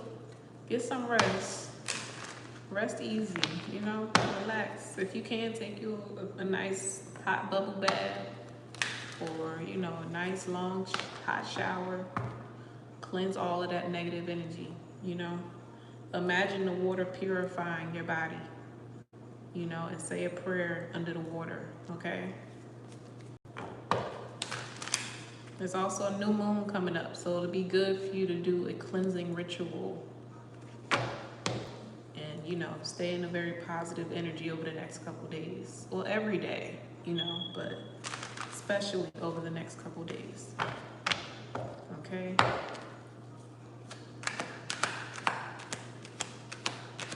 Go get some chocolate or something, you know, treat yourself to a nice dessert. Nice piece of cake or something.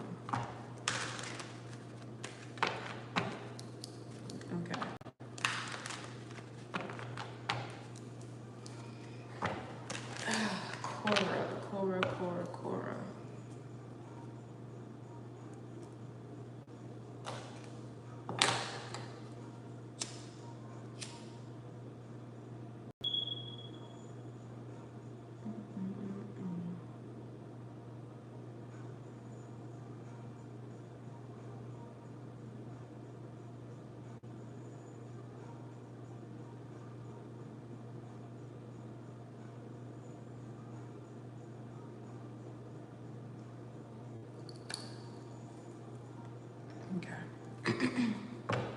What do we have for Cora? Angels, ancestors, spirit guides. What do we have for Cora?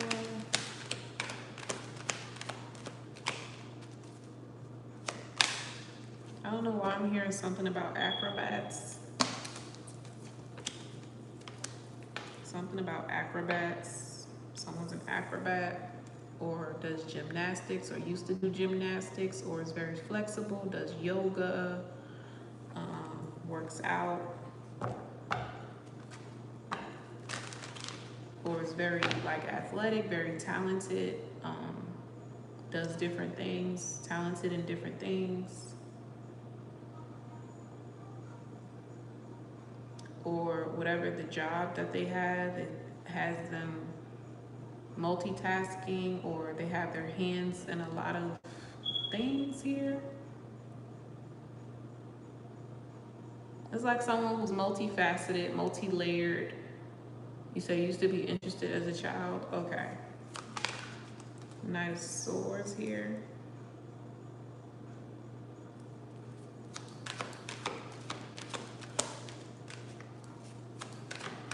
Just the nice swords, the King of Wands. Ooh.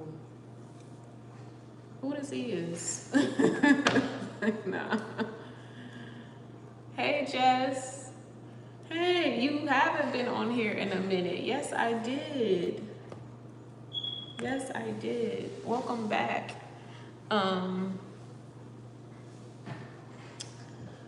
We have the Seven of Cups, Queen of Wands, Knight of Swords, King of Wands. Someone's being sent into you. Someone's sending someone in to you. What's the Seven of Cups? Yeah, Three of Cups. Someone's sending someone in to you.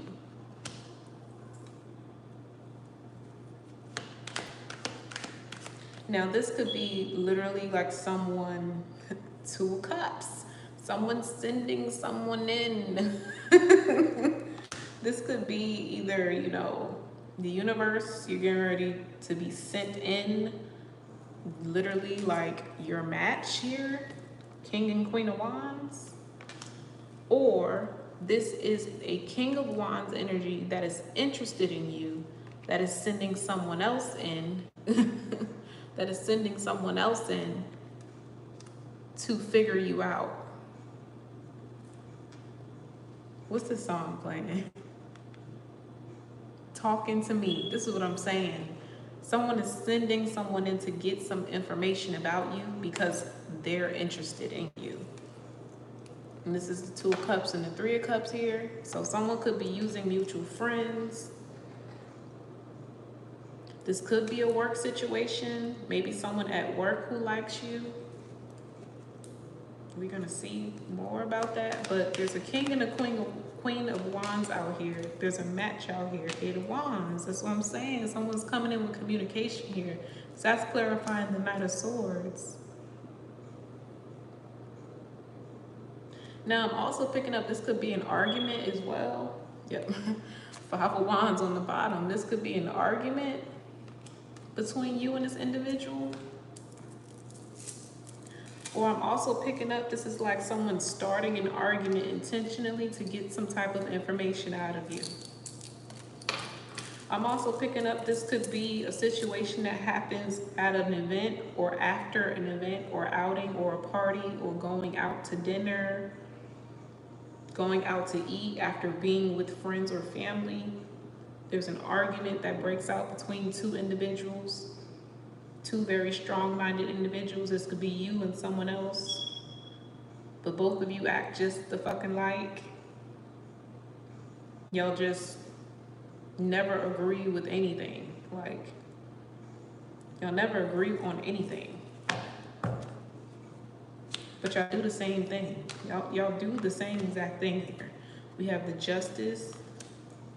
Shit, this could even be a twin flame situation, but I don't like to call it out in readings for real, because it kind of confuses the situation. It confuses the energy. Justice, Six of Pentacles, Knight of Pentacles, Judgment. I don't know if you have siblings. This could even be a brother. If not, then again, this is a energy from a distance that is watching you and sending other people in to get information out of you before they come in and approach you. Or this is someone you run into that you don't like, but they are actually a soulmate energy for you.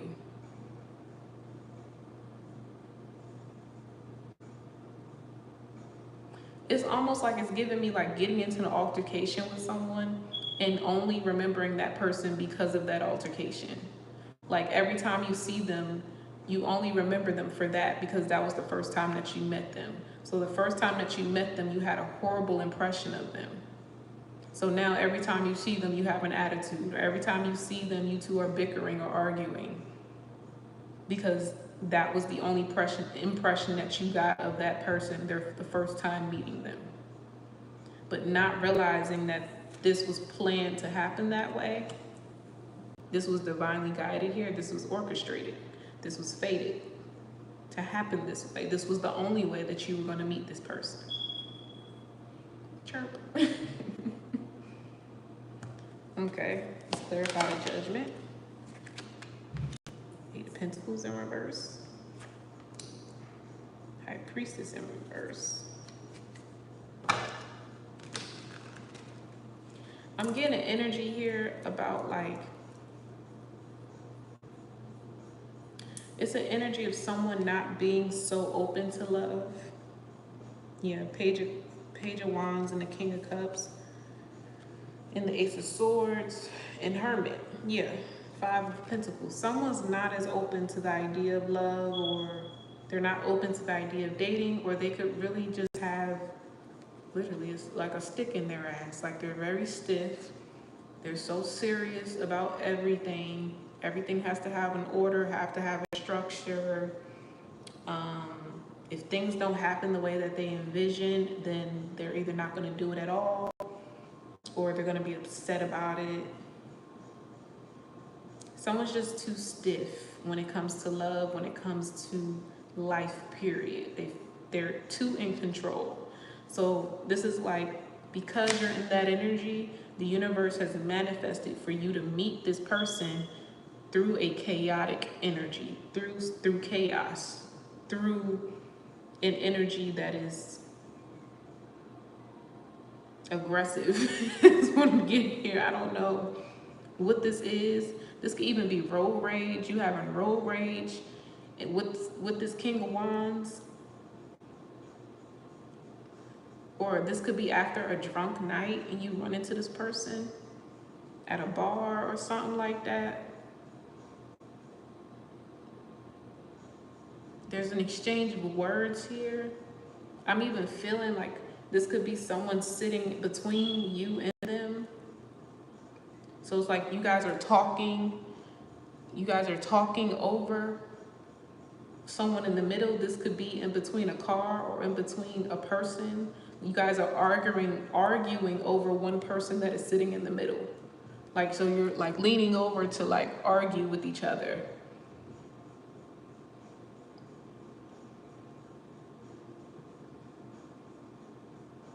But this is happening, like this is supposed to happen. I didn't even see this card on the ground. Hold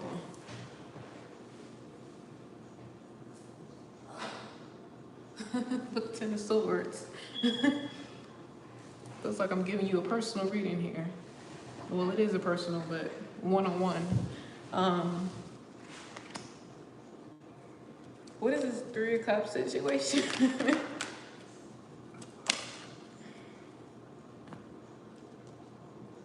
Excuse me.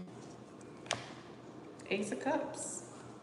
In the Tower. What did I say? It's like you might be getting into some type of road rage or argument or something. The first impression that you have of your fucking soulmate is that they're a complete asshole. But you're literally calling in someone who's just like you. So if you think they're an asshole, it's because you're an asshole. And they think you're an asshole too. You guys are assholes together.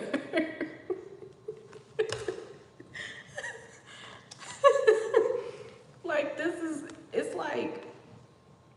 this is like a situation where you guys will grow old together and you're like the cute old couple that's always bickering walking down the street about the smallest things.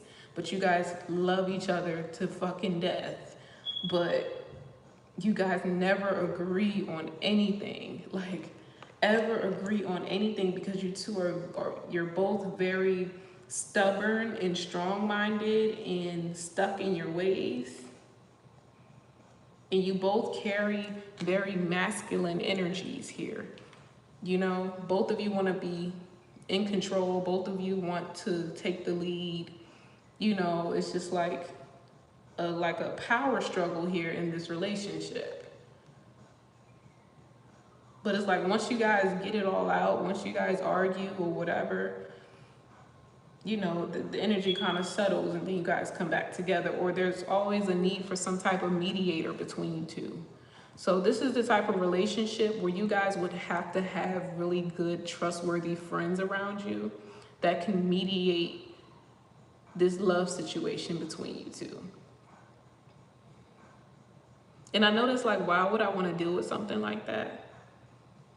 but you always want to deal with this person. That's why I said, okay, maybe this is like a twin flame energy, but I don't really feel that. I feel like it's more of a soulmate. Maybe it's some unfinished business that you have here, a contract that's coming in from a past life. This is like a life partner. There's some unfinished business here with this Judgment card.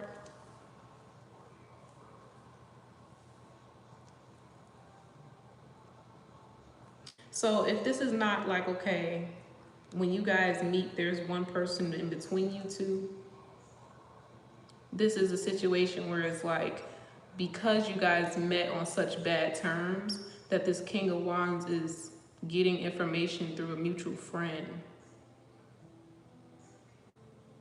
or having someone that they know come in and approach you, because they want to see, like, are you really like this stuck up or like mean ass person? Because this person is actually attracted to you. It's like when they were arguing with you, they thought you were like the sexiest thing on earth. Like, but they want to know more about you, but they know that they left a nasty taste in your mouth. So they're not going to approach you right away until they know more about you. This could even be like someone asking, oh, do you have such and such social media? Or do you have their phone number? Who was that was at the bar? Who was that was with such and such that, you know, threw the drink on me or some shit like that? I don't know. For this to be coming out, and also with all of this wand energy out here, this is something that's happening soon for you. The Judgment card came out, and then with all of this wand energy, this is coming in. Yeah, Ace of Wands again. This is coming in pretty soon for you. Look, and then the song playing, Meet Me on the South Side. We have the Three of Pentacles.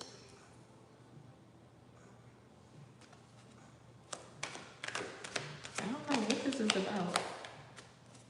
This could even be someone that you work with. Maybe you fight with this person at work. It's also giving me like two boss energies too, but you know, that could also represent the South Side. Oh, I mean, there's a lot of energy around your childhood too. I mean, I don't see the Six of Cups out here, but this could be someone that you grew up with. I said that you guys have a mutual friend here. I don't know. We'll see. You know, it is kind of that energy. It's like, you know, when the boy and the girl are fighting all the time, usually it means that they have a crush on one another. I said, like, you probably cussing his ass out and he thinks like you're the sexiest thing walking. Like, he's so attracted to you. But you're mean as fuck to him. Like her mean ass. Okay, we have the Temperance here. Heavy, heavy, heavy, heavy Sagittarius energy out here. So, I don't know if this person is a Sagittarius. A heavy Sag energy out here. Or you're a Sagittarius. Or you have these placements in your chart. You said probably Armand. We have the Sun card. Ten of Wands. Queen of Cups.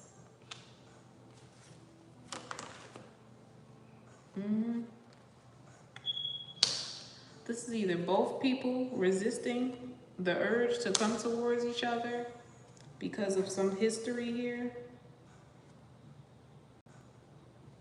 It's just like an energy of like, oh, we shouldn't be dealing with each other, or we can't deal with one another, or this don't even feel right, this don't even seem right, or like I never thought that I would see myself with this person, or I never thought that me and this person would be romantically involved, like ever. Like, you're probably like, I never thought that me and this person, it would be me and them. Like, really? the person that I hate. Like, not hate, but like, it's just like an irritable energy. Like, you're irritated by this person. Like,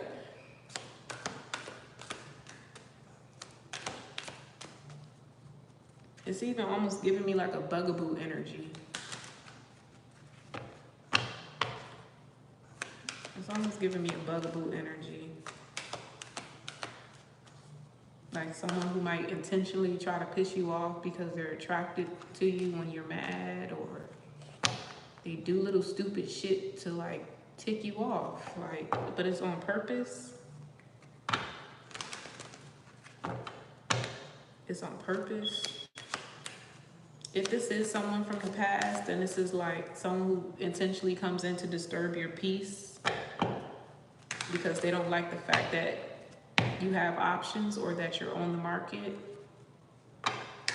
They come in to disturb your peace, then leave. Almost like a twin flame. That's crazy. They come in to disturb your goddamn peace and then leave. So then every time you see this person, it's just like you got beef with them because they always doing some fuck shit with this 9 of Wands here. 2 of Swords, giving you a reason to block them out.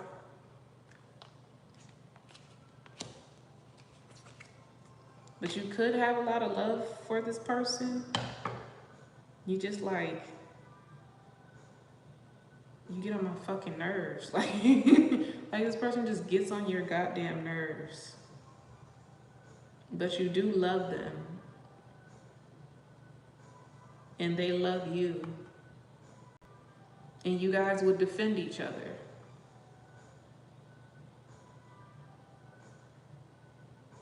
But I don't feel like people ever see you two do that. Like, when you guys are out, now this could be future energy I'm picking up on if this is not current. Or, you know, if this is someone from your past, then maybe you can identify with the energy here. No one ever sees you guys like in balance here. Like when you guys are around each other or out around other people, you guys are always at odds.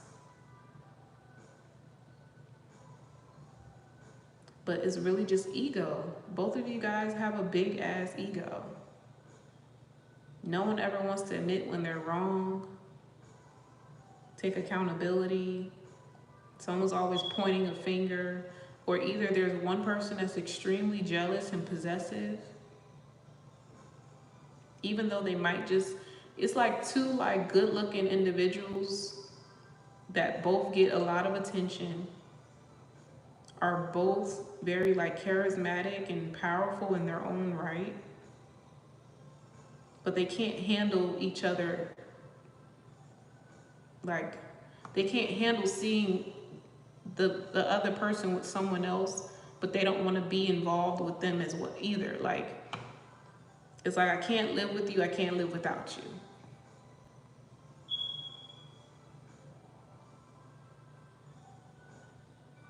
So this could be an X energy, I don't know, or like I said, this could be someone coming in, a soulmate coming in, and this is going to be the energy around you guys. But it's like neither one of you want to be in a commitment, but you also can't, you also don't like the fact that you're not in a commitment. But neither one of you want to be in a commitment or feel like you're ready for a commitment, but don't want each other to be in a commitment with anyone else. This is, what the hell? This is weird, yo. Look, yo, Excuse Me Miss by Chris Brown. Death card in reverse, Knight of Wands.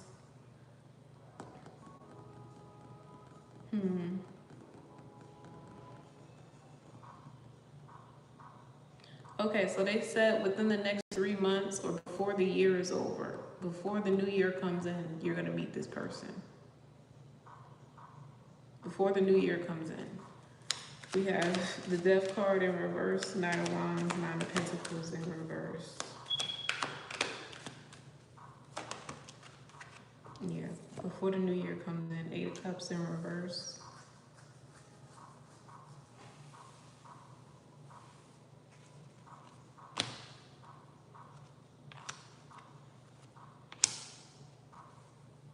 I'm hearing that song by not Chris Brown, Trey Songz with Mila. I think it's called Mila. Trey Songz and Mila. It's called Disrespectful. Um, Basically, the song is like, what we doing is disrespectful. Like, if my man was to walk in and see us doing this, like, he would lose his shit. If your girl was to walk in and see us together, they would lose their shit. Like, I know this is disrespectful, but I also can't stay away from you, type of shit. Like, remember that energy? I was like, okay, it's like neither one of you want to be with each other or don't want to be in a commitment. Like, you both are on like your single shit, you're minding your own business, you're not really into love, or you're scared of love, but also feel some type of way about the other person dating or being single, like, or being an open option to someone else. Like, you don't want them getting any attention. Like, you're all mine. Like, you're supposed to wait for me type shit. Like, I don't want you with no one else. I don't want to see you with no one. I don't want to find out about you being with nobody else. Like, wait for me. Like, it's like you both expecting each other to wait for one another because you're both scared as fuck to fall in love with one another. Y'all are scared to fall in love with each other. But y'all both know there's emotions there. Heavy emotions at that. Heavy emotions at that. Like I said, y'all are like two peas in a pod. Like, y'all are the exact same person. Y'all think just alike. Y'all act just alike. Y'all love just alike. And the thing is, y'all love so hard that you run from it. Lovers in my hand. Y'all love so hard that you end up sabotaging connections because you're scared to fall in love because you know how hard you fall when you do. So you put on this tough exterior.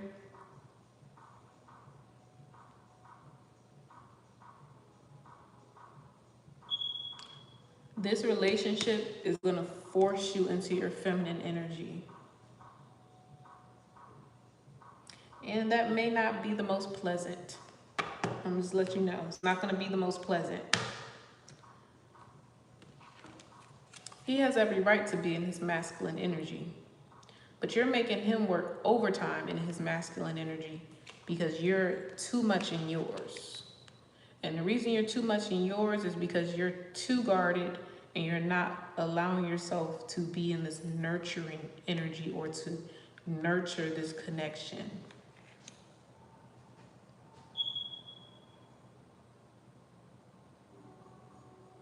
You hear the song coming on? Going half crazy cause I don't. Oh, I'm going half crazy cause I can't leave you alone. That's what I'm saying.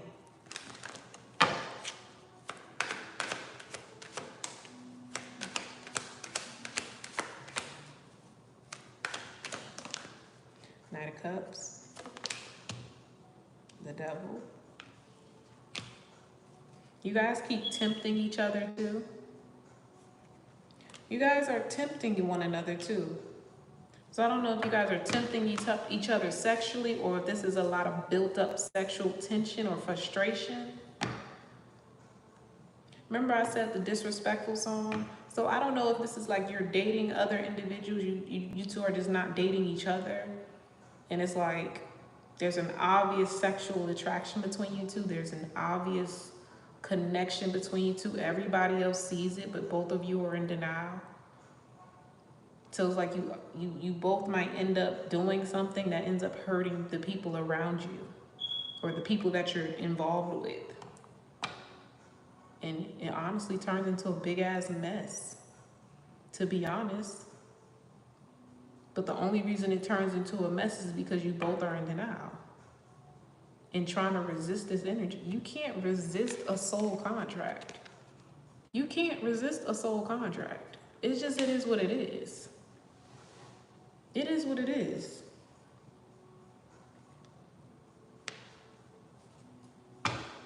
You guys are going to end up falling in love with one another anyway. Anyway. Strength, Seven of Swords, Page of Cups.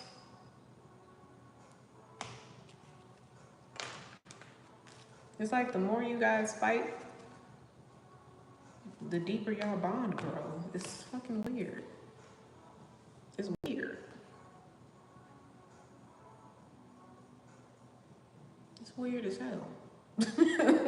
Like, but it's the truth here. Like,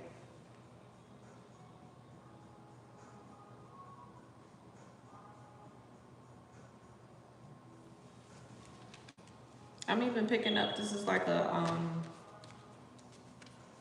this feminine could be you. You're gonna need to have children or have children with this person before you like soften up. Children are gonna soften you up, is what I'm getting here.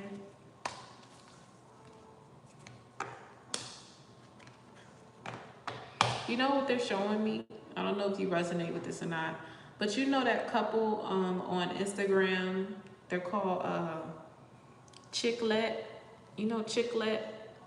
The New Yorker couple on Instagram, they're funny as fuck. They look Hispanic or whatever. Melanie and Chicklet on Instagram. And they like went viral, they blew up on Instagram because they're toxic as fuck, but they're funny as fuck. But they love each other. Like, look them up. Melanie and Chicklet. Chicklet. Melanie and Chicklet. Like, look up their Instagram. You're gonna be laughing all fucking night, I promise you. But that is the energy that you guys embody. Literally, like, that's the energy that y'all embody. Like, y'all can't stand each other, but y'all fucking love each other. Like, it's like y'all are best fucking friends, but y'all always arguing. Y'all always arguing. And it's always around people. You know what I'm saying? It's always around other people. When y'all are like alone and chilling, it's just you and them, things are cool. But it's like when y'all out in public or there's ever a need to have an opinion about anything, whether this is food, deciding where y'all gonna go on a date on, or anything that involves making a decision, you guys are arguing. Like, y'all both want to be in control.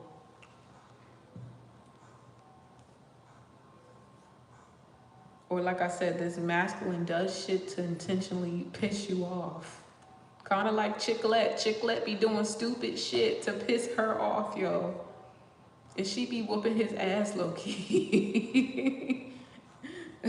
But she's a more masculine feminine. If you pay attention, like, she's a masculine feminine energy. Like, she comes off very aggressive, very standoffish, very mean.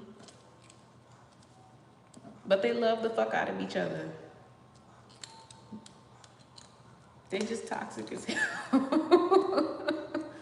But it's toxic funny, you know?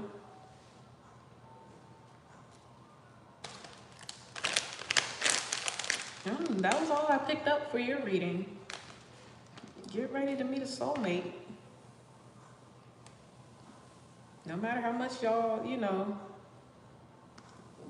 come at each other's neck, y'all are supposed to be together.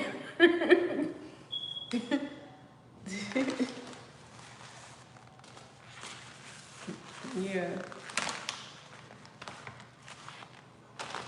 So yeah, look up their channel. You might enjoy them.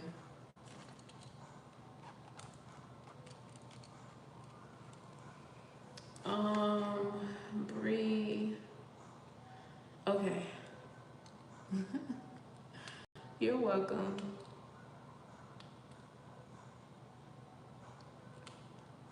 I'll slide in one more, but I am tired. I'll slide in one more.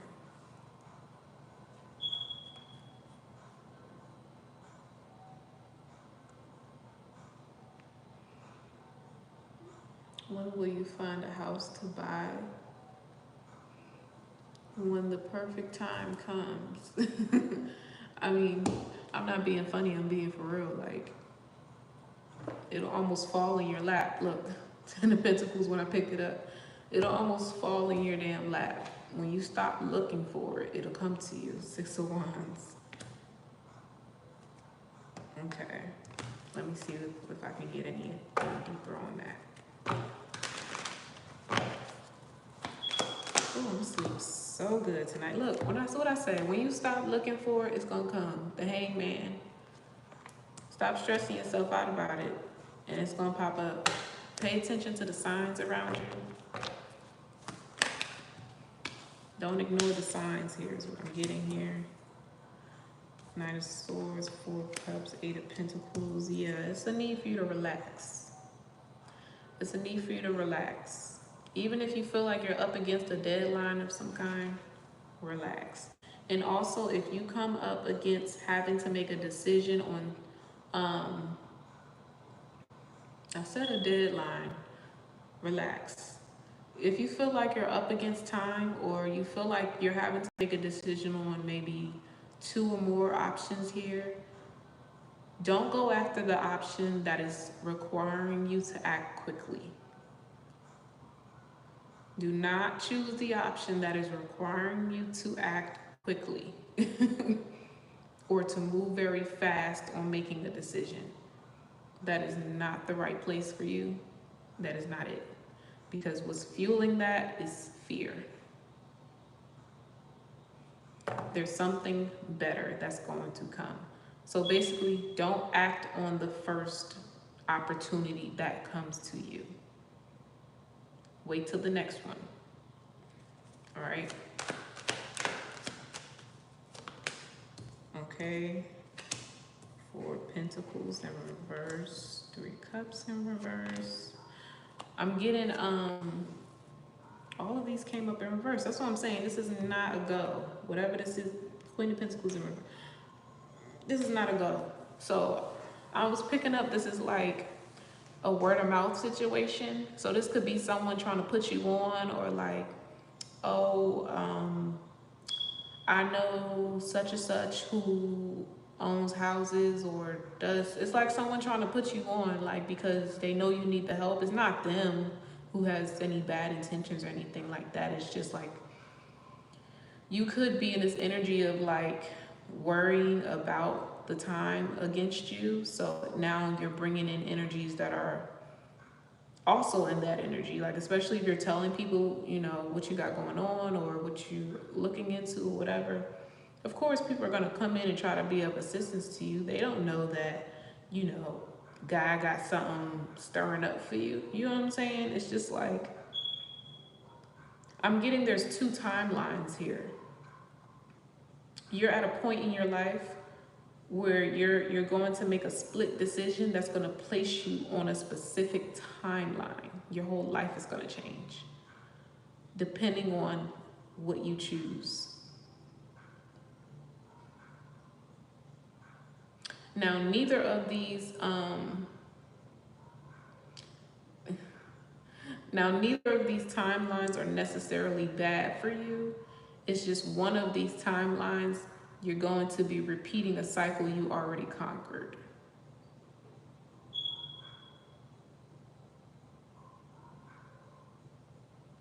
This could be a situation of meeting people similar to those of your past. Same energy, different body, same energy, different person. But it's because of the location that you're in. So this first location that you're looking at, you can scratch it off the list. You can dismiss it. That's going to set you up. That's going to delay you. It's not a bad path, but it's just going to delay something for you. And it can have something to do with the people that are going to be around you in that area. Okay. This could have even something to do with, like, maybe one location is on the border of a very bad neighborhood. And then the other location is maybe closer to the suburbs or near the city or closer to a job. It's more convenient to travel for work or something like that, or schools, or so it's the difference in the locations here. Like, one location has more resources for you, it's easily accessible, transportation is easy, you know, you feel safer there. The other option may be cheaper, but it's like, it's nice, it's cheaper. Yeah, but the people around the situation is not good for you. It's like dark over here and it's light over here. You go to this situation over here, you're going to be repeating a cycle you already finished. And that could have something to do with the ex and the sister and all of that. You know, you just mentioned. I didn't see the whole thing, but I saw something about an ex. Yeah, this has something to do with the environment, the location. Don't pick that. Go towards something new. Even if it's uncomfortable for you, go towards it. If it's uncomfortable, go towards it. You know what I'm saying? Like, if it's something new, let me not say uncomfortable, but if it's something new, a new experience for you, pick it. Go towards it. You know, if it's a new environment for you, go towards it.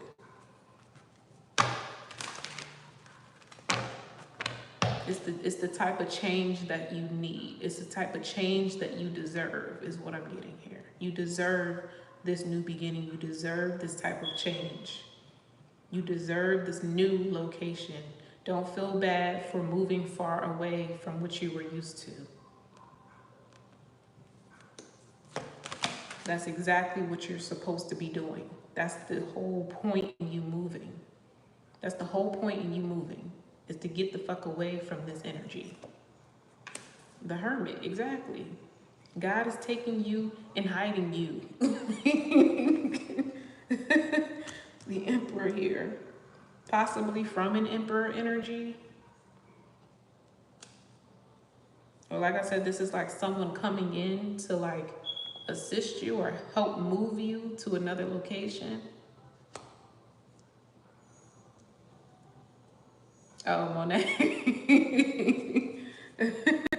Look, 10 of Cups. Shit, this could even be you move into a fucking new location and you meet an Emperor who is your damn 10 of Cups.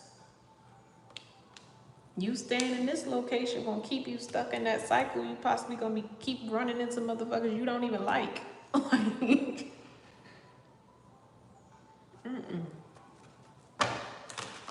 no. I was picking up, like I said, you could be moving towards an area that's like more, it's quieter, it's nicer, cleaner, more suburbsy. Could, you know, be a different pay grade, like live around a lot of wealthy people maybe with this Emperor and this 10 of Cups energy, or you could be meeting a very wealthy, abundant, business-oriented person when you move to this new location. And they could be the ones that's putting you on, you know. They're introducing you to new things. They could have a job offer for you. They could be giving you information about the area.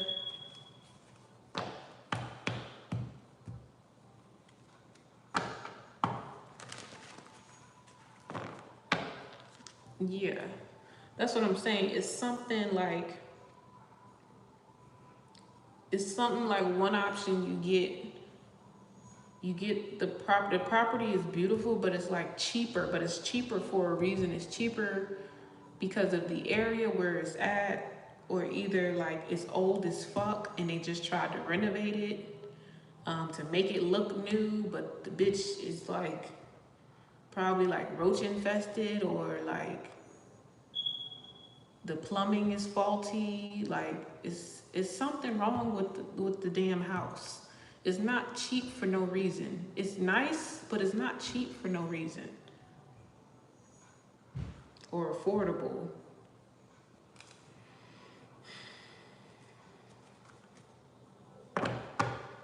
Take a chance on the other option here. Or like you said, if there's like two options that are bad and you know they're bad, just scratch them off the list. Don't even I'm getting, don't worry about the money. If you can afford it, you know, then get it. If you can afford it, get it. Don't worry about your money long term, because like I said, there's an emperor energy that's coming in, or this could be you literally landing a job that's going to take you into a new pay grade or scale when you move to this area. It's like an energy, because you move to a better area, you're inviting better energy, you're inviting wealthier energy into your life, better opportunities into your life. I'm just feeling it's like almost like a heavy smoke or a heavy dark cloud that's around you when you get around these individuals over here. Like the reading is split in half, and on the left side, the left represents the past, the right represents your future. The left side, these are individuals that you should not be around. It's gray, it's dark, it's low vibrational. And you know this, intuitively you know this. But maybe you're not listening to your intuition because you're worried about money. Ten of Wands here.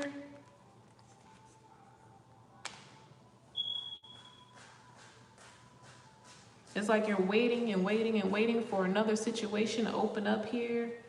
Like you're hoping something better opens up so you don't have to settle for that. But you're like giving up, you're losing hope here. So you're like, okay, I might as well, you know, just admit the fact. A black cloud, wow. That's crazy.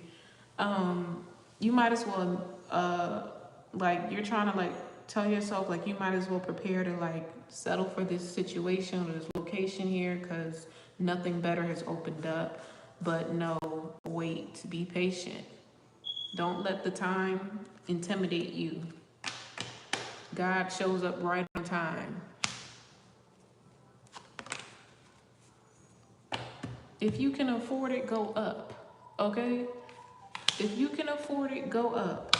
Get unstuck, okay? Get out of that lack mindset, lack mentality. If God provided you the resources, use them.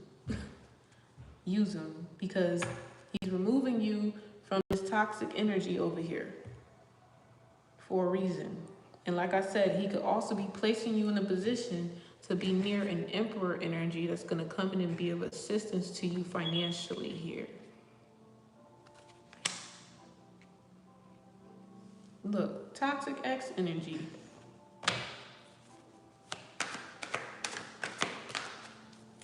Damn Nelly song coming on and shit. Page of Pentacles. Yeah, this is a need for you to try something new here. Try something new. Six of Wands in reverse, Magician in reverse.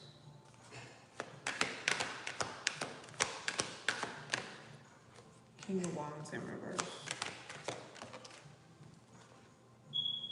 Yeah, that's just past energy. I don't even need to pick up on that. I don't even need to dig into that. I want to know about this Emperor over here.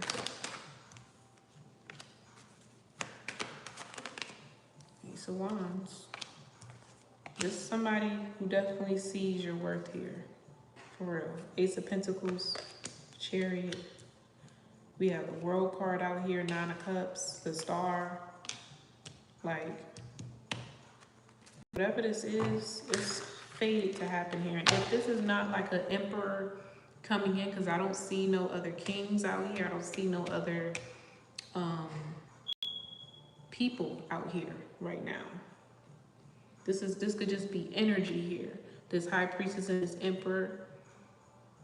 You could be getting in alignment to boss the fuck up when you move. Because you could even be starting a business from home when you move.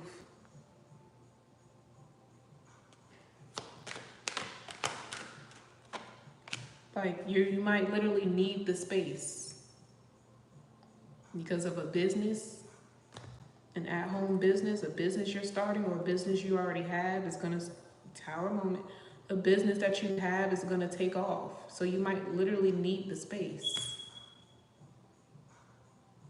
I just got chills. Yeah, don't keep yourself stuck. Like, You know, that's a big part of manifesting too. You want your business to grow, create the space for it. Like, okay, I'm searching for a house. I'm not necessarily searching for a house that's just affordable. I'm searching for a house that has the space big enough for my business to grow. If my business was to blow up tomorrow, I know that I got an extra bedroom to put all my inventory in. That's how you manifest. You create it before it's done, okay? You make room for it to come in. So if getting a bigger space has been on your mind, or you're like, okay, these options are a little more pricey. I know I can afford it, you know, but I don't necessarily have to spend it. Spend it, because it's gonna be worth it. You're gonna get rewarded for taking the risk. Death energy here, yeah. You're moving away.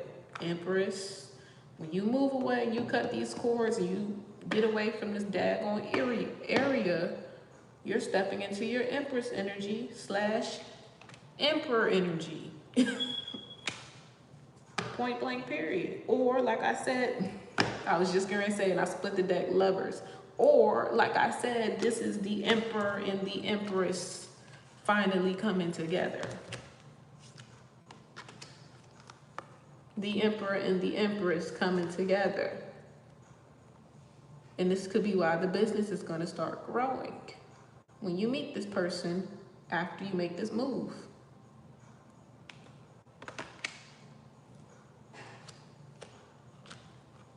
But right now, you being in this Knight of Wands energy, back and forth energy, up and down energy with this toxic energy over here was blocking you from this new beginning. With love, with reciprocation, with building stability and a foundation here, a real family foundation.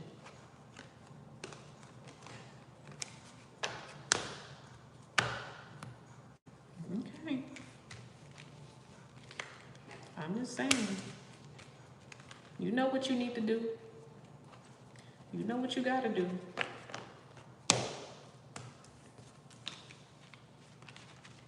No problem. You're welcome.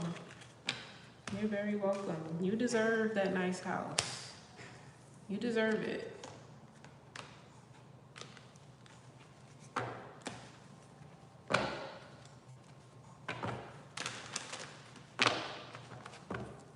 Look, Emotion by Destiny Child just came on.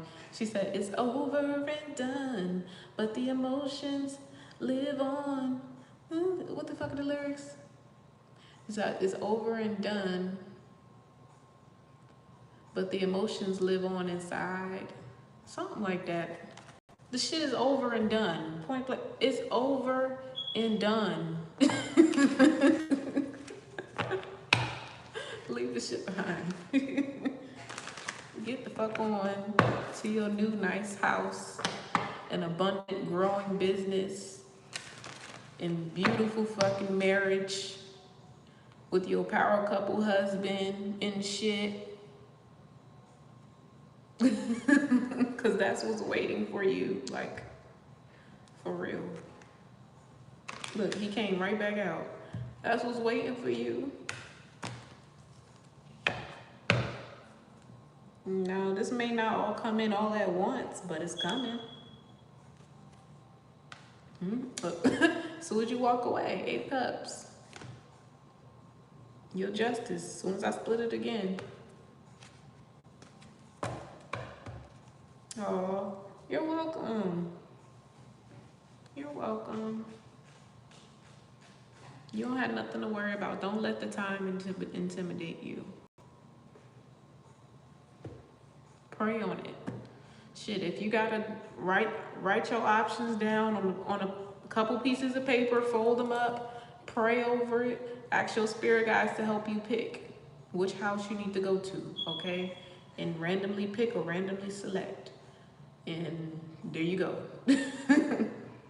But make sure none of those options involve that old area or that old neighborhood. Don't add that to the basket. All your new options put in the pile to pick. and intuitively pick from the pile after you pray on it. You'll get your answer.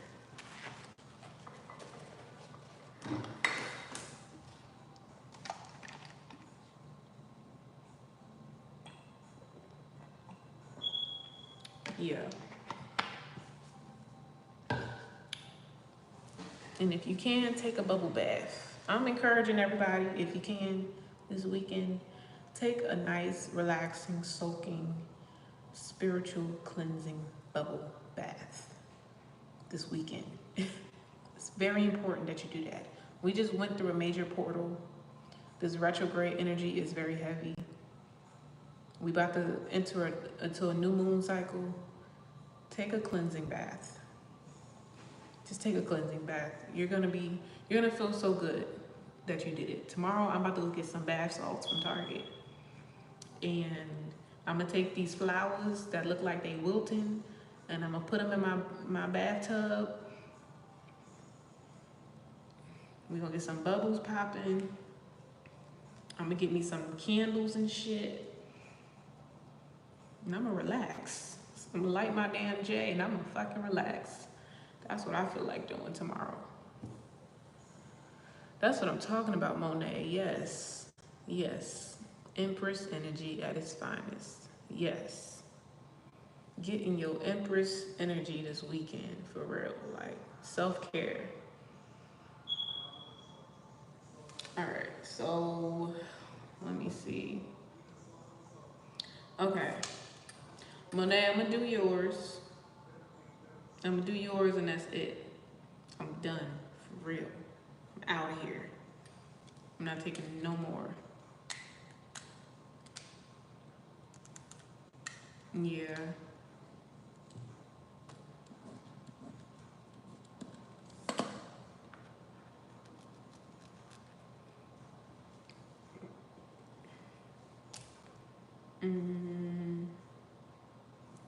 Matter of fact, I need a little interlude. I'm about to roll up my next J. I'm about to roll up my next J. It's not gonna take me long, I promise. Need a little break.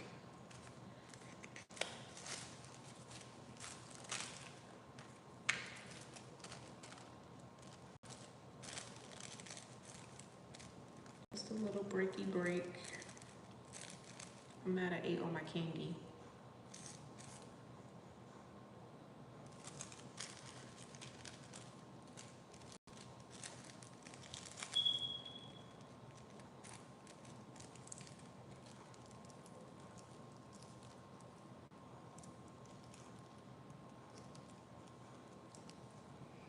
I got to the part where you said your aunt was a nurse. Hey, Manchanda. The rest of it I didn't see. You said you were in labor. You were having your daughter, you were in labor, your aunt was a nurse. And something about curry. After Monet, I'm not taking any more readings. I'm gonna be done for the night because I am tired. I'm tired.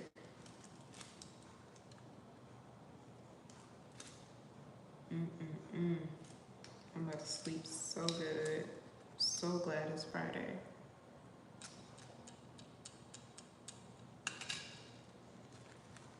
I might even sleep all day tomorrow.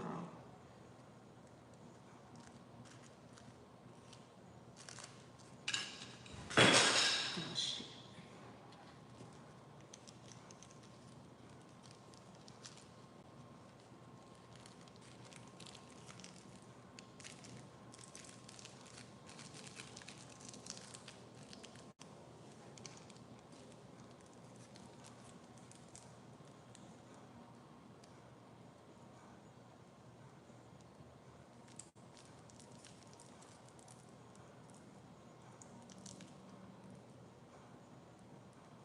The preemie dream.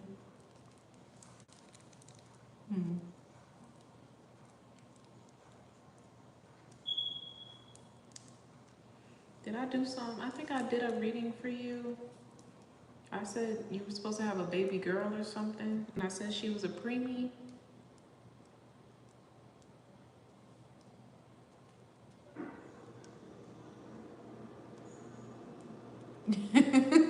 See, look at you. I told you you're gonna get your answer. Yes, girl. And you're gonna be near your sister. I love that. Look, Say Yes is on the screen by Flowetry. All you gotta do is say yes. So you found your house, girl. It's in that area, apparently.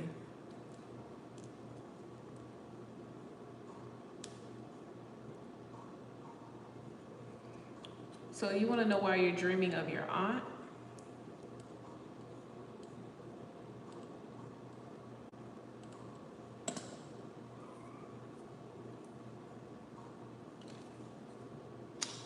What's wrong, Nala? Huh? What happened? Did you have a bad dream? She was just over there knocked, yo. Huh? Come here. What's the matter? What's the matter? Hmm? Oh, your baby. So you currently have a child, right? Oh, your future baby. Okay. I feel like I did a reading on your future child before. I know I definitely picked up a girl and a preemie before for you. But I said it was something different about her.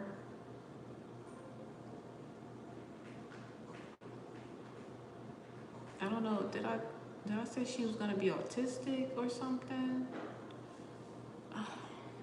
I'll just look into it again for you. I don't remember.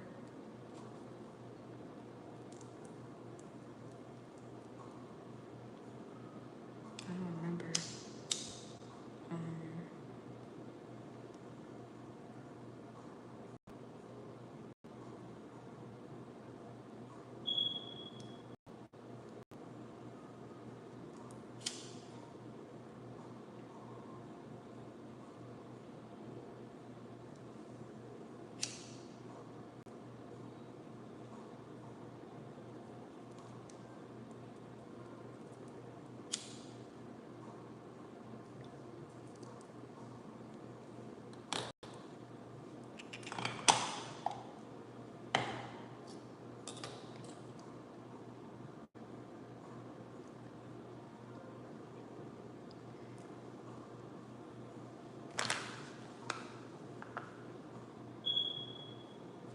Okay.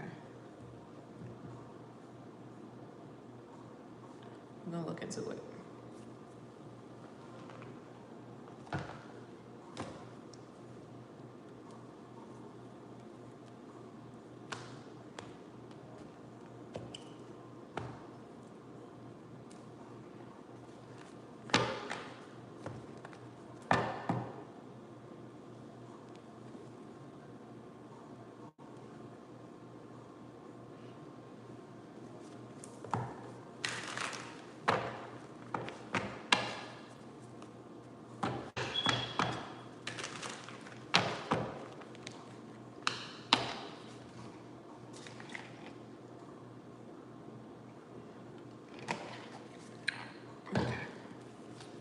What do we have from Monet in this dream? Okay, I'm gonna get light seers.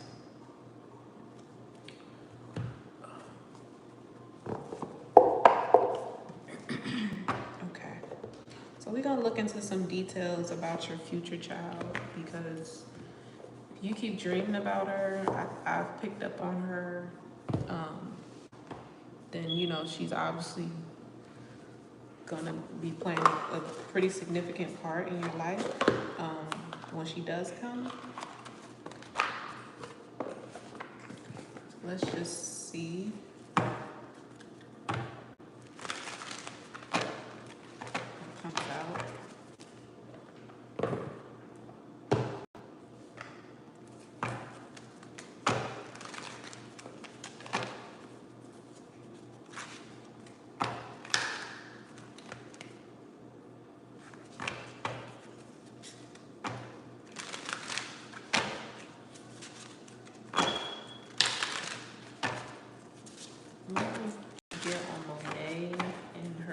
future child. Monet and her future child.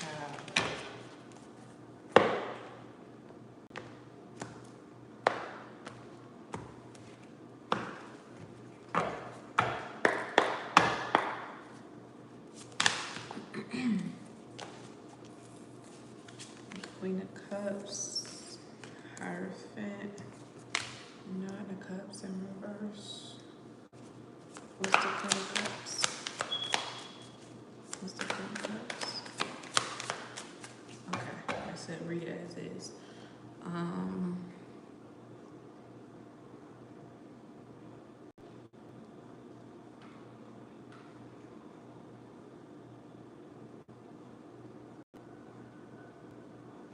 Okay, so I am picking up on some birth complications here.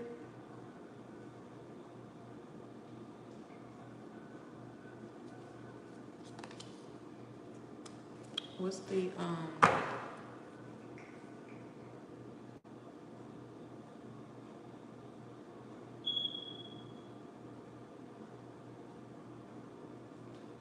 yeah, this is definitely gonna be a C-section. You're not gonna push her out. They're gonna have to cut you to get her out. This Lover's in reverse here. I do feel like this is gonna be an emergency C-section for sure. Very unexpected. I'm also getting something about you bleeding a lot, maybe more than you should. The Hierophant in reverse here.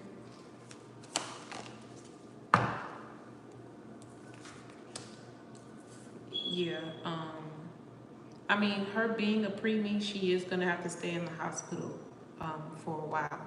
The Four of Swords here, to gain her strength here is what I'm getting.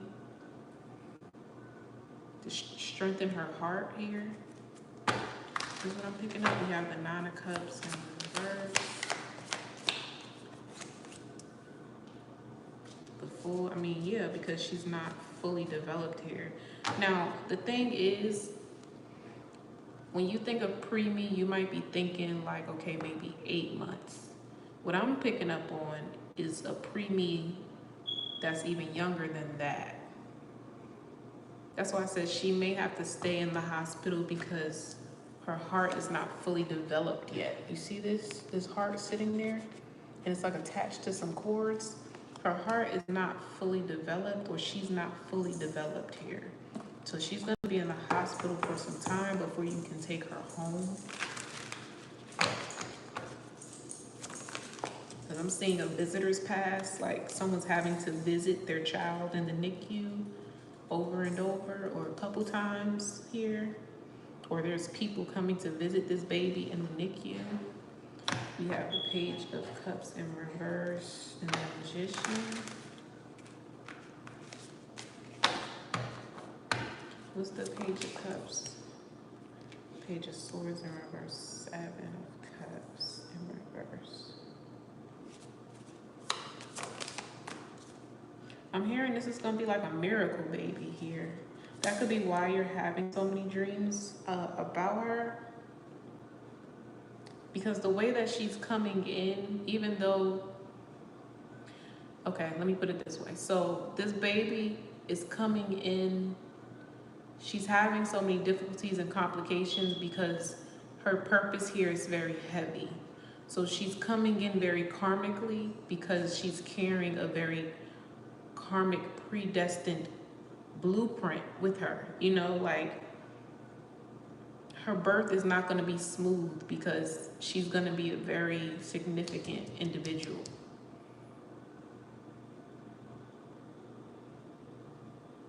That could be straight after.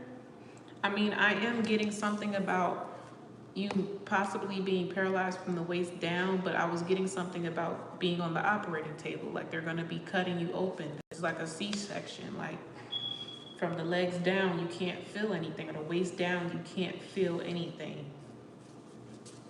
I'm also getting something about them not telling you a lot of information because they don't want you to panic. They don't want you to freak out. Or there's something about you needing your stress levels to be at a minimum until the baby is out of your womb, because it's going to prolong something here,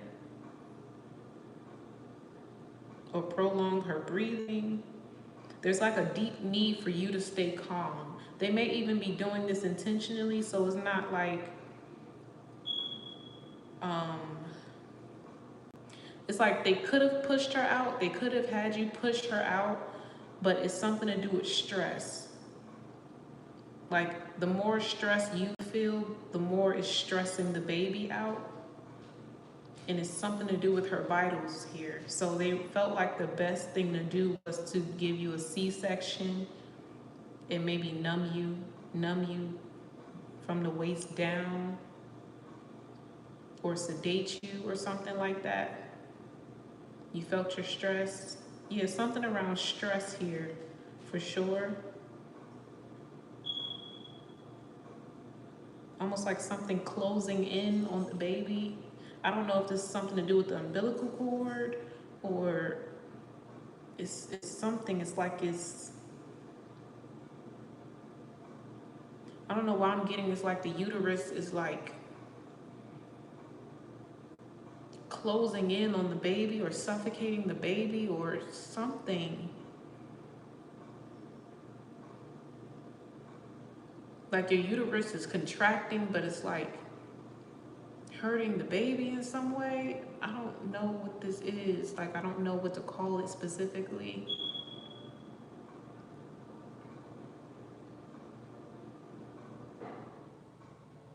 Maybe because she's not developed, or like she's so delicate, and like your uterus is trying to push this baby out prematurely. It's like it's hurting the baby more than it's actually helping. I don't know what to. Oh, okay.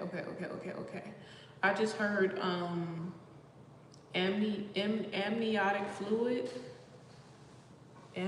fluid here.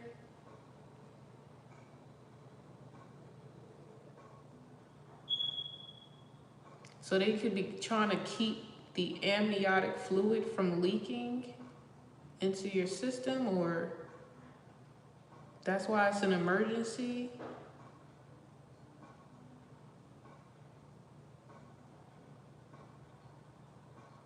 This is weird. It's like, so it's almost like you not realizing that your water broke, or you didn't know that your water broke.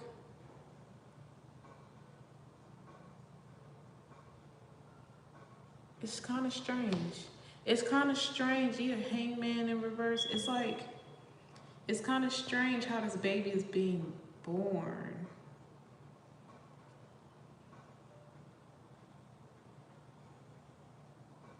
But it's an energy around her needing to be born prematurely, because you would have lost her if she had stayed in the womb, kind of thing. There's a race against time too here, is what I'm getting.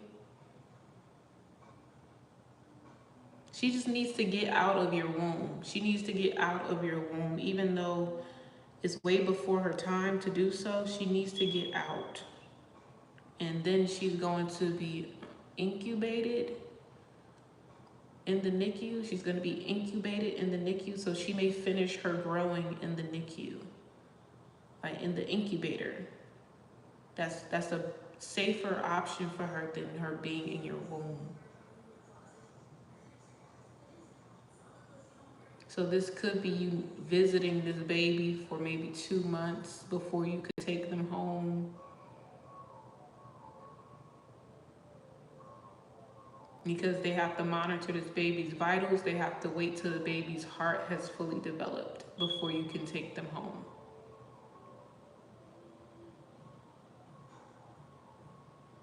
Yeah, that's what it could be here.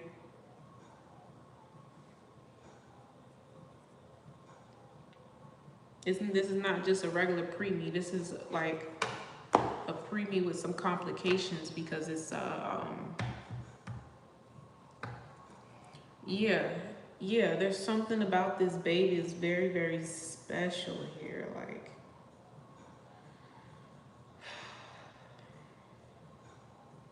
she had to be born under a certain star system. She had to be born at these exact coordinates, like at this exact time, for the purpose that she's going to fulfill here. I'm hearing without reasonable doubt, so I don't know what that's about.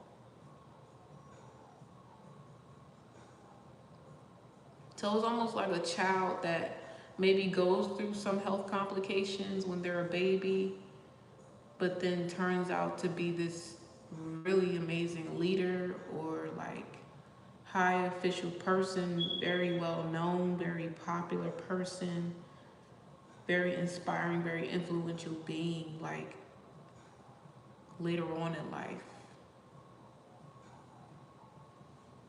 Like someone could be counted out as like an underdog. Someone could be an underdog here.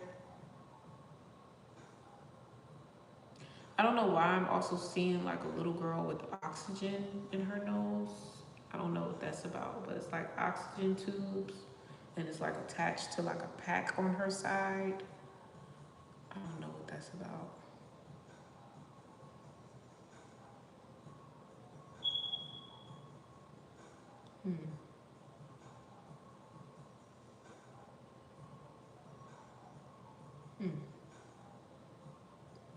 But I feel like this is temporary. Like when she gets older, she's not gonna have to do this.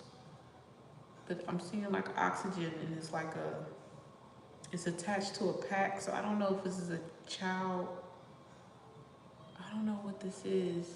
I want to say diabetes, but I don't know if they put oxygen tubes in their nose. I know they can carry a pack sometimes on them. It's like a monitor that they can carry on them in school or something like that. But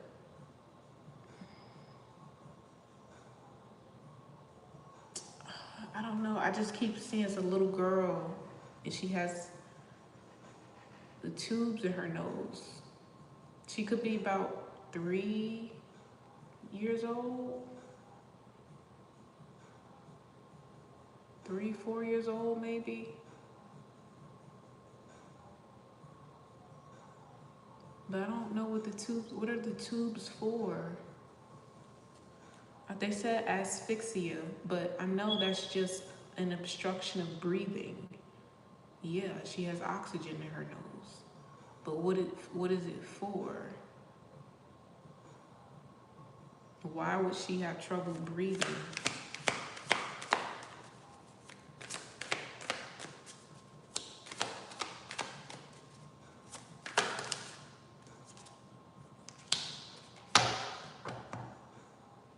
I don't know. Maybe this is just a child who has asthma at a very young age.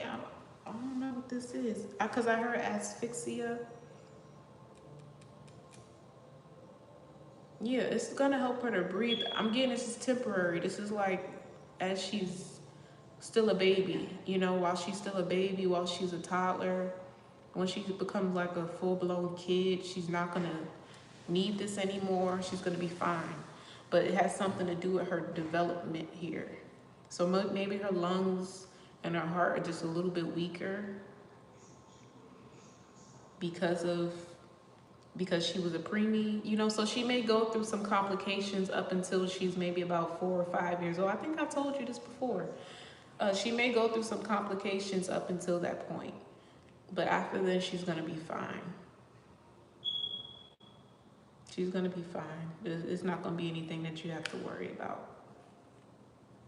This is even like a kid that acts like a kid. Like despite them having the oxygen tubes in their nose, like they're still like running around and trying to play and shit like that. This is a very active kid. So it's not gonna feel like a burden or anything that you have to be shameful of or be sad about. Like this kid has a very bright spirit.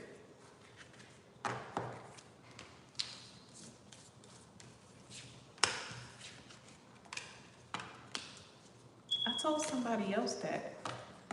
I don't know who I told that to, but I said it's a child that It's only going to be experiencing some complications up until they're about 5. But yeah, don't worry about it. Don't worry about it. It's gonna be fine. Everything's gonna be fine. You know, I just feel like this child is just gonna be very gifted. Very, very gifted here. So that's why the birthing is so dramatic. Yeah. The birthing is gonna be a little dramatic. But you're gonna be okay. She's gonna be okay.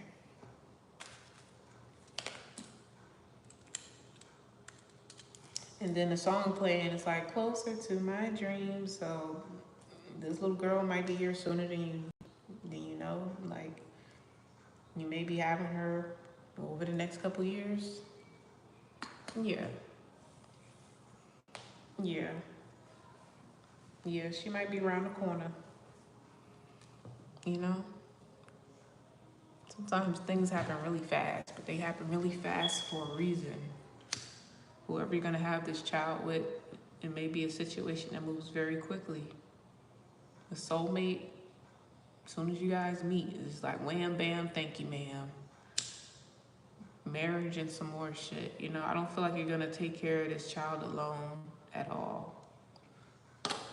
At all. You're definitely gonna have some support. More than just support. I'm also picking up, you could be meeting someone who has a son. This person could have a son, a small child.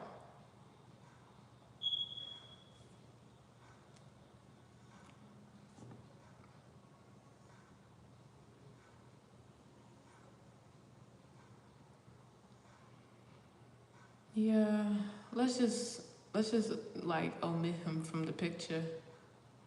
Yeah, no. I don't see you having another child with your baby dad. Not at all. Not at all. This is someone new.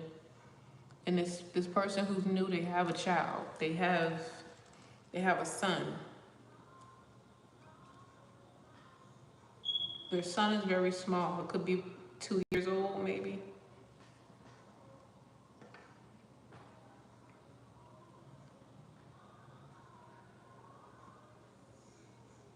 Yeah, this person is gonna be very protective of you. Yeah, you know that word was very specific too. They said omit. Omit his ass. Not just leave him alone, omit his ass.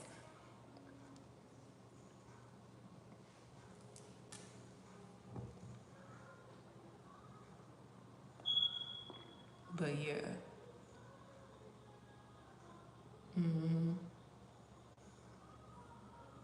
Not as soon as you fucking omit his ass, the soulmate probably gonna come in. And so he just popped back into your life. I don't know, could be him. I'm seeing a bright baby blue polo shirt.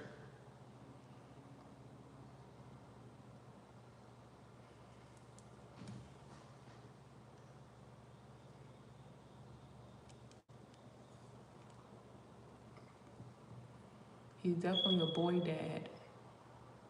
A boy dad. He's omitted. Look, and then Happy by Ashanti is on the screen. Whoever this person is coming in is going to make you very happy.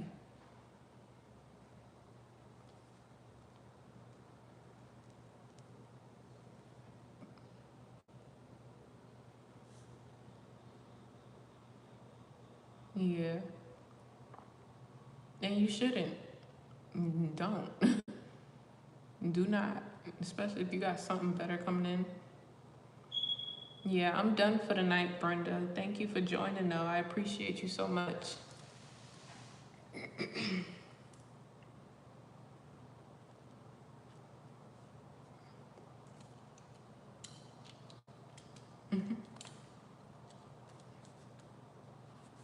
What I did tonight.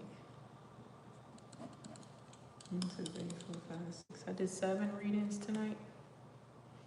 333 on the clock.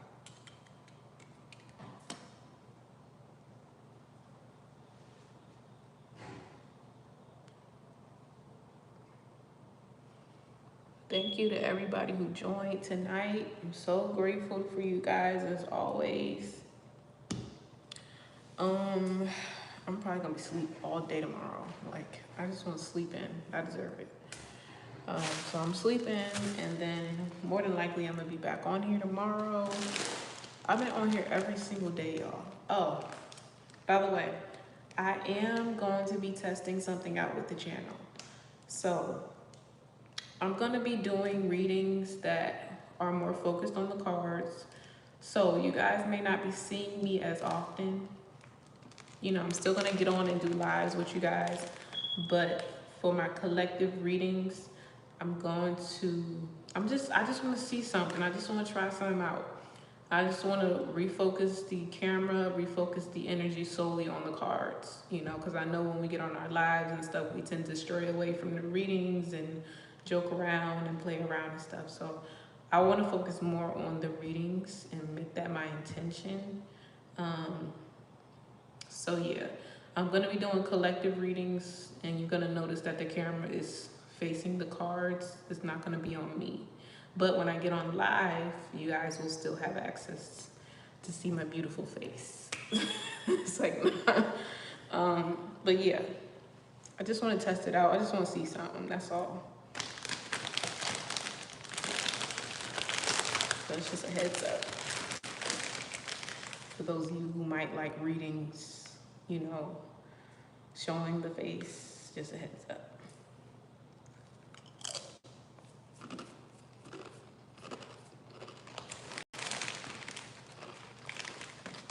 Oh yeah.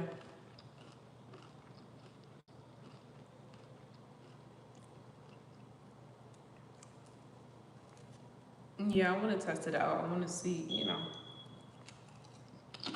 if it makes a difference in my channel or anything.